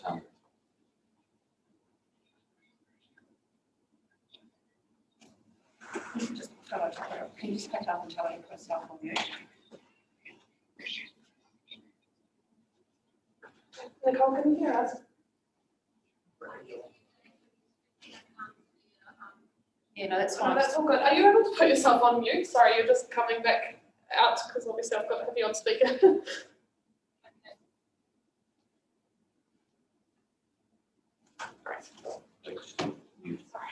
okay, yeah, I just noticed that the stages 3 and 4 were identified. I'd have to go back and look at that. why I haven't put those in there. I have to double check actually. Yeah. No, Vidico, I haven't done a site visit yet, so that's still in the process of being developed. Yes, it's changing all the time. There are a number of sections that are still to be built, and I think they have finished all their road network. The last time I went there, there were a couple of links that they haven't quite finished through. It's a nice development. It's quite open in character at the moment. There's very little landscape planting on the sections. It's very much just posted rail fencing, which gives it that open character. But I'm anticipating that will change over time as people start to compartmentalise the development and they plant along the boundaries.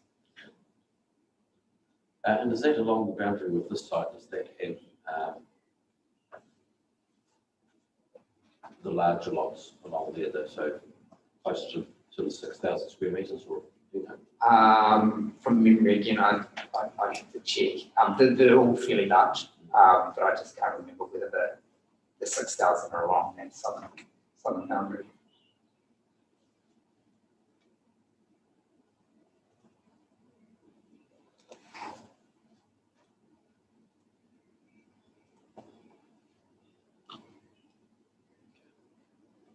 So that the landscape treatment along that southern boundary hasn't been finalised yet, as far as you're concerned? No, it's I can say so. It's open in character.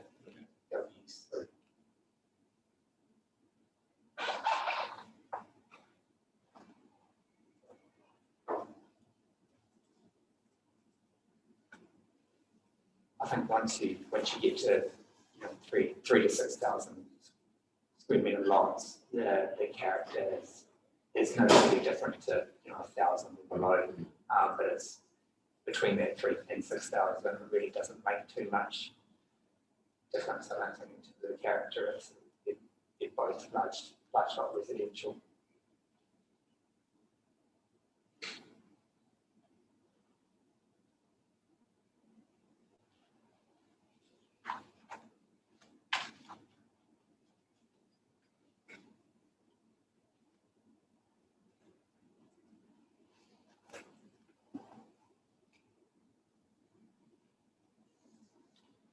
That was my next question, was in terms of the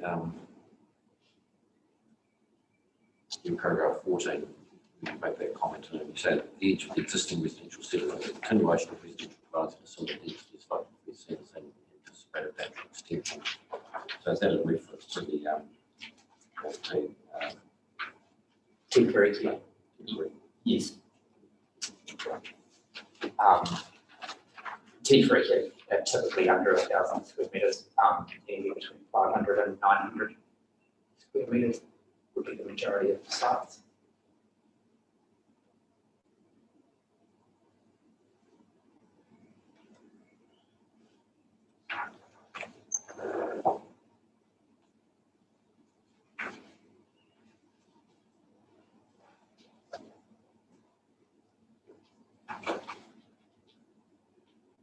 Probably worth noting that in T3 there is no medium density as yet, and that was when we started working on stage 4.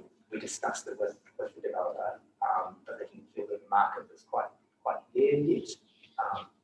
But that was almost 3 years ago, and the market's changed considerably in that time.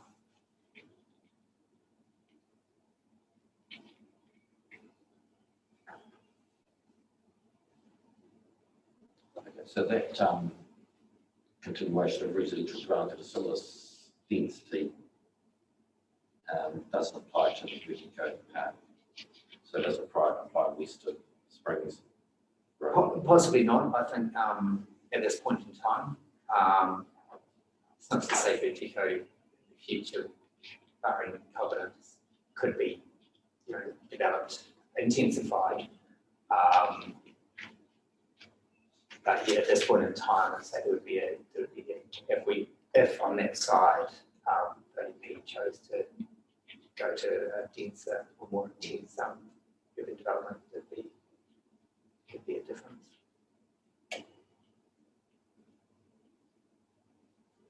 I don't see that being negative in that perspective. It's just a challenge.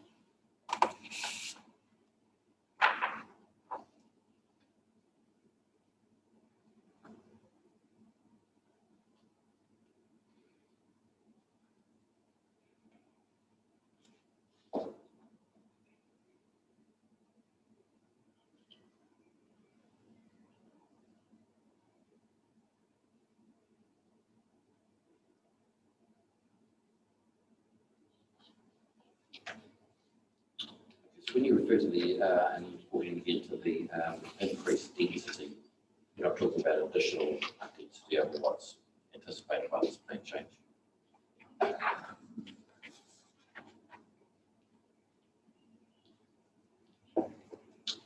So an overall spacious character is likely to be maintained even with the increased density. Yeah, I think so. One of the nice aspects of the words are nice, but one of the aspects of this design is the blue and green network that will heavily dictate any future subdivision on the land, but in a positive way. I think the blue and green network will provide amenity to residents that gives that ability to have high densities without losing any amenity.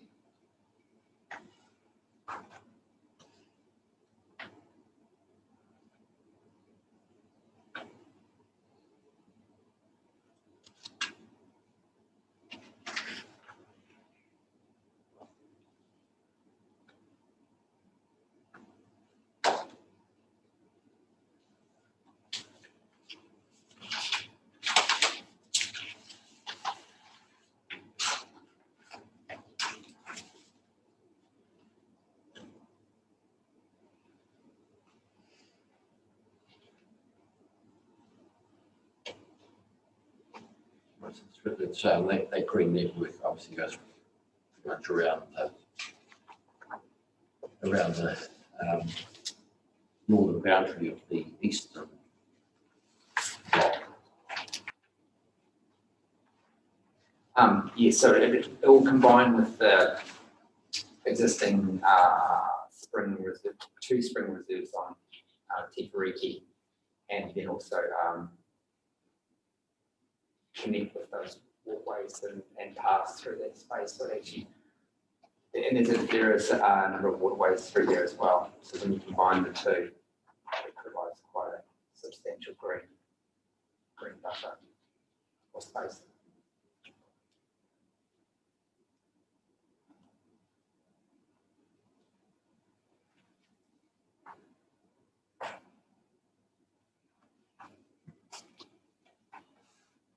So if you were looking at putting it's my interest more than anything, but if you're looking at putting in higher density on that side, where would you look at on the ODP?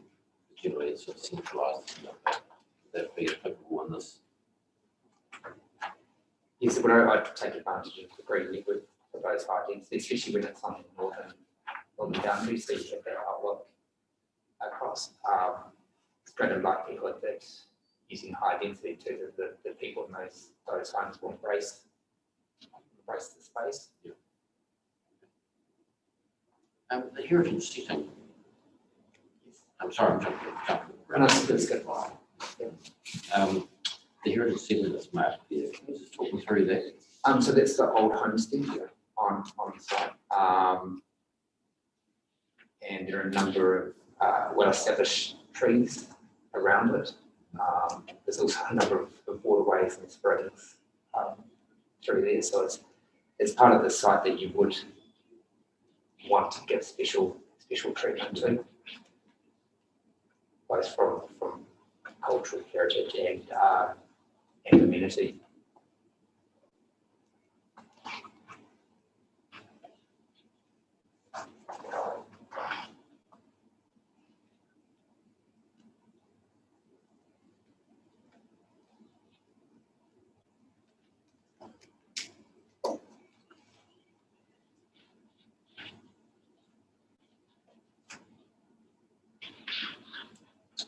Yeah. and that's obviously very close to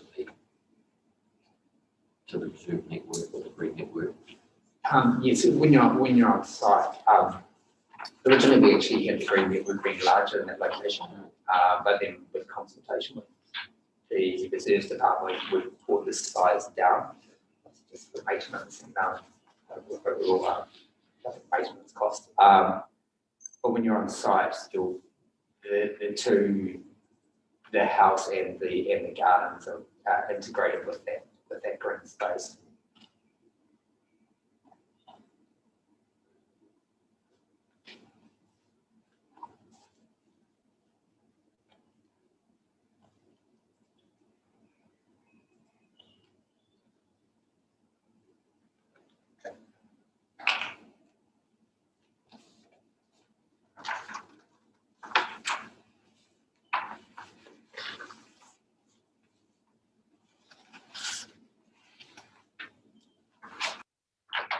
Okay, and it's in you say the proposed plan change there about explain local road and promotes the ability of residential blocks, etc., etc.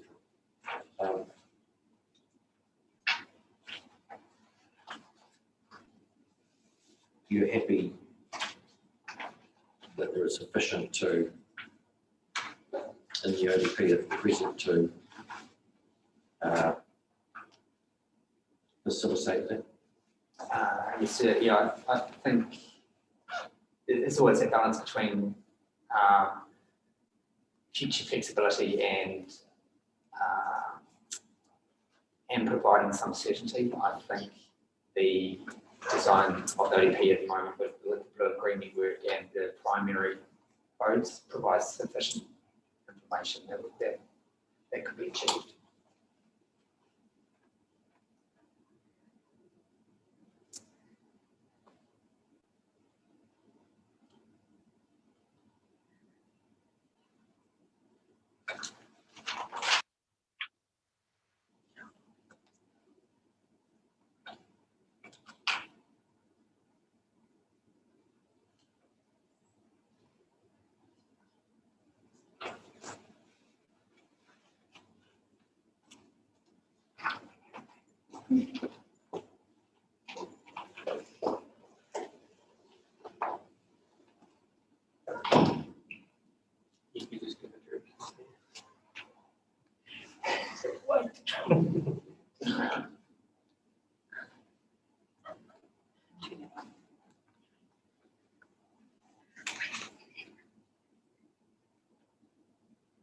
Still be in the cup.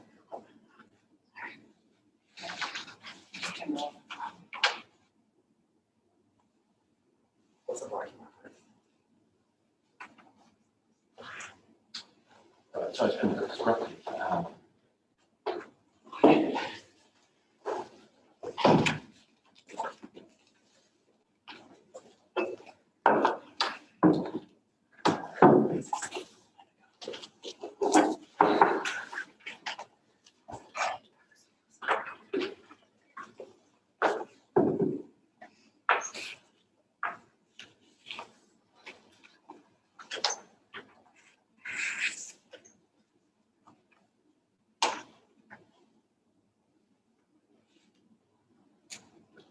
Okay, so 15 you talk about height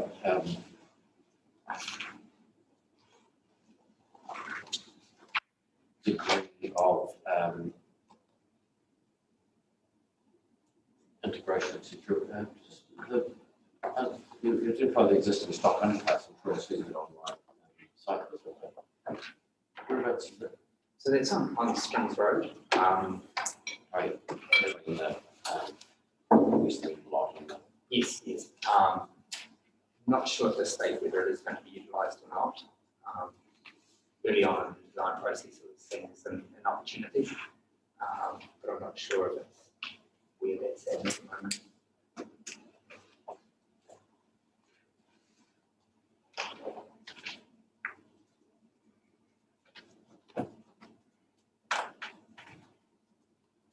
So that could be utilised as part of the green or the part of the. Yes, yes, it could be. It was also when we were looking at different edge treatment along Springs Road, where it would be less integrated. Having moved on to Fariki, at one stage, Selwyn District Council had directed that that Te Fariki shouldn't front onto Springs Road because I didn't want to change the speed limit threshold point. But I understand it's changed now. So then that kind of changes everything as well.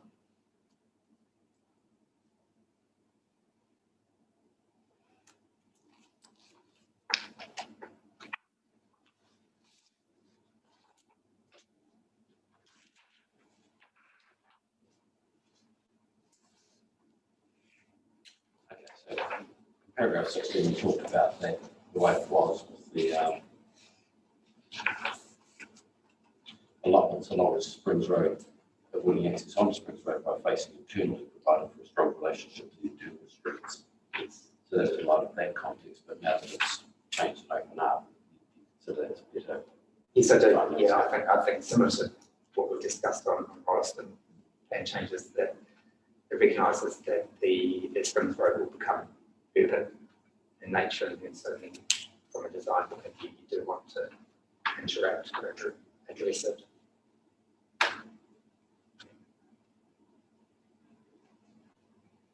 It's better to have that facing rather than the internal strong relationships with the internal streets that you have identified in that instance. Yeah, I think so.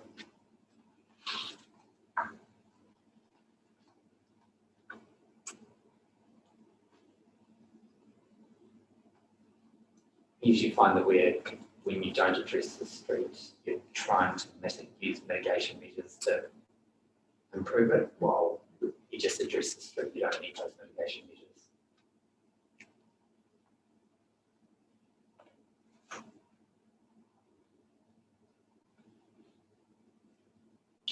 Yeah, now, I think we've spoken about this before too, but because this is coming sort of late, we might just go through here, but there are controls, I think, in the district plan or in some other related documents about what you can do and what you can do at the interface of the street. Was that a covenant matter? It's a covenant matter. In terms of fences and yeah, fences. There are some laws in different district plans in terms of height along the front. But one with most developments, the stronger controls actually come from the covenants put on by the developer.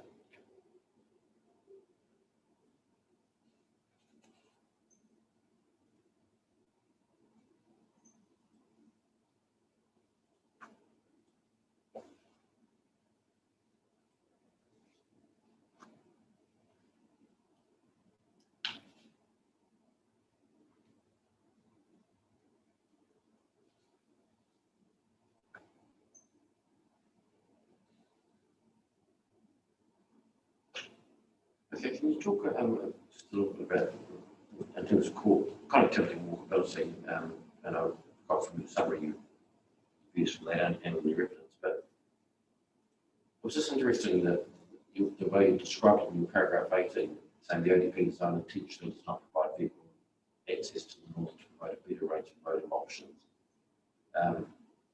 Now, obviously, there's issues with being able to connect. Yes, yeah. But your view is that remains It is a benefit, and potentially it might be overselling it a little bit, but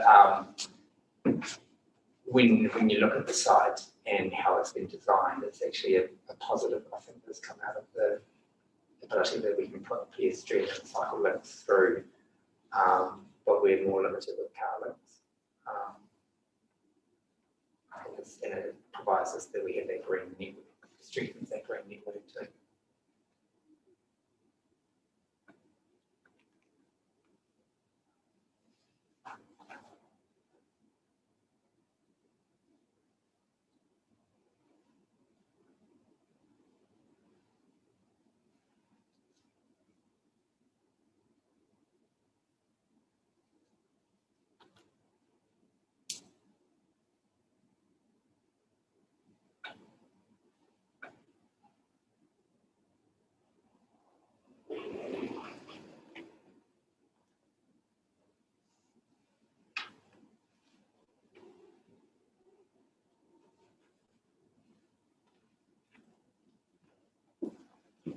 No.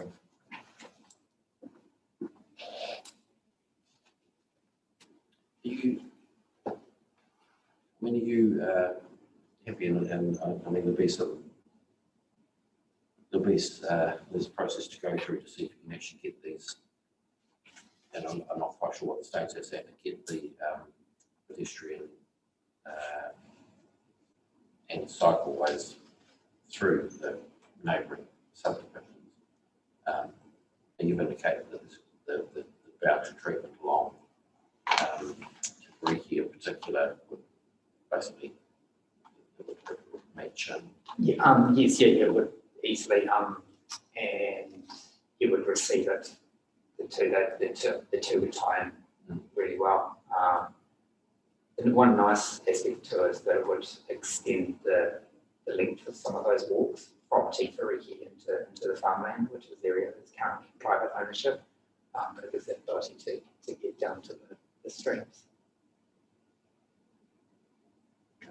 Yeah, so I'm still not entirely clear as to what stage those discussions are at, and whether it may be difficult to even connect by way of cycleways and walking. Oh, okay. Yeah. I don't know. Yeah, well, I do know the Two Springs reserves are vested with council now, and also the two in between bits are stormwater reserves with utilities. When we were negotiating with the council, we were trying to get them as recreation reserves because obviously you get a bigger payback from council. But they've designated it as stormwater, which I think you get a 30% return on them. But they do have the pathways, so they're open to the public.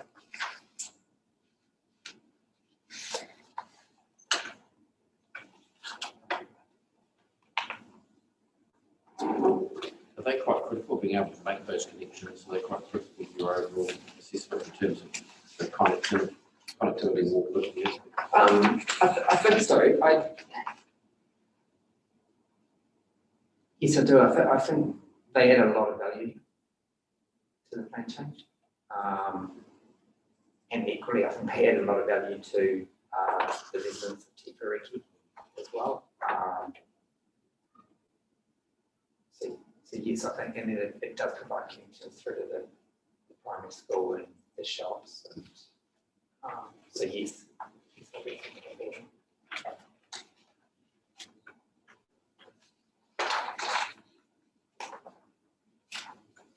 have a couple of I think it's bigger. One of the figures in my evidence has the walkways through. Okay, which figure is it? Figure 5.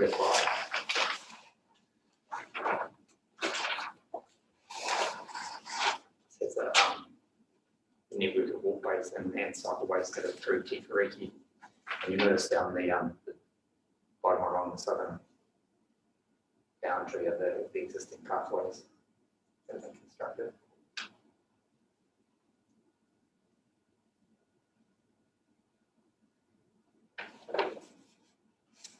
So they're all constructed along that bottom. Yes. Stage 4, obviously. Again, stage 4, that section actually has a bund on it, but to the east, they're all finished after we're planting in April. We just missed the planting season this year.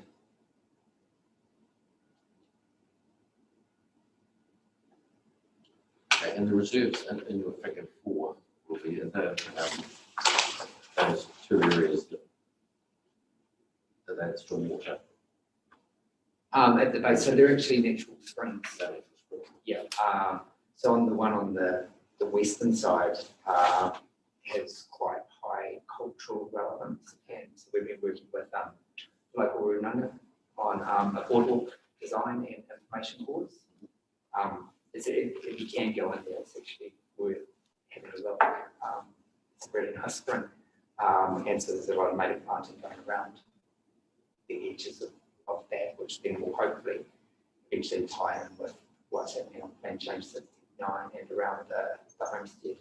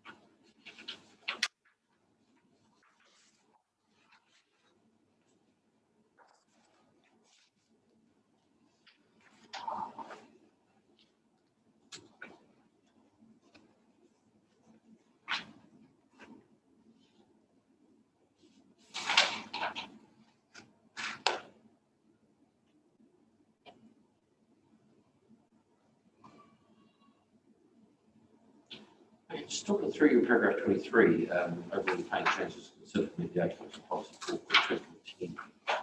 That one, I understand in terms of the primary school we discussed already. High school, which obviously some distance away.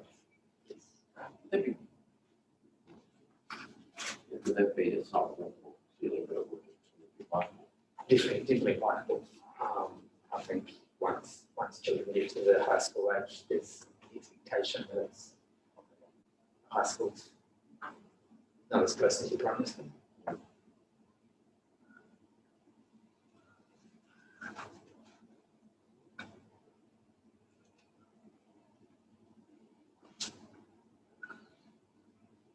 We're in the hospital and those sorts of things. I mean, be able to find my way around on site. Difficult medical facilities located in the town centre, recreational facilities. As you say, it's close to it's close to all of those. Yes, and it doesn't preclude medical facilities if your doctor's rooms being developed in the smaller B1 zones.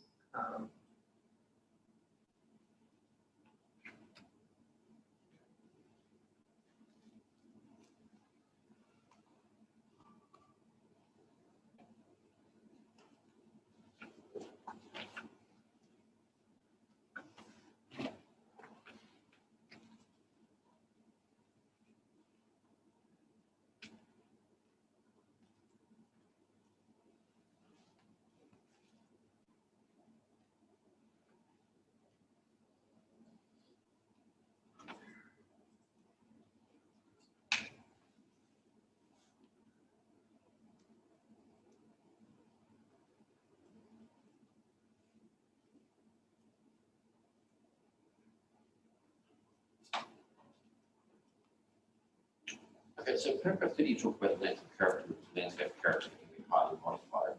It's supposed to be clear about and again, I'll be able to review it myself on a site visit, but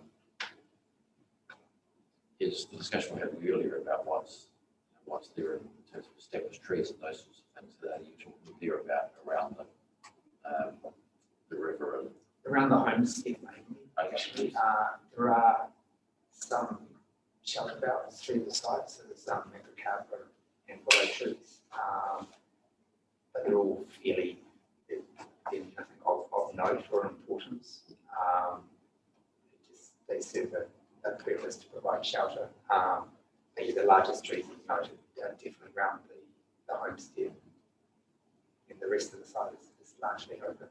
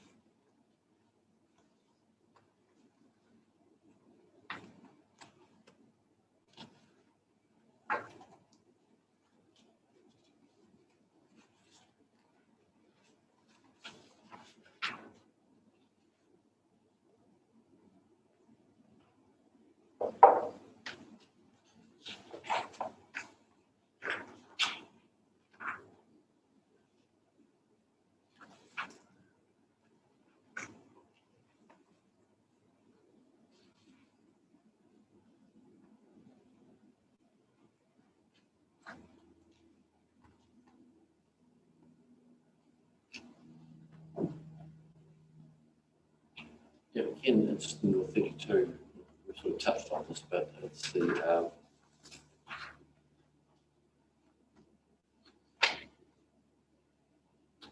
yeah. I'm just trying to understand why you see it as in terms of the overall change in character from you say from urban and rural as into one that is dense and suburban. That's fine.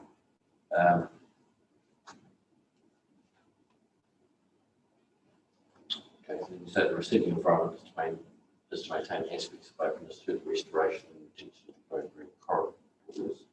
That's within the site, and this is what we've been talking about. Yes, yeah, Yep. Okay.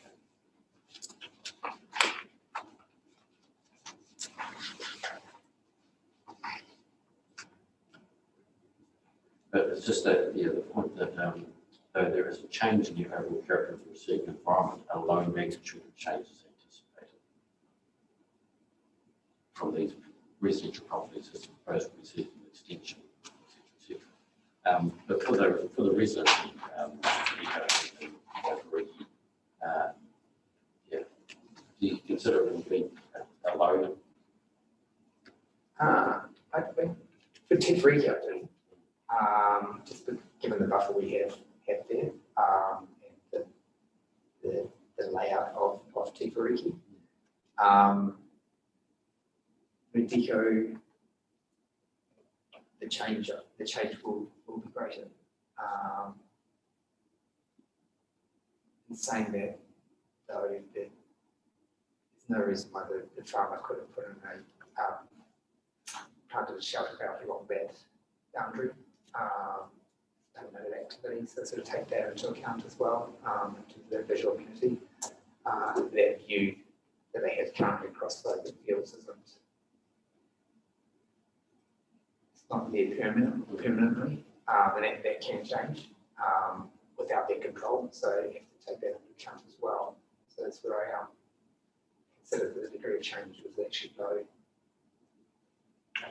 What was this morning on landscape? Obviously, we was talking about we're talking about getting infrastructure, etc. across, but he was saying that these two subdivisions were basically designed and the boundary strips on that side were designed because they were seen as the urban edge. So, yeah, they weren't necessarily designed to integrate with. No, they weren't. They really, at that time, yeah, they were seen as the urban edge of development. And probably in hindsight, it potentially was a incorrect treatment along that edge. Tifriki benefits though that they have in terms of replacement of those springs, they're now protected. So there are some benefits of how it has been designed.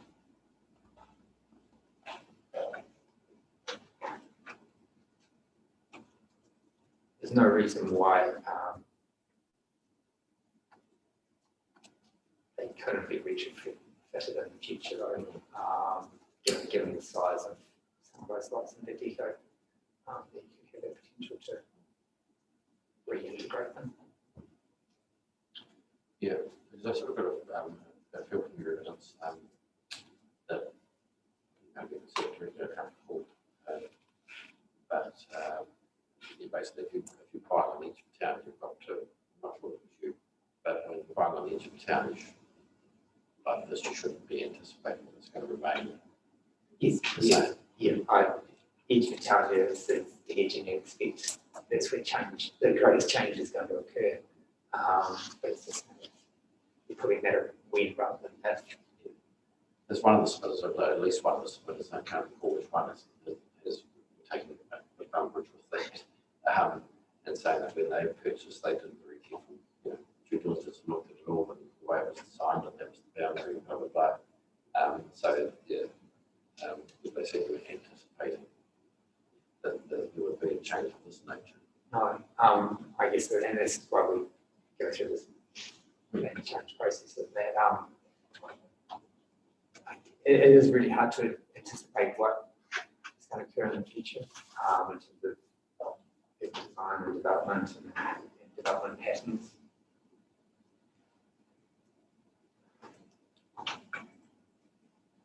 I think the one constant we do have at the moment is growth and more people. So,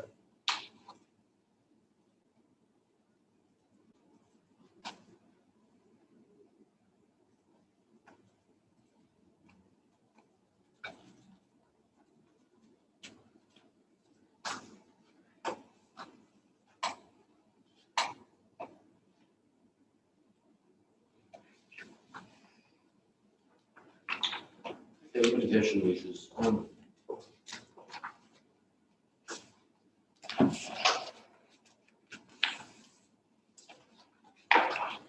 Measure one is fairly self-explanatory.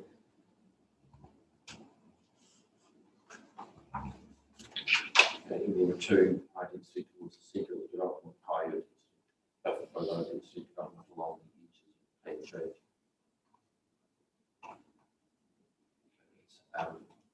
So that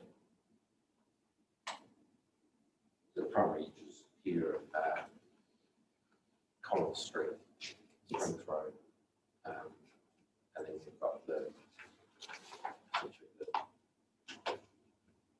streams on the eastern boundary. Yeah, and the drops away, so because the flooding issues and water management come into the fore on that boundary. So you wouldn't be looking at designing this one to have, we would want to, this doesn't have the issues of putting larger sites around the edge that has been caused in other areas of Rolleston, for example, we have those larger allotments. I think in this project, especially around the eastern corner, the ground conditions will dictate the lot size to a certain extent, and then I don't see, the south of Collins Road, I don't see that need to have a large lot. So through a interface boundary, I think it's probably just to stay with the same density type.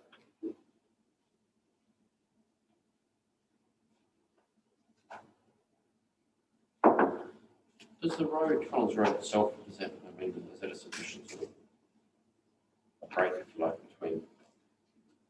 It is at the moment. It doesn't have full paths. It's got large grass verges. Most of the houses are long. There's only a couple of houses that are set back a considerable distance from the road, and they've got well-established plantings around their properties.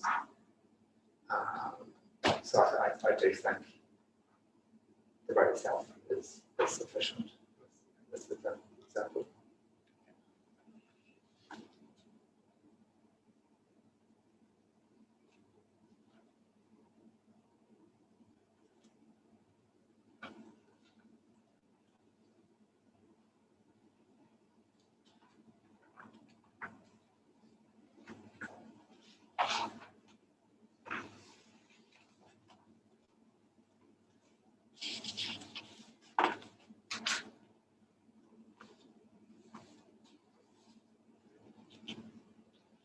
Okay, so you talk about the, in your response to the 6.2A report, you talk about the construction plan.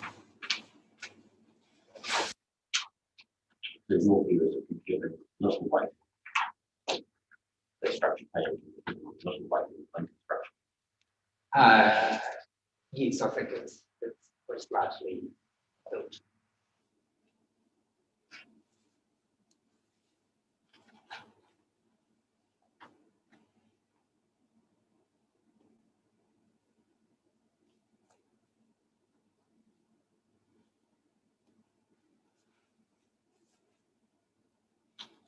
Is it something you'd still consider in your evidence in terms of its relevance?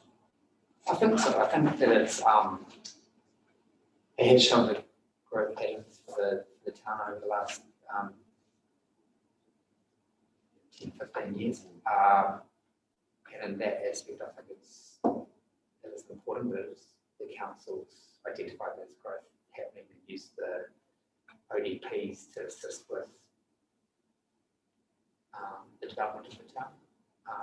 But I think it's something that needs to be continually updated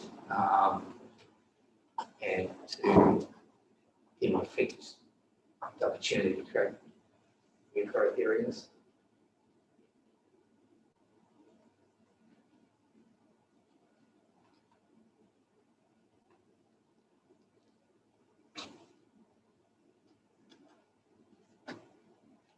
In 36.2, again, in response to Mr. Nicholson's evidence, you said that you consider the exact centre is changing over time. though as the town develops, not with development, renewable, etc.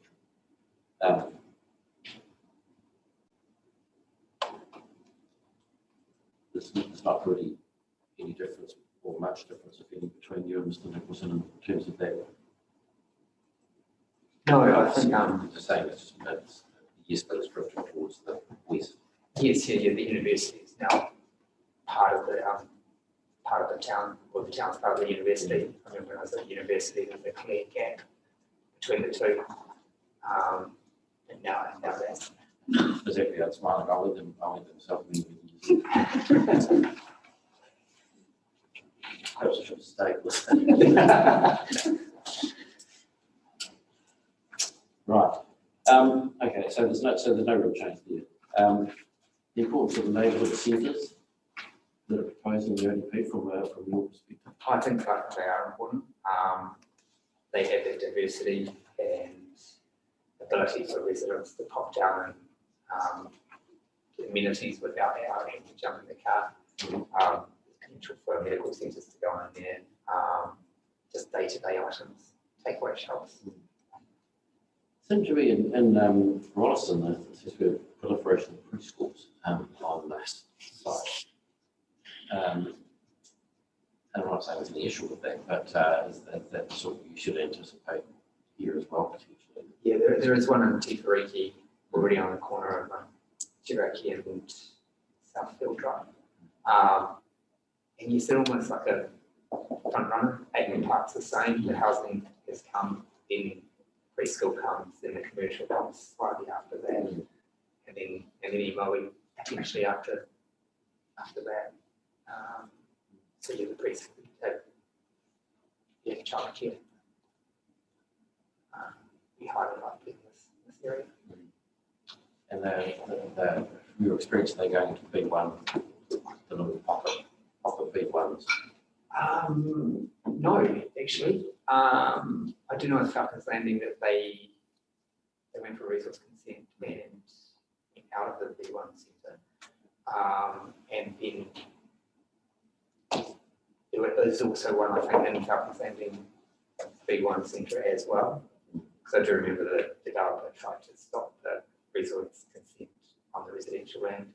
One in Aikman Park is on residential land.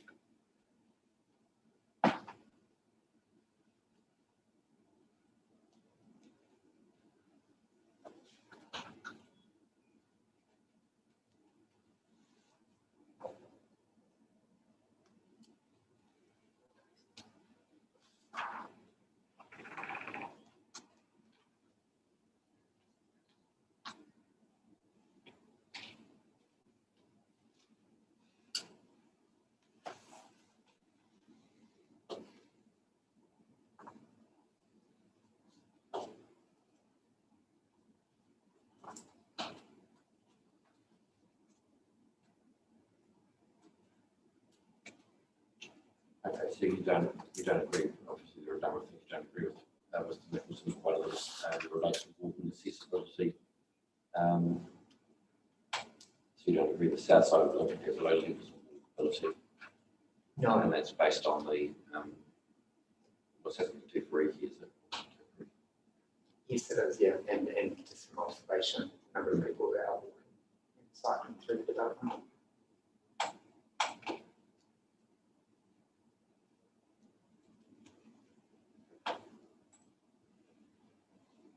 Okay, so you in 36.7, you've got two primary schools, one is Gerald Road.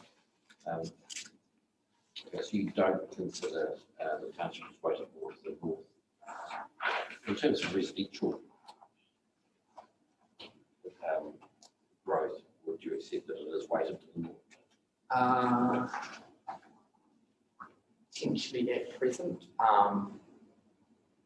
Tifariki is big though, and it has changed I didn't say that Fieldington is large as well, and Barton Fields, but yeah, possibly slightly.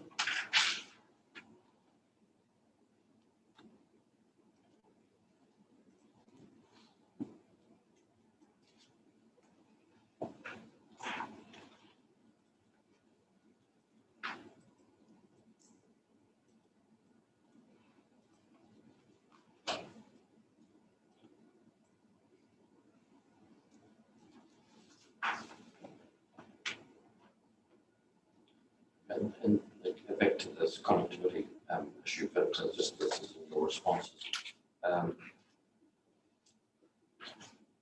You talked about the benefits of single ownership development. And then again, so the ODP intentionally has not tried to make numerous connections to the north to take through and recognise the importance of springs and waterways. So that's, in your view, that's a conscious decision, not one that's driven by practicality. It's probably a bit of both, I think. So I think intention might have been a just quite oversell. But I think it's the benefit now of the design that we can provide for other modes, and that vehicle movement actually is also got less division, almost being treated secondary.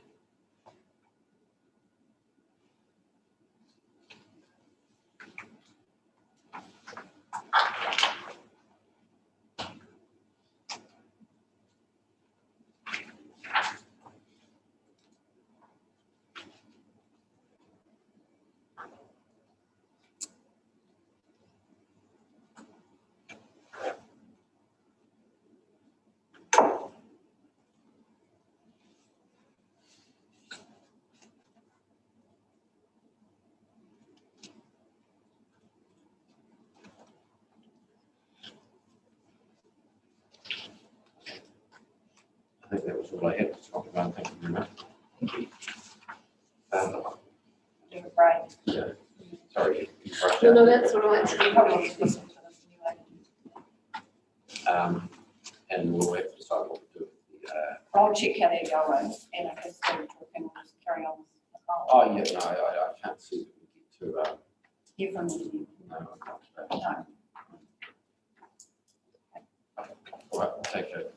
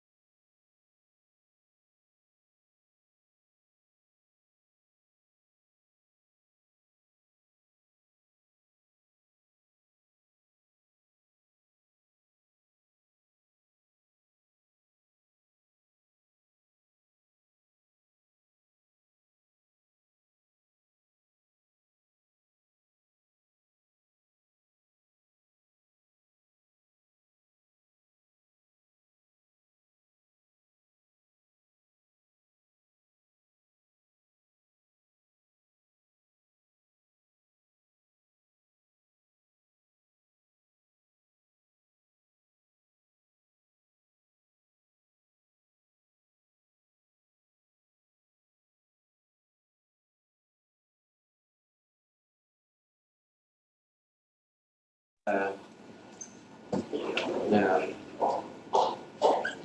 I've completed the questions to Mr. Command at the moment, so if you're happy to, I'm happy for you to sit there, but if you wish to leave, that's free to go.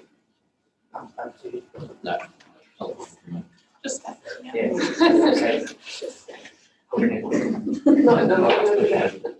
I've received and read the evidence which was exchanged, and you've prepared a summary, which is helpful. So if you could just start reading that. Yes, sure.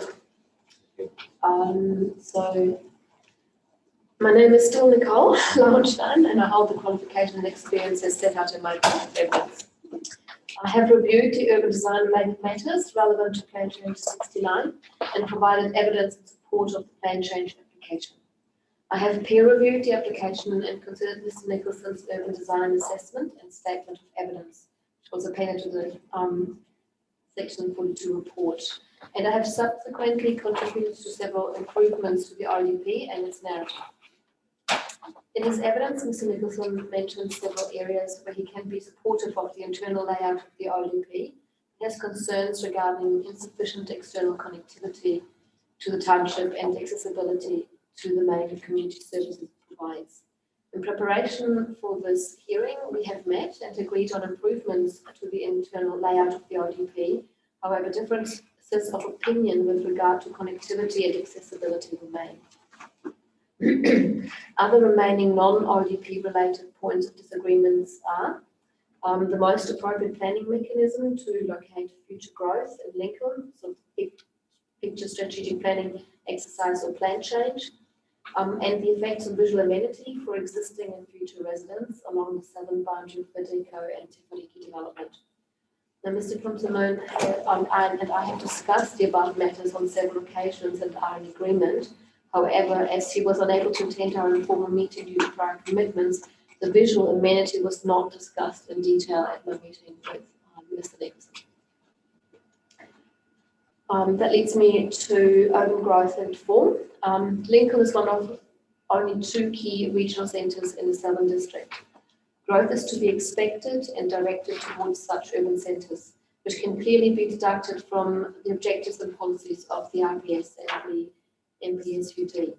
In principle, Lincoln has opportunities for urban growth in all directions, but there are limitations and existing constraints to be considered when directing this growth, such as the land care research areas to the northwest and Lincoln University to the west of the township, so big land holdings on that side that are not available, and also then the growing distance to the town centre of urban development going north and east. With regard to consolidated urban form, Plan Change 69 is a logical sequence of urban development for Lincoln and fits within the overall direction of growth given by the Lincoln Structure Plan.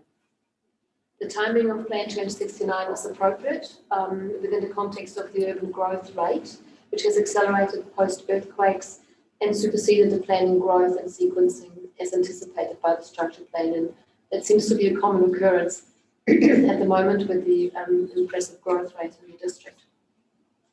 Appropriate location within the Lincoln context.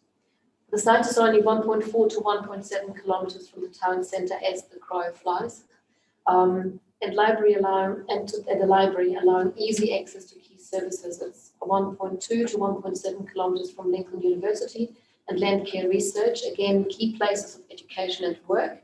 And is 2.2 to 2.7 kilometres from the local high school and community centre. Within the context of a township the size of Lincoln, these are fairly short distances, and when provided with the right environment can be travelled in active transport modes. Other possible growth areas to the east, northeast and southeast are at similar distances to the town centre, but they are closer to the high school, but further from key workplaces. All have to negotiate the limited crossing points of the Liffey Stream. The northwest area is close to all amenities, but has to deal with the severance created by the land care research land holdings. And to the west, growth areas would also be a similar distance from the town centre, but have to negotiate linkages through the existing university campus. Plan Change 69 also offers the benefit of size and scale, avoiding bit by bit piecemeal development as it covers a large area of approximately 190 hectares.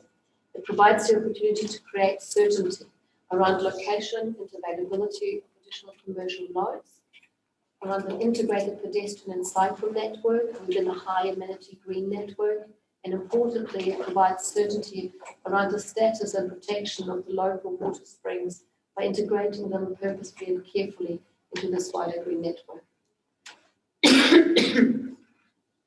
Well-functioning urban environments. Plan Change 69 supports well-functioning urban environments as per the National Policy Statement on Urban Development. And that's Policy 1, and I quote this in this particular paragraph, and I don't think I have to read that out. We're probably all familiar with it, unless you would like me to do that. I don't have to read them out. I've underlined Yeah, a that's particular what- passage regarding accessibility. This is a key point of disagreement with this passage. Reads as follows: have good accessibility for all people between housing, jobs, communities, services, natural spaces, and open spaces, including by way of public or active transport. So I've taken those this apart a little bit in terms of accessibility, connectivity, and walkability. Accessibility translates to community services and educational, commercial, communal, and recreational facilities being accessible within the plan change area and within the town centre and wider township. The NPSUD does not state that this accessibility is to be achieved by a car.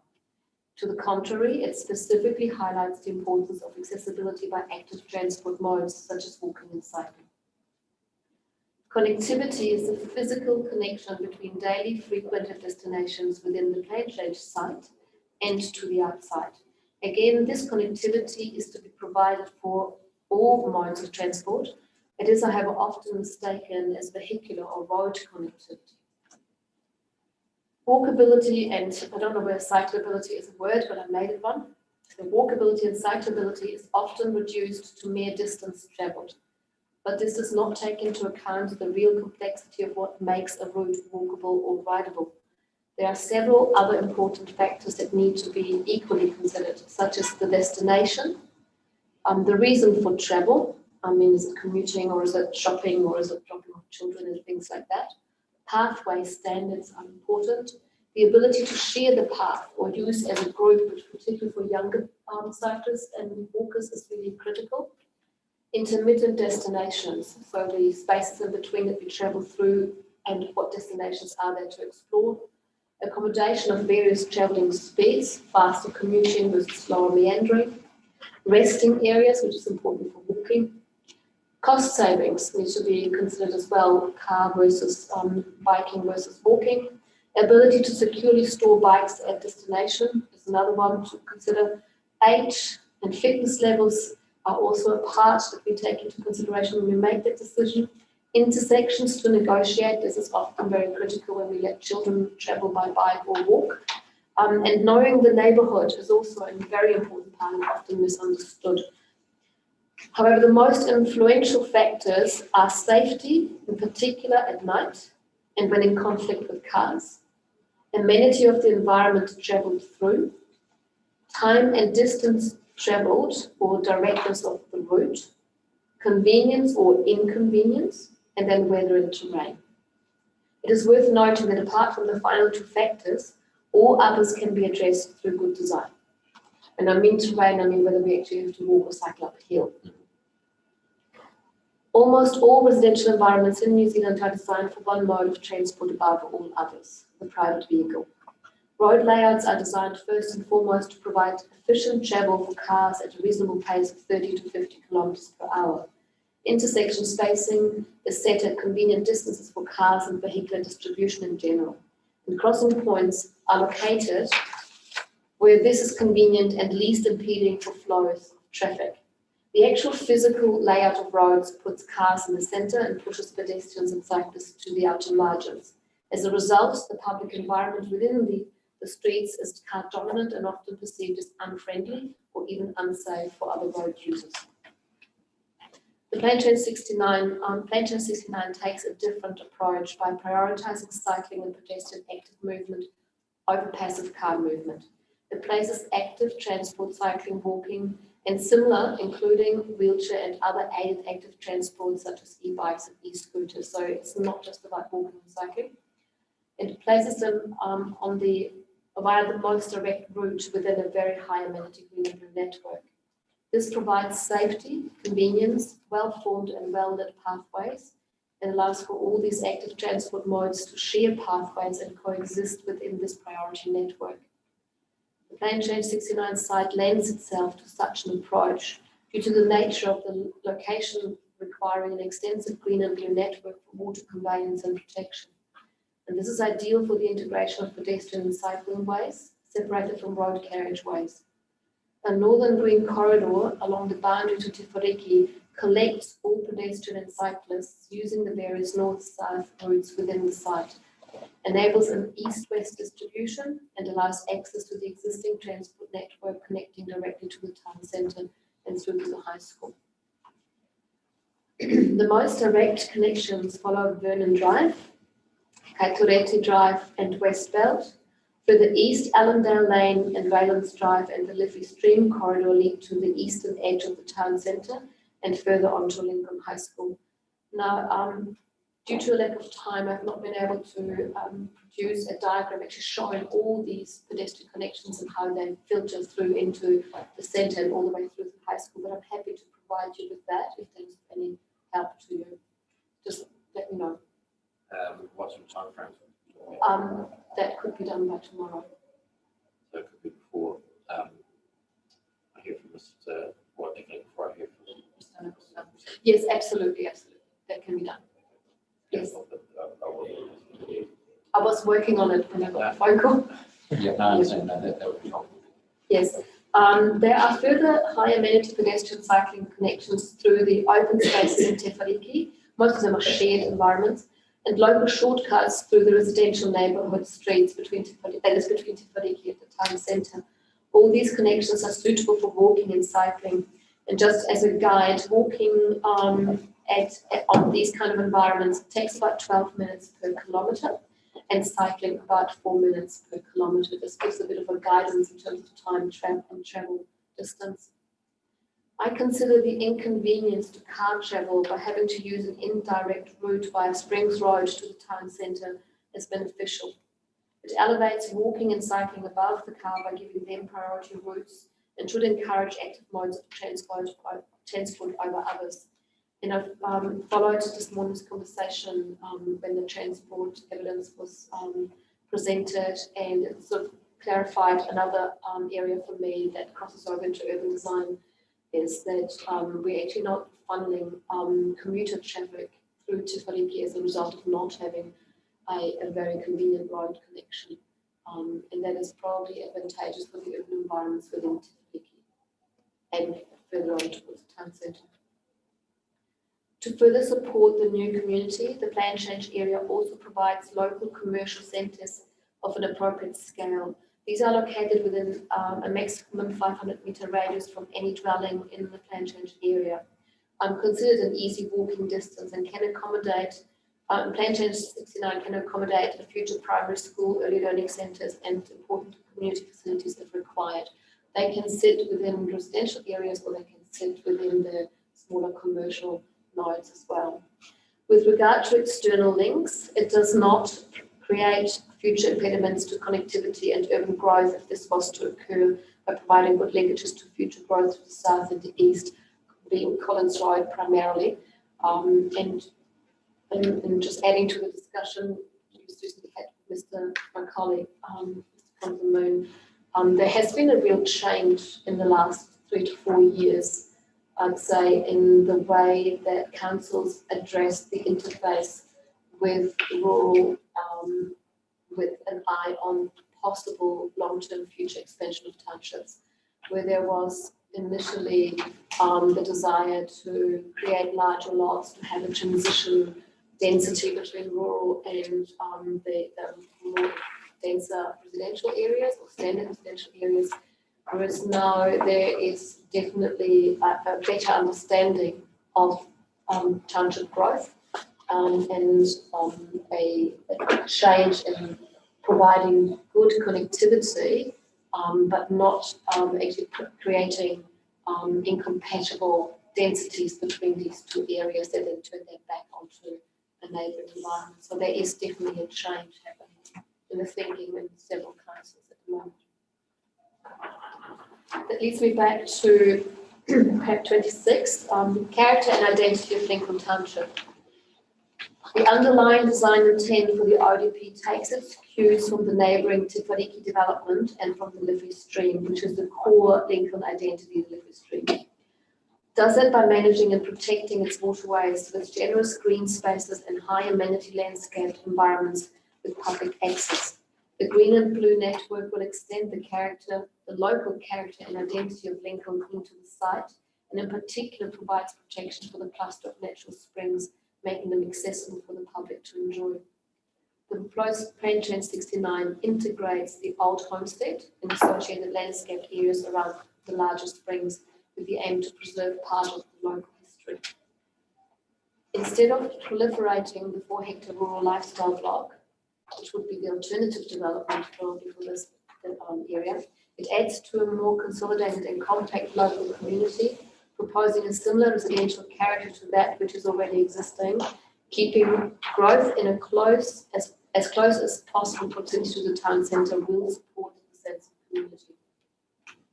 Lincoln character and identity are strongly associated with land, education, research, rural activities, natural landscape features, and the ability to experience these. Organising the residential layout around a blue and green network informed by the underlying natural patterns of the site will ensure the development will provide a sense of place and can be experienced as responsive to the landscape and natural characteristics of the site. Integrating pedestrian and cycling into the landscape margins of the waterways is in keeping with the character of Lincoln and will allow public access to these areas. Goes on to the most appropriate mechanism, plan change or another strategic spatial planning exercise or structural planning. Structure plans are a valuable tool to inform the strategic direction and spatial structure of an urban environment. Initiated by councils, they also identify a vision and built upon a common identity. As such, the Lincoln Structure Plan has assisted in shaping the current township, but not in a similar way as the Rolleston Structure Plan has transformed Rolleston. Structure plans are most effective when real change is required, when the current urban form of the town is not working, and strategic changes are needed to resolve or improve this. Rolleston is a good example where the structure plan has created a new vision and direction, with large green spaces, a new high school, and key community facilities, completely changing the spatial structure of the town. This is not the case in Lincoln. The Lincoln Structure Plan never really provided a major change in direction as this was not needed. The underlying spatial structure of Lincoln has always been dominated by natural features, radial roading approaches, and the clear hierarchy and importance of the main road and town centre. Lincoln already has a high school and clearly defined destinations such as the Lincoln University, the town centre, land care research, some historic areas and buildings, and most importantly, the Liffey Stream Green Corridor, providing a strong spatial layout. The structure plan basically recognised this and identified areas of growth in all directions unless there were specific constraints like university land care research. Within this context, a plan change such as Plan Change 69 is a logical extension of the structure plan and a natural growth progression for the township, following the existing underlying spatial layout. The only discrepancy is the extent of growth anticipated by the original structure plan. Plan changes by nature are part of the urban planning environment, with opportunities for dialogue and public input. They are a good tool to inform and test urban development, as they provide certainty around land availability and the willingness to develop. They often provide more accurate and detailed information regarding connectivity, density, and character than structural big picture planning. Structure plans are rarely treated as live documents and not updated regularly to respond to changing circumstances. As a result, the inherent detailed information within structure plans is often out of date. Last topic for me is timing. Under the current circumstances with the need for housing and the time it takes to undertake larger strategic exercises such as a structure plan, plan change is an appropriate way to ascertain if the land side of Lincoln Road is suitable for development. From an urban design perspective, it provides all the information needed to a detailed level, facilitating well-informed decisions and providing the benefit of a faster process. my conclusion, so I'm happy to answer any questions concerning the evidence advice conditions. Thank you.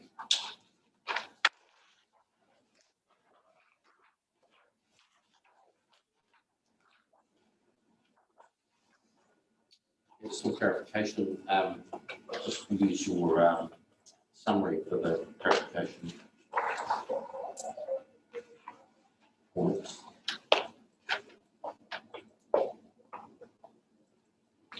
Okay, so the link here research, that's on the north, west of the site.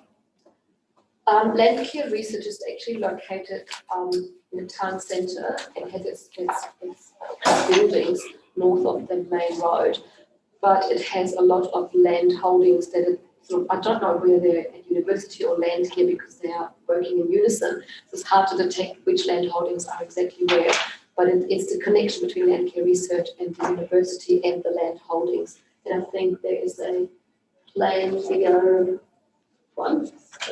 Yeah, figure 1 sort of identify on Mr. Moon's evidence. Identifies those land holdings which put a large constraint on any growth towards the west, and also creates a sense of separation between growth northwest beyond those land holdings. Okay, what figure was that, sorry? Was that figure 1? Figure 1.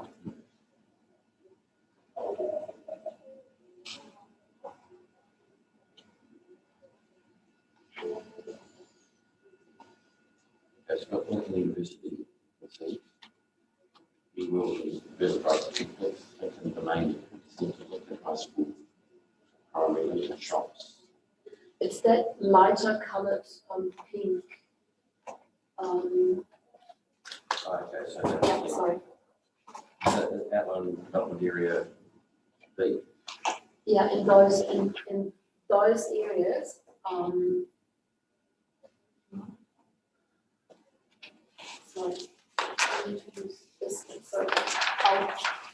can you go to figure 3?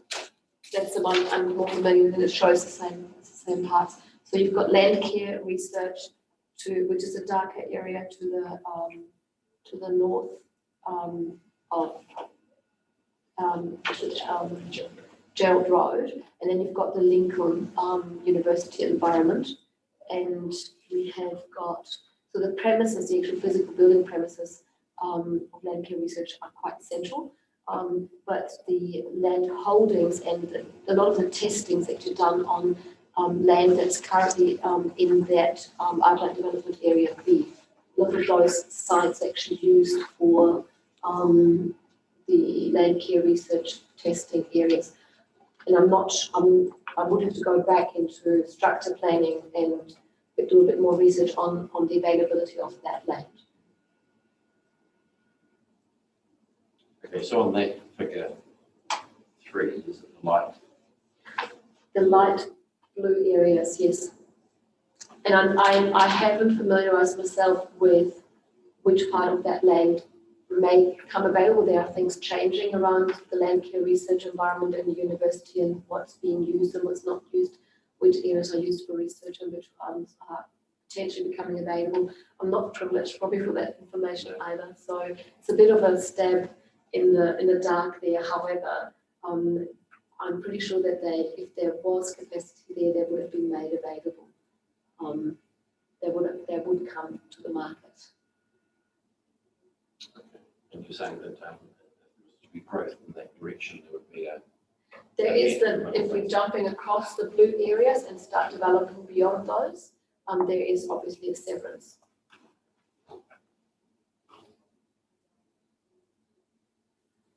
Although proximity to the town centre may be there, but it has no ability to connect through. All the growth that has occurred in or not, somebody may, has all of that development occurred in accordance with the structure plan until we get to this, or It's yes and no. It has developed in accordance in terms of the areas identified. I wouldn't be able to say that it's in accordance with the good thing because that is often not the case.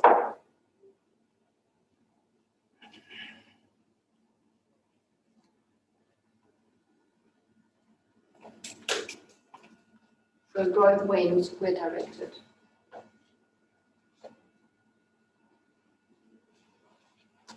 And it's pretty much full. There are probably little pockets here or there still available, but I don't think they add up to too much.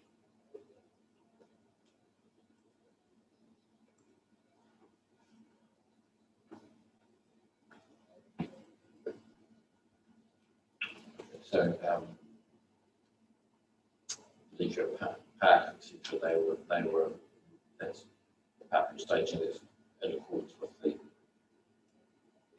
construction plan, so even the newer ones are. Yeah, yeah, that is my understanding.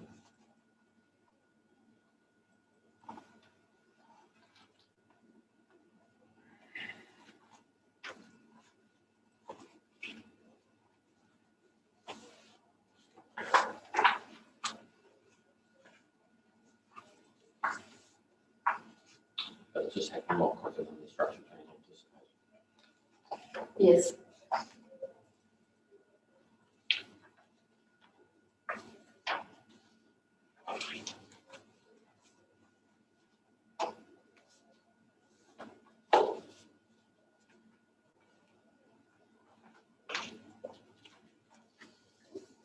And to you, best of your knowledge, that's all pretty much they identified the structure plans pretty much developed all. Yes, I've only just heard that the last approvals come through to go all the way to Ellsworth Road, which I wasn't yet aware of. So that was clarified this morning when I was listening to the other evidence. So, and I know that there are some areas in Barton Field or to the north of Barton Field. There's a little bit of scope in there, and there is just a little bit of scope to the north of Flemington, and then the full. Pretty much, and probably the very south in this area, the Brookvale to the very south. So they're like the last stages of those that are now coming through. Okay. So I realise we're talking about Mr. Dr. Moan's appendices, but I should have talked to you about these, Mr. Dr. Moan, and you can comment if you wish. They were there for both those. I'm just trying to sort of identify what the old town was before the structure plan, where that would sit in the appendix. Yeah, I think it's in the older village area, just around it was Bob's Tavern. Now there's the famous grouse. Those shops was the Chinese restaurant, fish and chip shop. Hillier's when it was on the near Westbelt, Gerald Street, James Street, that sort of area around there, around Liffey. So focused towards the stream. Yeah, it's around the stream. It's St. Stephen's Church, those old parts. And then it was, I think, Tifariki really, when it started down the eastern side of stage one, was really the first stage that you start getting true suburban development coming into that village character. And I don't think you realise the extent of it because it wraps around the back until it sort of goes into stage 3 or 4 where it's starting to put those connections through. Just to contribute, I've worked in Lincoln now for the last 15 years regularly, so I've seen it develop. And when I had to analyse it for the first time, Birches Road leading into from Prebbleton into Lincoln, and where it hits the stream, the Liffey stream, it was a key road, and you can see the old structures, the church and the school location and things in there. The old gallery in there as well, and where it hits the main road through Lincoln, the pull of the university towards the west has made that the main street and pulled it away from Birches Road. So we now have sort of two roads joining up, and within there the centre sits. It's been growing westwards ever since the university has been established. And then the residential areas have grown around in the area between the Liffey stream going towards the west. They're slightly older, and we've got some older established areas just between the high school and where the Liffey stream, and Burgess Road and the main roads head. That is the old town. Originally, a lot of growth in the 80s and 90s went towards the south and partially a little bit to the east, and also just filling in north of the Gerald Street. And then a big step was made to even go further south and further east on the southern side of Edward Street. And then the structure plans started hitting because that growth was starting to become not uncontrolled, but it was just the pace was accelerating, and the structure plan stepped in, and that then identified all the areas as the structure plan, and very quickly they started filling in from 28 onwards. So I think 2010 and 2012 were the big developments really hit where the rubber hit the road.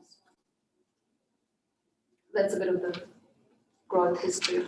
No, that's so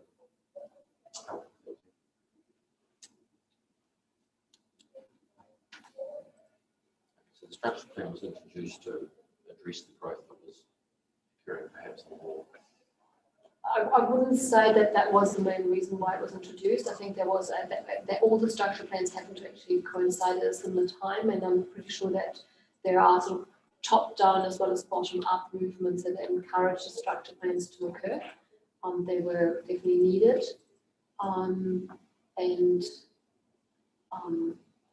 but the fact that they're all at the same time and planning might give us a bit more of a background there as to why they actually all happened at that particular time. It could well be a directive that they had to be done.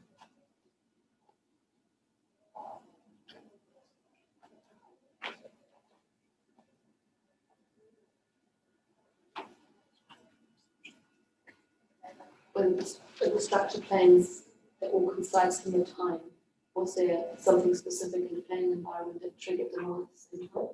I'd imagine it would have been in response to Plan Change 1 and the definition of urban limits. At the time, so the urban development strategy of the early 2000s, followed by PSD1, so those structure plans reflect those greenfield views, as my understanding. Yeah, so that clarifies that. It Thank pretty you. much quotes the introduction to the structure plan. Yeah. And then the council was PC7 at that time as well. And then that started putting in place the framework for these things. So then it started with the major towns and then went to some strategies for the outer lying areas as opposed to full-blown structure plans.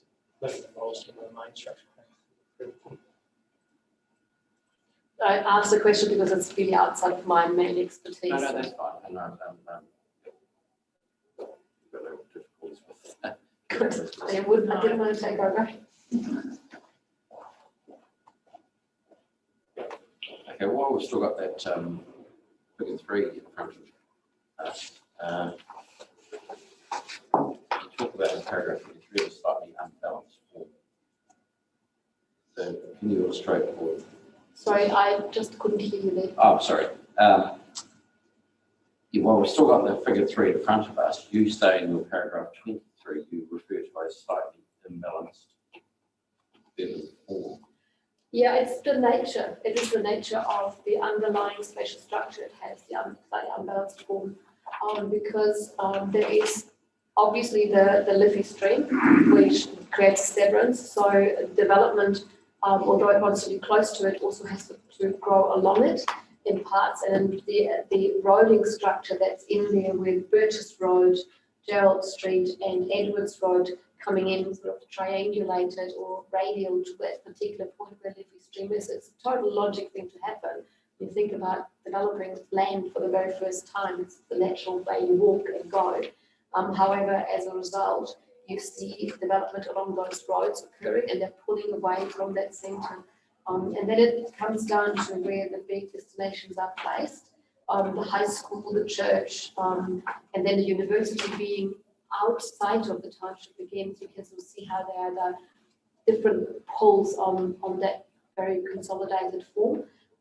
And that's a natural thing at the time. And I think the structure plan, again, by placing growth in particular areas, assists in overcoming that. It's not a major hurdle, I think, for Lincoln at this time.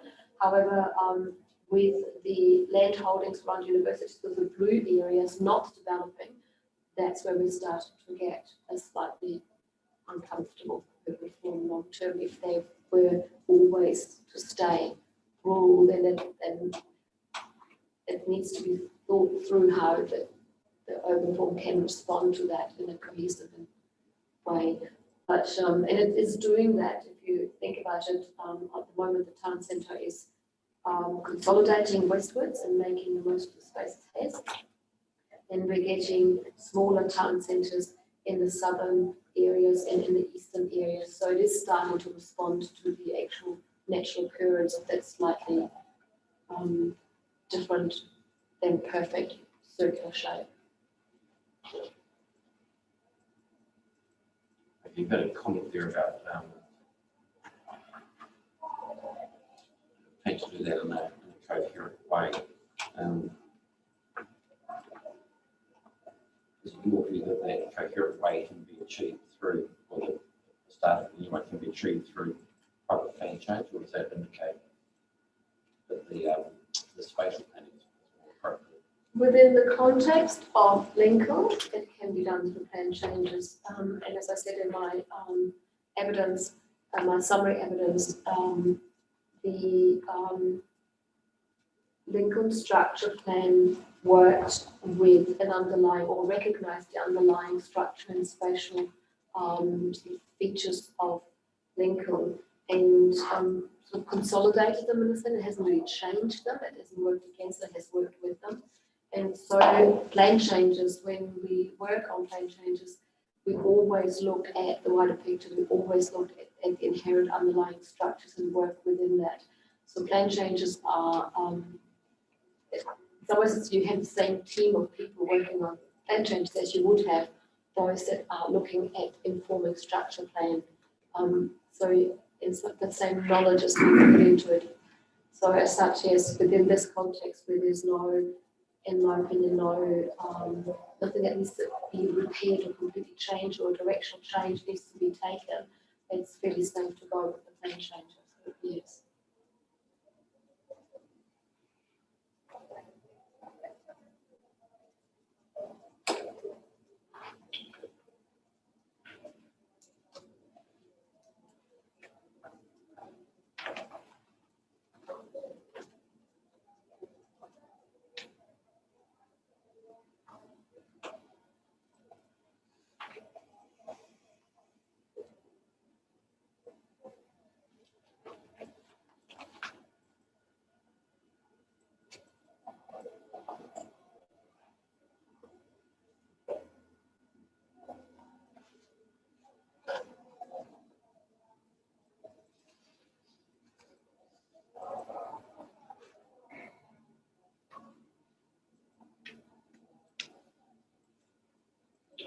Can you just talk through your paragraph 27?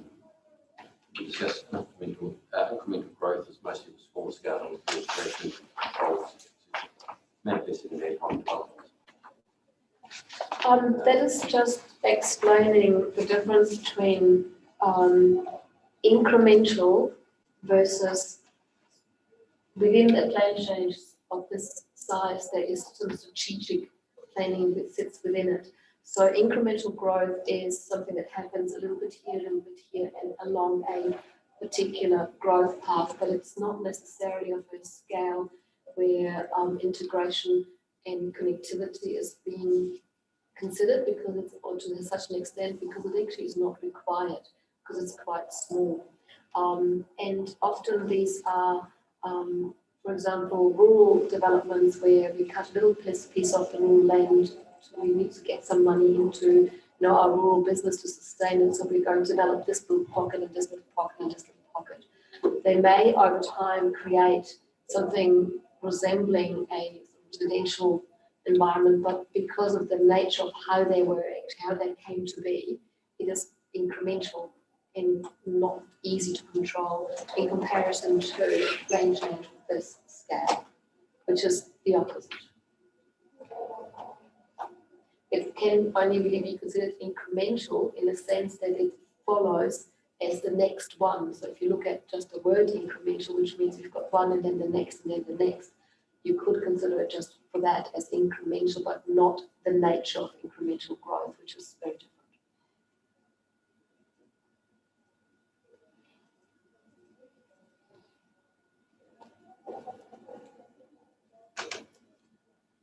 So how does this plan change? I won't read this specific paragraph, but how does this plan change? So it follows the growth base that was anticipated by the patterns anticipated by the structure. I think we went through that journey with West Milton, you may recall, and every township has its own way of growing, and this particular township here has got segments east-west, and it is of a high amenity with the Liffey stream. So development in here will always be on chunks either on the east or the west of the Liffey. That's the first one. The second one is that anything that moves westwards is ultimately filling in between the township and Lincoln University. So these are, although Lincoln University is not a structural feature of the natural environment, it does actually provide an urban structure that has an impact on the way the town can grow.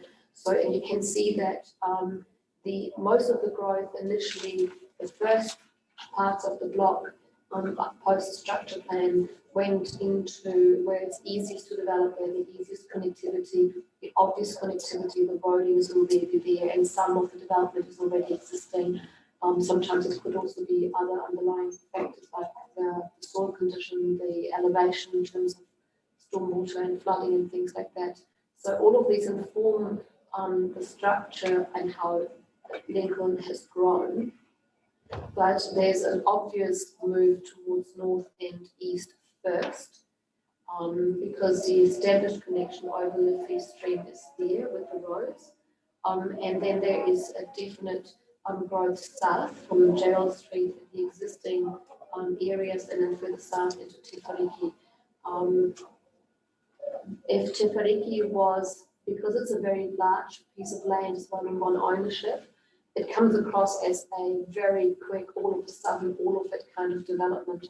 But that is the nature of the structure plan, providing those ODP areas and people therefore thinking bigger picture within those ODP areas.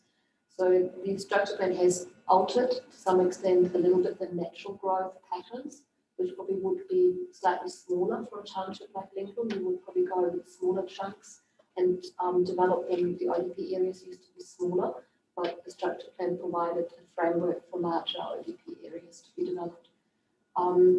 The growth, now that the eastern parts have sort of pulled along fast, Te Whariki made a step to the south. The next one ultimately is Plain Change Area 69 within that context, or stepping over Ellsworth Road, or stepping further north beyond Barton Fields, and then you're going into the areas towards Trebbleton. So those are your three options in reality, and of those three, Plain Change Area 69. Just so I note down those three options again. Well, in the big picture, from the big picture thinking, those are your three options and directions to go, north, east, and south, really. And for those three directions, the Plain Change Area 69 is actually reasonably close and can be connected through existing urban environments to the town centre. The other areas are, as I said in my summary evidence, going across Ellesmere Road, there are developments already in there, so that can be a little bit more difficult to integrate. And the road connections would have to go along Edwards Roads primarily at the moment. So, and then if you go for the north, you're reliant on Birches Road letting you through, because there's not much connectivity from Barton Fields wrapping around the school and then back down, you're landing in the areas which are owned by the university. So you can sort of see where each area where we're going has to overcome some hurdles when it comes to connecting it. And for me, plan change 69 is a very reasonable next step.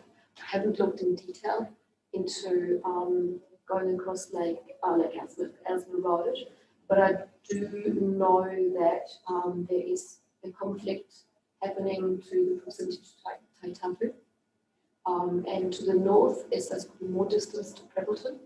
So that might be slightly more suitable in the western side, but I haven't done in-depth studies of those areas.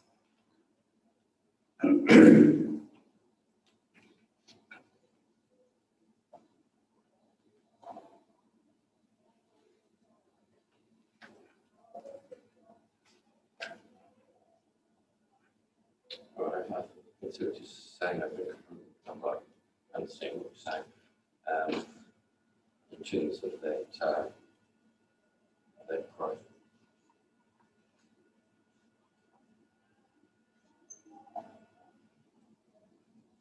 And when you're looking at growth, I mean, it's always a timing issue, but if you're looking at growth in 20 years, these areas may all be developed to the west and to the north, if growth rates continue like this, because this is ultimately a key centre.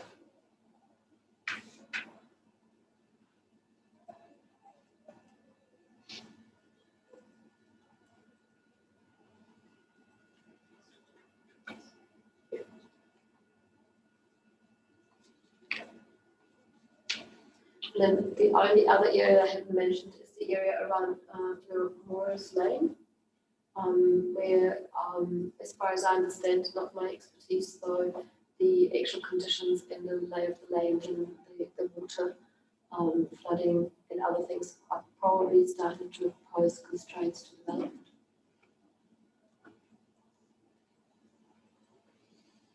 That's identified in the structural plan itself, isn't it? It talks about the waterfall flood.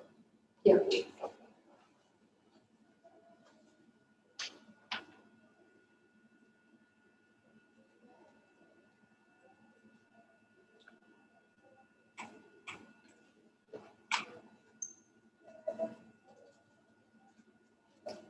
And it's sort of Mr. Nicholson too. What I'm looking at that page 3 figure is that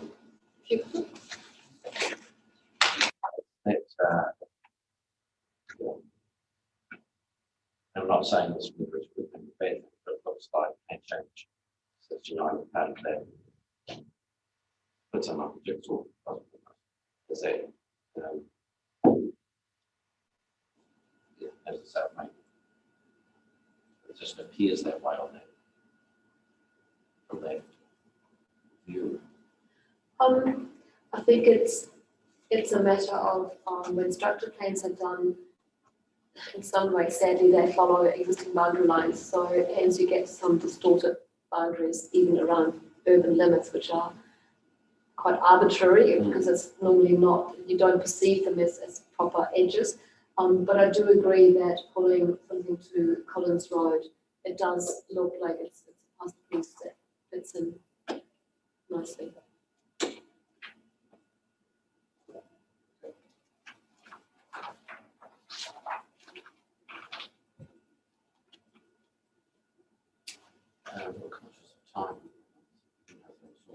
I think we're going to hear from these parties that they're going to go away and do some more work, get some more information, so so you can just carry on. Okay, I'll just carry on. But I don't have that much for you in terms of questions that we have discussed and the discussion that we need to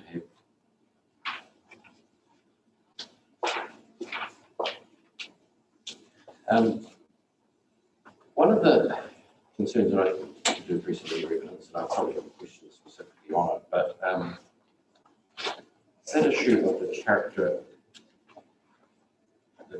of the town and the scale of this activity. matter raised by a number of submissions that were concerned that something of this size is essentially changing character from what some people describe as a rural village. Whether that is, it was not another issue, but that's how they describe it. Is there a risk with the plan change of this size that it does change that character? Whether it's adverse or beneficial, it can change the character. I think the important part first is to actually understand what character means when people use the word character. And when it comes from submitters, I think it's really important to gauge an understanding of what they perceive the character to be. And with Lincoln and with a lot of New Zealand smaller towns, or that were smaller towns and are growing to become bigger, there is a character of the inner area, which is very reflective of its sort of history and rural, growing from a rural township into a what we now call a normal township. It has all components of what the township entails. So but with Lincoln, in addition to that, there is the underlying natural sort of features that are a strong part of its character, and they are all around waterway and green space and how they are addressed and participate in creating public space within the township. And then the next part that you asked for was scale. There's also, scale and time need to be looked at this. They can be looked at independently, but they also need to be taken together. So in terms of scale, Lincoln, the way it is at the moment, is already larger than it is actually perceived often when you go through it, which is very typical, again, for these type of townships. And the scale is not necessarily the determinant of character. So the overall size of the township doesn't determine its character. It can be have a detrimental effect on it if the overall character within the streetscapes, the amenity being provided is low, then the scale of this low amenity obviously is accumulative and therefore has an influence on the overall perception of the character of the township. However, with Lincoln and the way that it's laid out in most parts, the characteristics of what give Lincoln its character are actually being pulled into a lot of these developments through green spaces. And in particular in Te Whariki, and Franchise 69 has the same opportunities to do that. The waterways are an asset to be able to actually express that characteristic of Lincoln. Less of that has occurred in the northern and northeastern areas due to the lack of these kind of waterways. So the character or the characteristics in those neighbourhoods, we had to work a lot harder to bring green corridors back into the designs and things like that. So, so that's one part in terms of character to be aware of. So character is not necessarily determined by scale.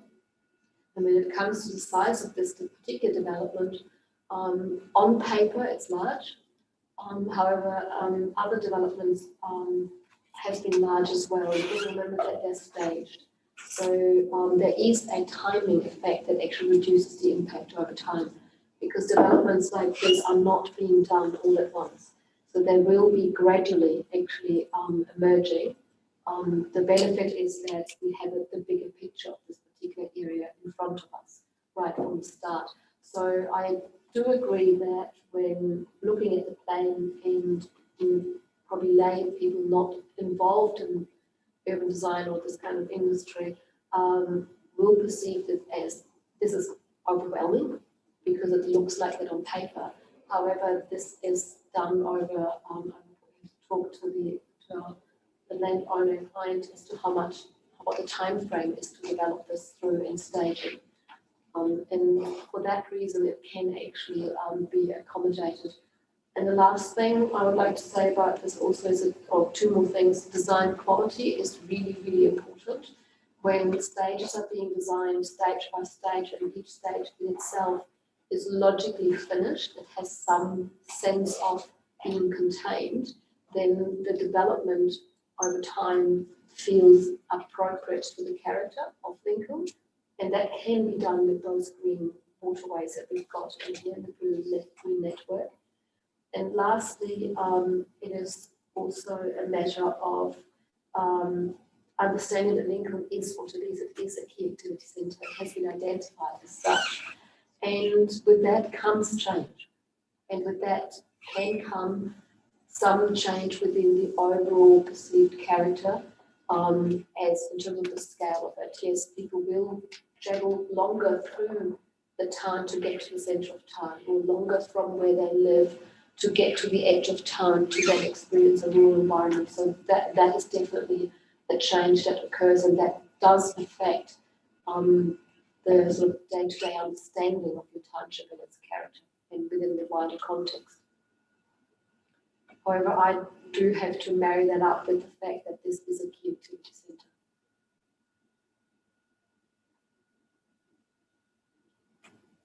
So that identification is important to you. I think there is a little bit of a tension between the old Lincoln and the wanting to keep it like it used to be, even before the structure plan made it bigger.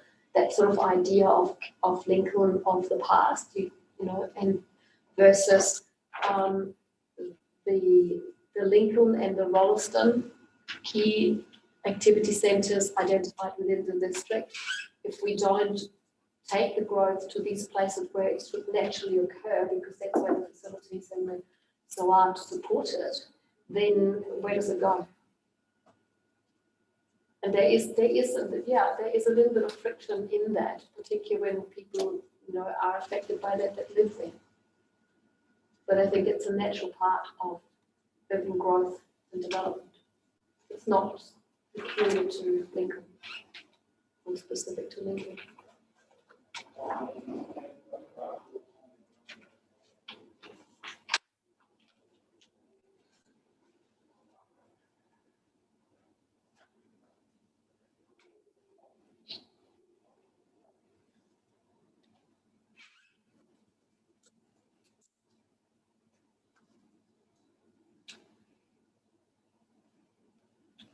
In terms of the scales, and you know, as much as you can design a development to ensure that the design is getting all those sorts of issues, and in scale, produce the effects, doesn't it, in terms of traffic, and commented on the way this is designed in relation to those, but just in terms of the change of character, we've got another 1,400 whatever it is, people movements per day. But they wouldn't come all at once, and I think that's the thing with change. I mean, if we think about what Lincoln looked like even before the structure plan, which was how long ago, not many people can recollect where the boundaries were. We have to look at maps to remember this. So change, although it looks like a massive amount of change, the fact that it actually gradually implements itself over time also softens that issue of scale. And it's amazing how much we actually are scared of change, and then when change happens, how much it actually also is like, oh, it wasn't actually that bad. And I know this is not a very, this is not an expert assessment of this, but this is the nature of change. And it is important to understand that in places like Lincoln, because of where they're located, how they've grown in the past, what they facilitate, particularly with the university, it has been made a key activity centre for a good reason. Let's talk about the spatial planning or strategic planning, whatever it is, in terms of identifying growth and processes, and you've said that we've said that we'll pay changes of the process because the opportunity for engagement, etc. There's a difference between the two processes. I suppose I'm planning issue, I suppose, but when you're looking at an overall strategic plan or spatial plan or whatever, you sort of start, would you start from talking to the people in the area and say, about this location, what is it you really want the treasurer want to keep, and sort of starting from that process at the base, so getting an understanding of what people value about where they live, and then working from there. Whereas with the plan change coming over the top,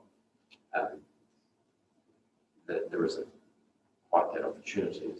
There is a difference between a structure plan and the type of public consultation versus plan change.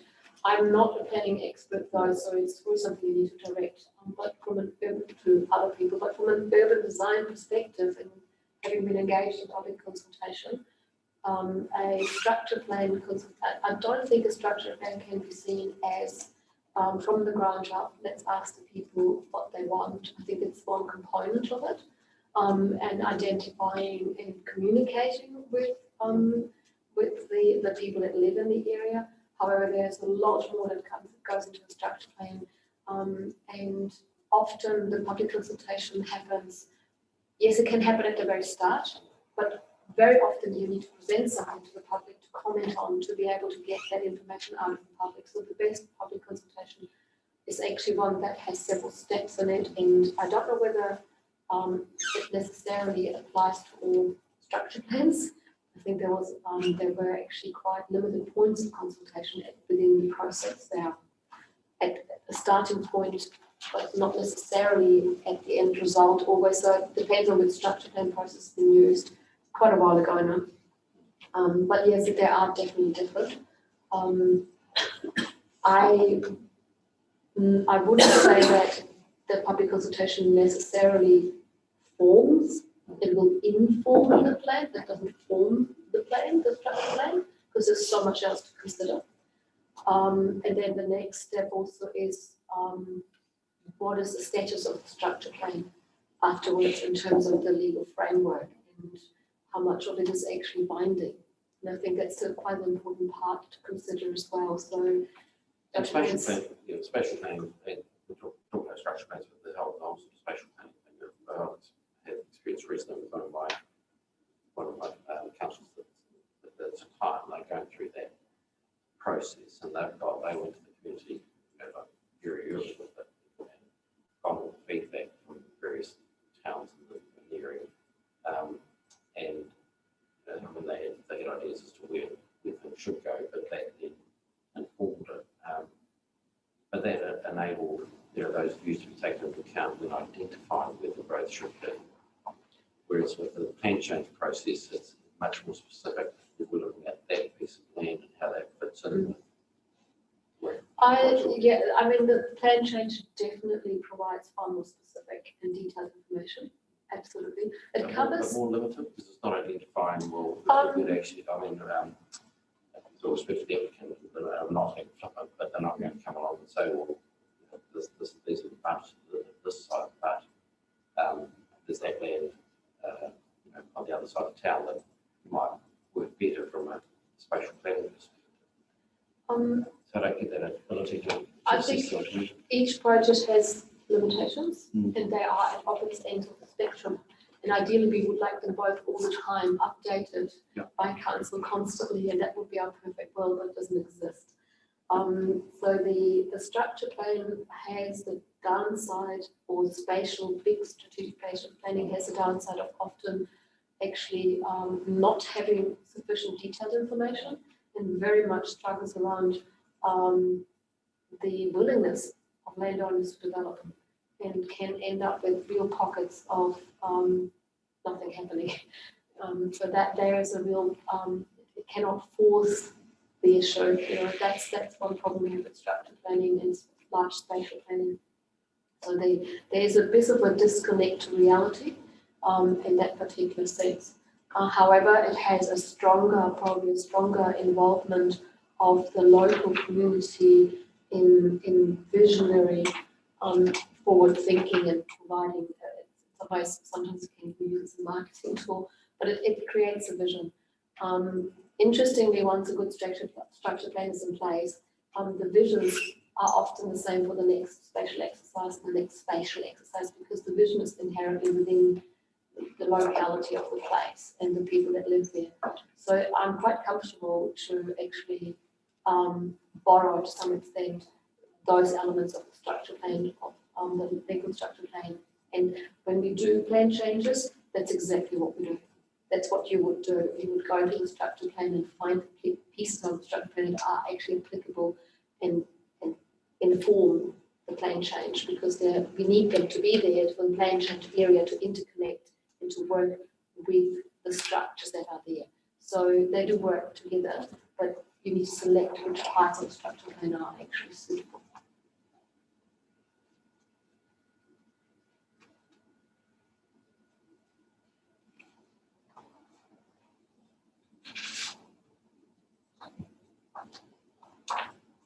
So in this case, the Lincoln spatial plans are informed about what? Yes, definitely.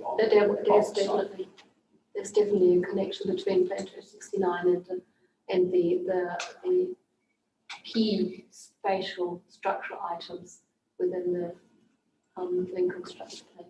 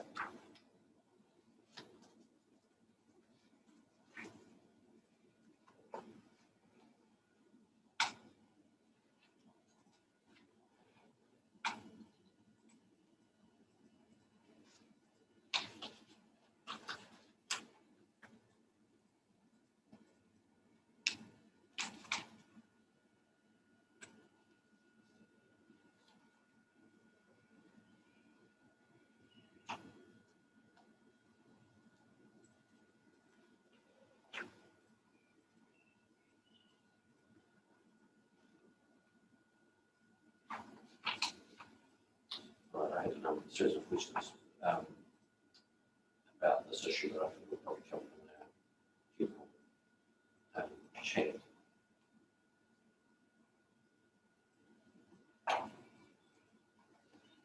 So you addressed Mr. Nicholson's concerns where she raised about the proposed threat to the perception that local people have about their own town. You sort of covered those issues and just, in a general sense of discussion. Yeah, and I think this is the big discussion about change ultimately.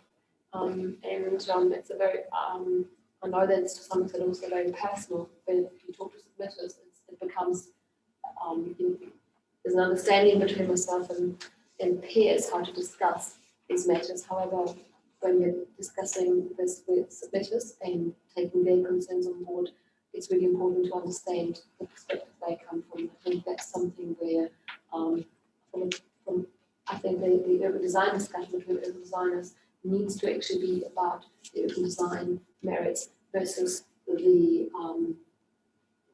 discussion that you would have with a submitter around character. I think it's really important that to understand what creates character and what character means within in the urban design terminology and landscape terminology versus the word character utilised in submissions. I think it's really important they need to be not necessarily separated out, but understood within that context. Yeah. And you're not suggesting that the residents' concern should be somehow down? No, not at all. Not at all.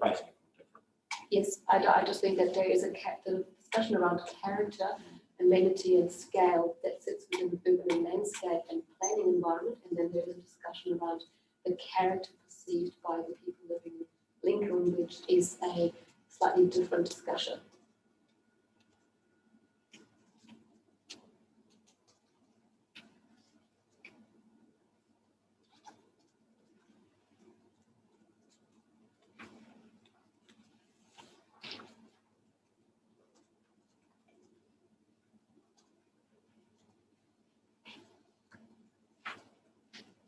All right, well, thank you very much.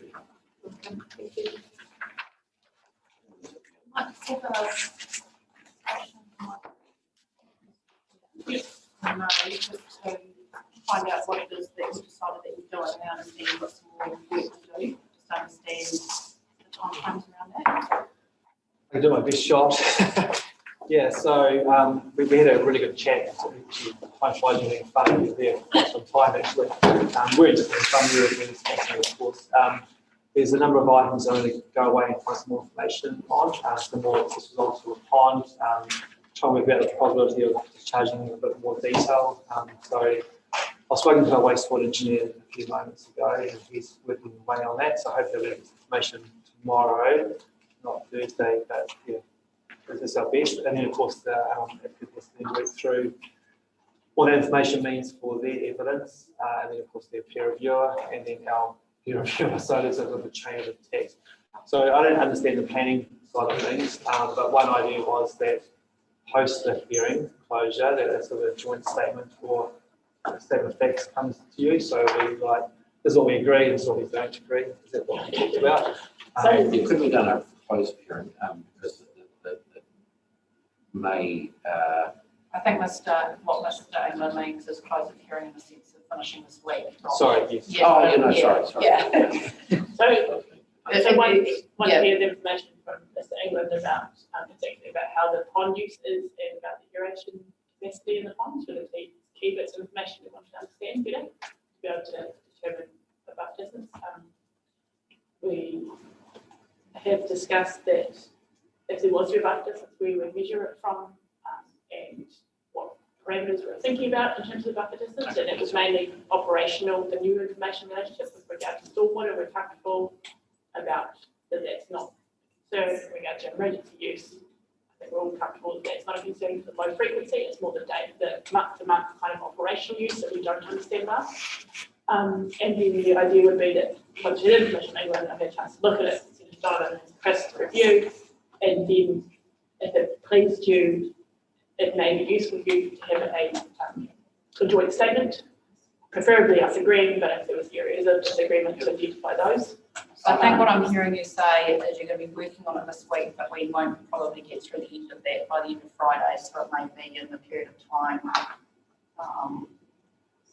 for the closing. And I'm really comfortable with that process. I think because of the late it's come to probably everybody's attention and sort of late in the process. Yeah, and I'd rather have it because it's important that I'd rather have it properly considered and certainly enjoy the witness conferencing. I'm very comfortable with that. So you'll be able to. No, you'll be able to give us an update when you give your report on Friday as to what you've provided, and then perhaps we can have another discussion when you're giving your evidence on time. Is that okay? Yes, yeah, indeed. And I am anxious with a number of these on. So I want to get too much more hearing time than Christmas, but I do want to get this one, get all the information together. Yes, so we've got that February deadline looming too. So, yeah. So I'm anticipating that there'll be a little bit, well, as much as you can do between now and Friday, and then so you'll have done your bit by Friday, and then how quickly we can get it back to the commissioner is in the amount of time I'm doing my closing. And I've probably got clients linked to my left that would like that to be very quick as well. So we have the same incentives. Yeah. Okay, well, thank you all very much. We'll adjourn for tomorrow.